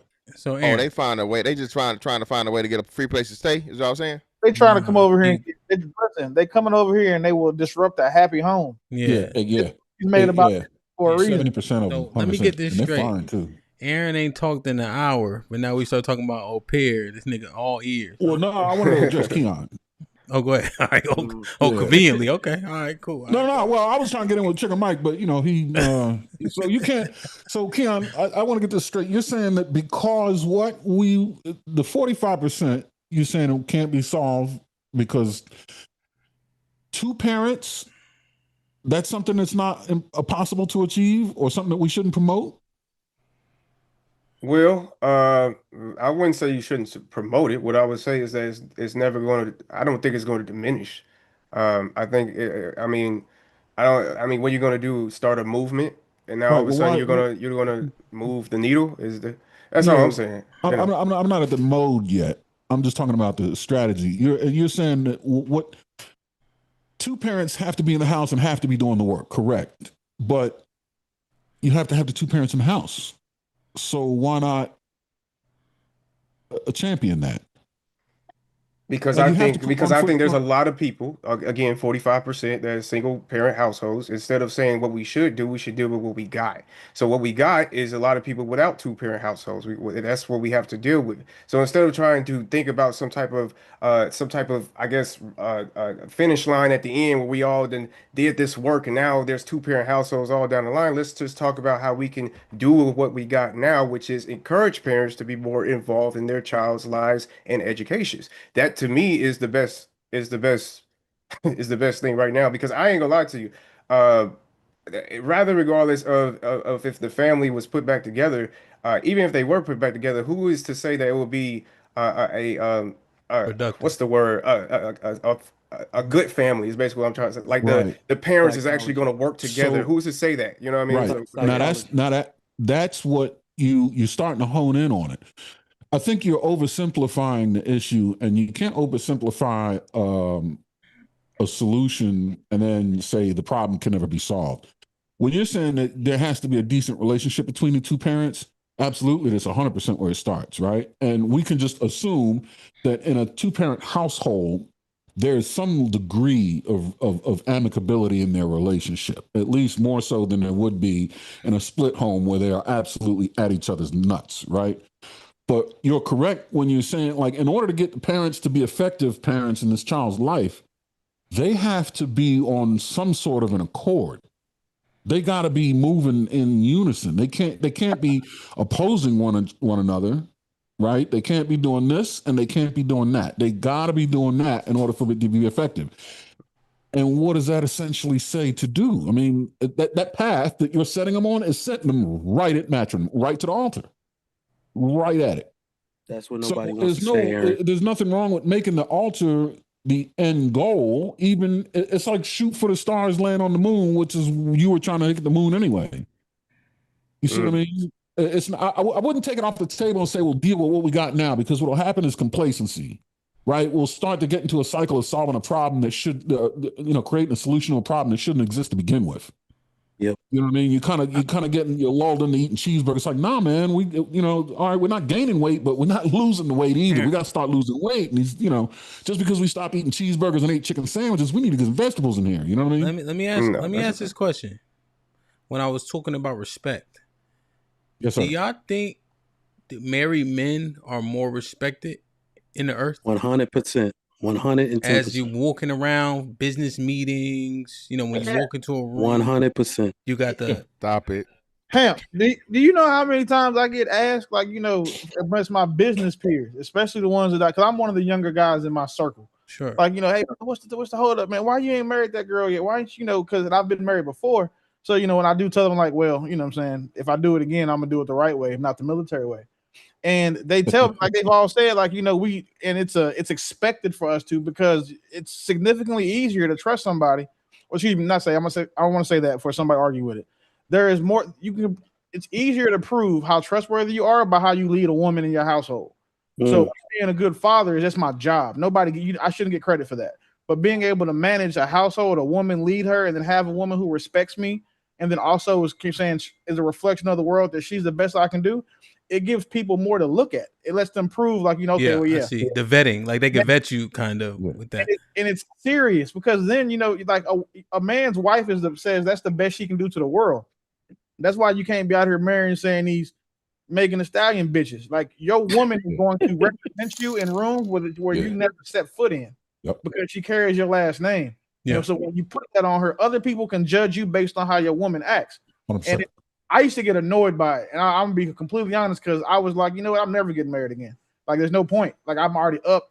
You wasn't in the gym, all of those things. But now seeing it, I can see why they value it, because it shows stability more than anything else. Yeah. Okay. So I was saying that because I remember I was asking about our respect level or lack thereof. Mm-hmm. Is it directly related to the marriage rates or the lack thereof? 100%. Yeah. And I'm not saying the entirety, but a facet that is should be heavily weighed. That's how people interrelated. Yeah, for sure. That's how people measure your level of seriousness, man. I said this 1,000 times. What it ends up doing, we have, like, let's not bastardize anybody, right? Because it only takes one person to not want to be in a relationship for somebody to be divorced or single. So let's say that. But then we can also say that's the universal sign of respect amongst men. Married men just get treated differently. I don't know why. I can't really attribute a bunch of things to it, but that dictates how people treat you. The article came out yesterday. I'm trying to find it. It just came across my Google. Somebody wrote an article about how married men are respected more for corporate positions. If you put 10 single dudes and 3 married dudes, the likelihood of them choosing a married dude is going up 70-something%. So it just looks like we have more to manage, I guess. And I think what is correlated with is stability. This person doesn't jump. Wait, Mike, could you hear Willie, or you got Willie on mute? Telling y'all. He just said all this already. Yeah, it might be on the run. That shit. That train go down the tracks, don't it? It says something to the fact that you got something to lose. Listen, man, that shit is changing. I keep telling y'all this shit. Y'all There is an Achilles heel to that, though. It's and changing. You will actually get less respect than a single man if one of two things happens. Yes. Your wife is completely and utterly unruly. Yes. Or she is a certified monkey dog. Wow. Monkey dog is Nah, crazy. the monkey dog is If different. she proper and she a monkey dog, you would get in the She room. cheating on you? What are you saying? I think she's incredibly unattractive. If she look like her, she's incredibly unattractive. That is a fact. If she a scuttlebutt, it's gonna go bad. I'm gonna be real. In 2026, don't nobody care that you niggas is married. I ain't gonna hold you. Marriage is overrated at this point, to be honest with you. They got this thing where it's supposedly if you just stay with your girl for 10 years or longer, y'all supposedly married. Y'all ain't had to go through all that wedding, marriage, bills, and all that. Y'all paid $20,000 for something you could have just paid 10 years for. In what way does it not matter, Keon? In what way don't does matter? It don't matter. Because everybody's still miserable anyway. What is it, like 50-40% of people getting divorced now? So wait like, a second. Trigger Mike, this easy to refute. It doesn't matter to him and the people them saying that he aligns with. For those that we were talking about, because you just saw 5 other men up here tell you why it matters. He mad. Marriage don't matter, brother. Willie don't get mad, man. He's mad. He's trying to dismiss everything I say because he's mad. He don't want to. Let Willie go. Let Willie go, Mike. He's talking to Willie. Yeah, there's nothing for me to be mad about. I'm winning in life, so I don't have to with either one of these problems. All right, go ahead, continue your conversation. This is what women do to a lot of men. Like they'll ask men a question, and then men will tell them, and then they say, "No, that's not it."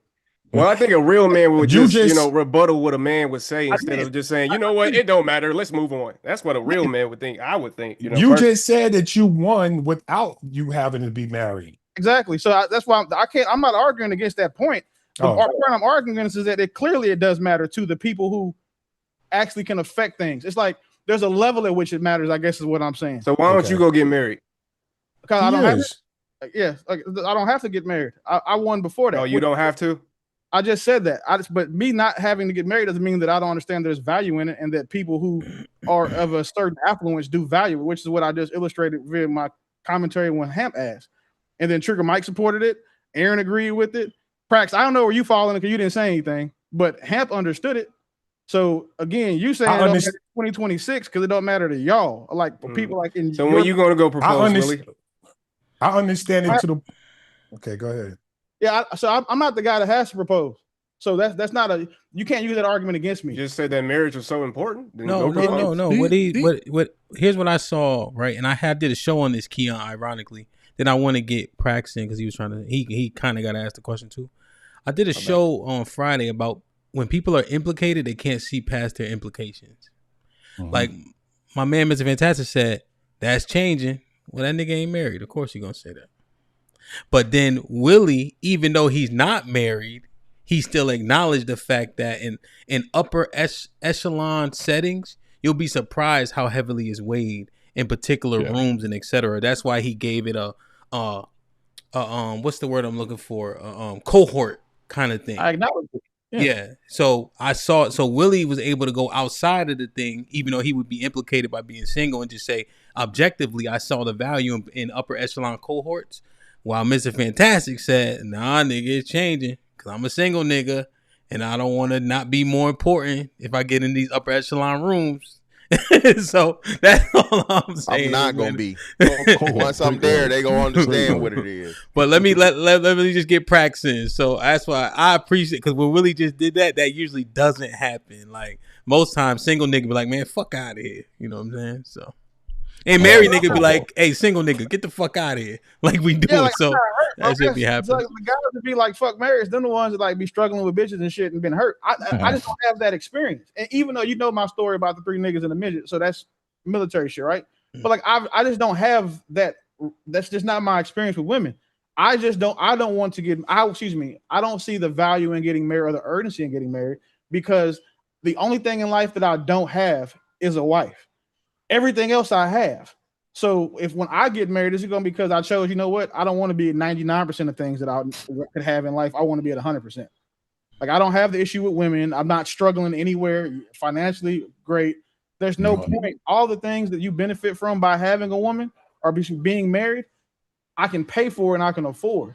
The only part that I can't is like I'm saying will be the stuff where with my children and being able to give them somebody, you know, a 2-parent house. Excuse me, not a 2-parent household. But a household where they see their father loving a black woman properly. So they get that vision of what it is and they can imitate what I'm emulating. But I don't have to be the thing to understand that thing can also be valuable to people. Yeah. Well, I'm glad that you don't have no problems, brother. I'm so happy for you. And I hope that I actually get an invite to the ceremony once you actually decide to get married.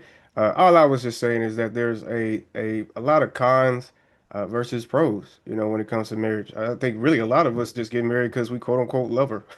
That's not even something that's really tangible. That's something just how we feel. That could be problem. With that being said, that's just how I feel about it. No, we agree there. Like, yeah, that just love not good enough. You know, it's interesting, and I got to get Prax in, even though I said this twice. I'm just afraid that when I do get him in, we won't be talking about what we talking about. So we'll see. And I gotta go.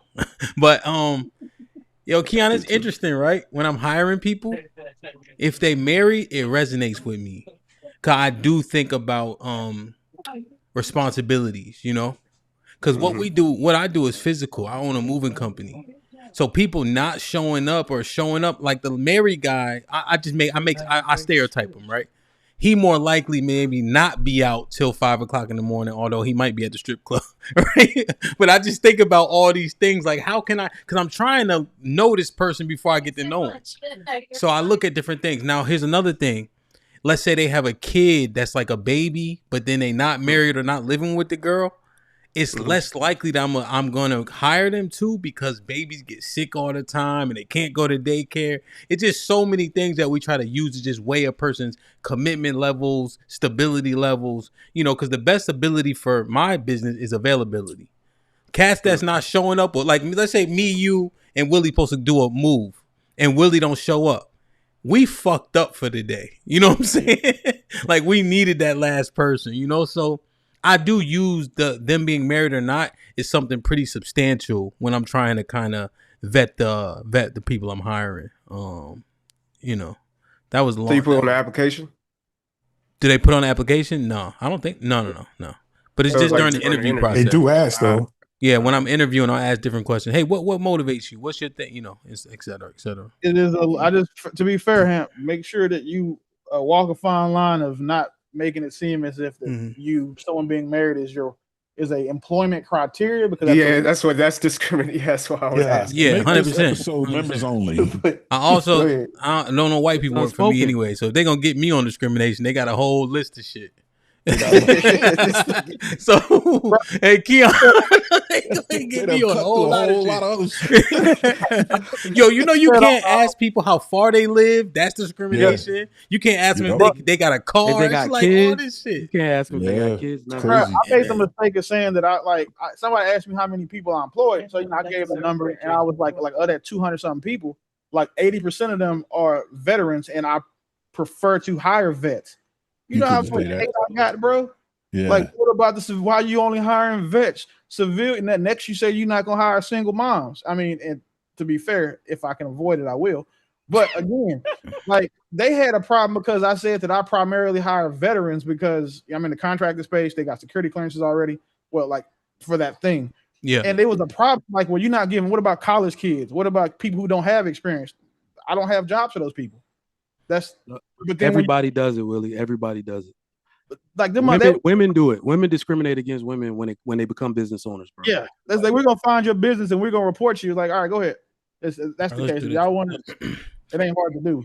So let's do this, man. I gotta get out of here. But we've been here for 4 hours. I think hopefully this show is substantive for most people. Let me read these super chats. We'll start the pracs with the final thoughts, and we get up out of here. And yeah, with the $5 says, do those stats really say it's about broken homes, or is it about economics, or parents' educational level, or surrounding community, or a combination of? Yeah, I think all that was kind of mentioned. That was a lot of Key's argument. AL with the $5 says, my son is in broken home, quote unquote. No 2-parent home child can compete with him academically or his extracurricular activities.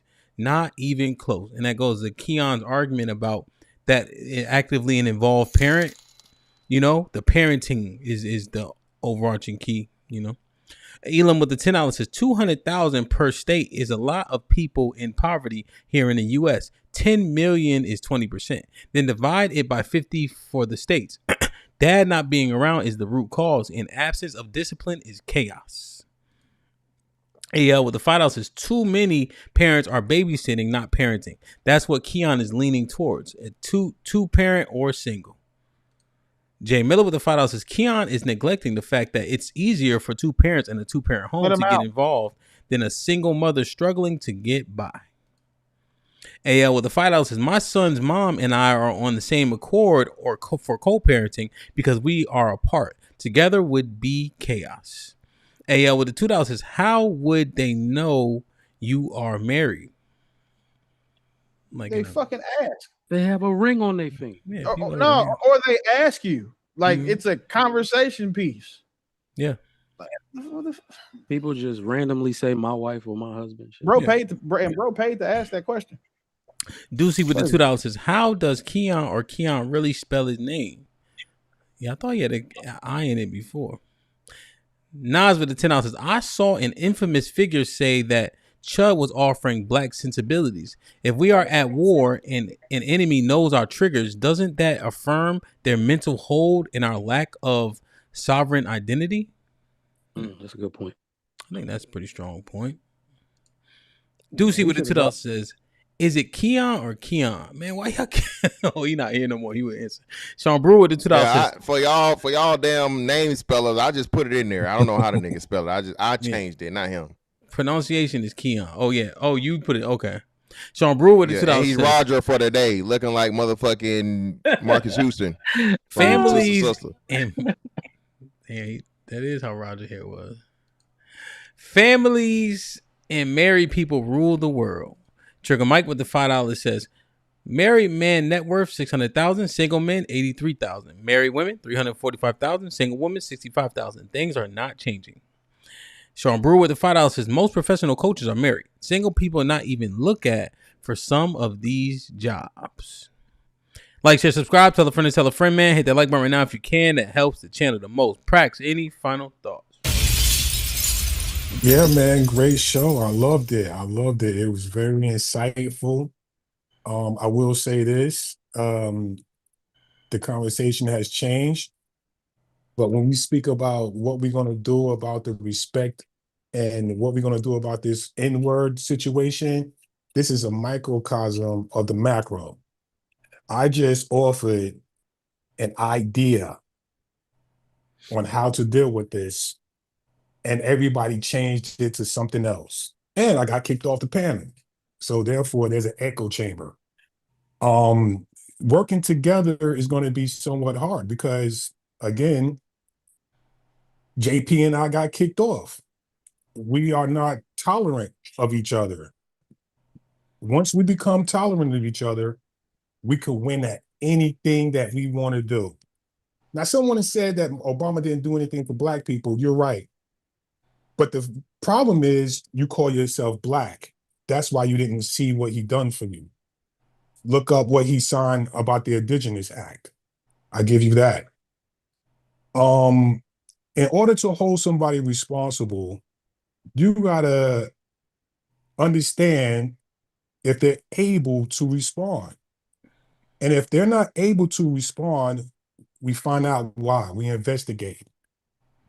And we teach them patiently on how to respond. That's the reason why I love this channel, because I've seen time and time again how DJ HAMP include and even translate people's ideas and understanding. And when I see him translate JP some time ago, I can't remember what episode it was, I thought that was freaking beautiful. Everybody was against him except DJ HAMP. And he's an Israelite. And he had a gay guy on the show. I didn't watch it. Once I found out that guy was gay, I couldn't take it, regretfully. But we have to love and respect each other. Okay? We have to love and respect each other and be tolerant of each other. And know the law. Okay? Know who you are. Right? Know who you are here. All right? Appreciate you all. Respect and love you all. No doubt. Willie, what up? Happy to make me happy. Come help and keep some facts and avoid some opinions. That's one of the things I'm learning in this space is that like debating opinions with niggas is just never gonna go nowhere because you can't convince them that of anything. If she say 2 + 2 is 5, and I can show you it's 4, niggas are gonna still say it's 6. So glad to be up here. Part of the conversation was dope. Glad to hear some of these perspectives and whatnot, and more importantly, glad to get JP off the internet. Mike, set that up when you can, DJ HAMP. I'll give you the credit card, whatever you need. We can get it, make it happen. Hey man, let me know. I'm flying out, bro. We wearing tuxedos. We gonna have that shit looking like MMG out there. All right. Dead ass. I'm proud to see. I'm glad to see Justice work on that Chud the Builder guy. I mean, be quite honest. I knew he was headed in that direction anyway. Once I found out he was from Tennessee. To the bulk of the conversation I was a part of. Listen, man. Let's not ever remove ourselves from the equation. The family is everything. And even if you're not with the woman, right? Everything from your kids and then how they're going to grow up and everything, it really starts from the family. And then we brought up the mob at one point, and I tried to impress that even a highly criminal organization ruled New York City for 80 years off the family aspect and a code of ethics. So that shows that they had enough self-respect and enough organizational skills to implement a code of ethics on how they were going to treat each other. Obviously, they were criminals, so it was going to fall apart at some point. But I think that's what people are missing is that we don't have a code of ethics on how we're supposed to treat each other, right? You don't lay with someone else's wife, all that type of stuff. And I think that is what people need to get back to get better outcomes for themselves. Word. Is it fantastic? Hey man, at the end of the day, bro, listen, words do mean things. You can't just say whatever you want to say to people. Words have consequences. Free speech does not protect you from consequences. It protects the fucking federal government from doing shit to you. Okay, please understand and learn this. I hope he gets made an example out of, right? Because believe it or not, there were people that was on the other end of this. I don't know if you guys remember. I think it was South Carolina, North Carolina. These dudes kept harassing this dude, and he shot their ass in the middle of the mall. They didn't charge him with the assault, but they charged him with like unlawful possession or something, right? Discharging a firearm. Yeah, something like that, right? So again, man, listen, I am 2A all day. I am all for gun rights. I am all for free speech. But I refuse to let black people be the fucking whipping boys and the example that everybody gets to motherfucking play with, bro. Because that sets a very, very horrible precedent that turns out to be much worse down the line for everybody and not just us. Furthermore, again, man, it's funny to me, but he didn't come back, man. He always come back on a little 10 minutes, so it's crazy that he didn't show back up after a little 10-minute break. But hey, I want all the smoke, especially for 10K, man. I'm guaranteeing a knockout for 10K. God damn. I might just, I ain't gonna say I'm gonna send a motherfucker to Uncle Charles, because then that might be premeditated. But hey, man, set this shit up ASAP. Big Aaron. Yeah, man. Chud the Builder is now a dud that will build no more. I do believe they're going to hang your ass from the moon, son. You should have taken heed to the first two laws of thermodynamics. The first law says energy cannot be created nor destroyed, just changed in state and location. What you impart on something, it's going to come right back at you. And it ain't necessarily going to come back the way you gave it. The second law says entropy in a closed system either stays the same or increases, but never decreases. Once that bullet is fired, that's it. You can't return, you can't renege on your moves, man. You can't get it back. Once you're done with something, your ass belongs to the world, son. You made your bed, you sleep in it. I hate to see about the bed he's about to sleep in now, but it is what it is. Shout out to the niggas.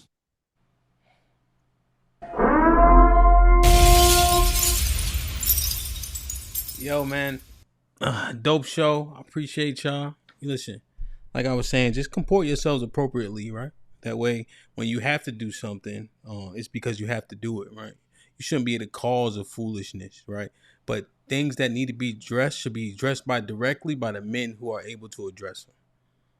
So always be cognizant and mindful. You know what I mean? How you do anything is how you do everything. Get your tickets to Houston. Mr. Fantastic does have a fight here in the next 40 days. He got called out, answered the call. The people wanted to see it. June 26th, right? June 26th is the podcast. June 27th, we got the fight in the party. We got some dope fights on the card. We got, 7 fights this time? 7. First female fight, too. First female fight. That's all I gotta say, man. We gonna see. But I'm gonna get to work on this, see if JP is interested, and go from there, man. If so, Milwaukee, here we come, man. You know what I mean? You can tell him we'll pay him $1,000 to fly to drive down to Houston too. I'll add a budget to get him down here. Okay. I don't know if you want to come there. Well, I'm gonna get in touch with him. I just want to take away all excuses, bro. Because if he don't do it, then he forever on record, he a hoe. He can't talk no tough shit. He can't talk do nothing after this. He's not gonna stop. Yeah, it would definitely have to be up there. But Mr. Fantastic don't mind going. I don't mind going. Are they gonna parole or something? He claimed he don't fly, man, or whatever. So I don't know. All right. Yeah, but we already. I ain't never been to Milwaukee. He's not missing shit. Milwaukee is a shithole.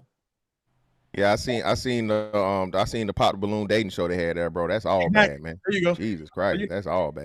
You know what time I it ain't is. see it, but salute to Milwaukee. I'm gonna see what I can figure out. I'm gonna line it up, man. That's it. Yeah, Houston would obviously be easier, right? Because I live here, but it's all good. We're gonna figure it out. I'm good at figuring it out, you know? Hey, I'm man, in DC. I'm ready to go wherever. Indeed.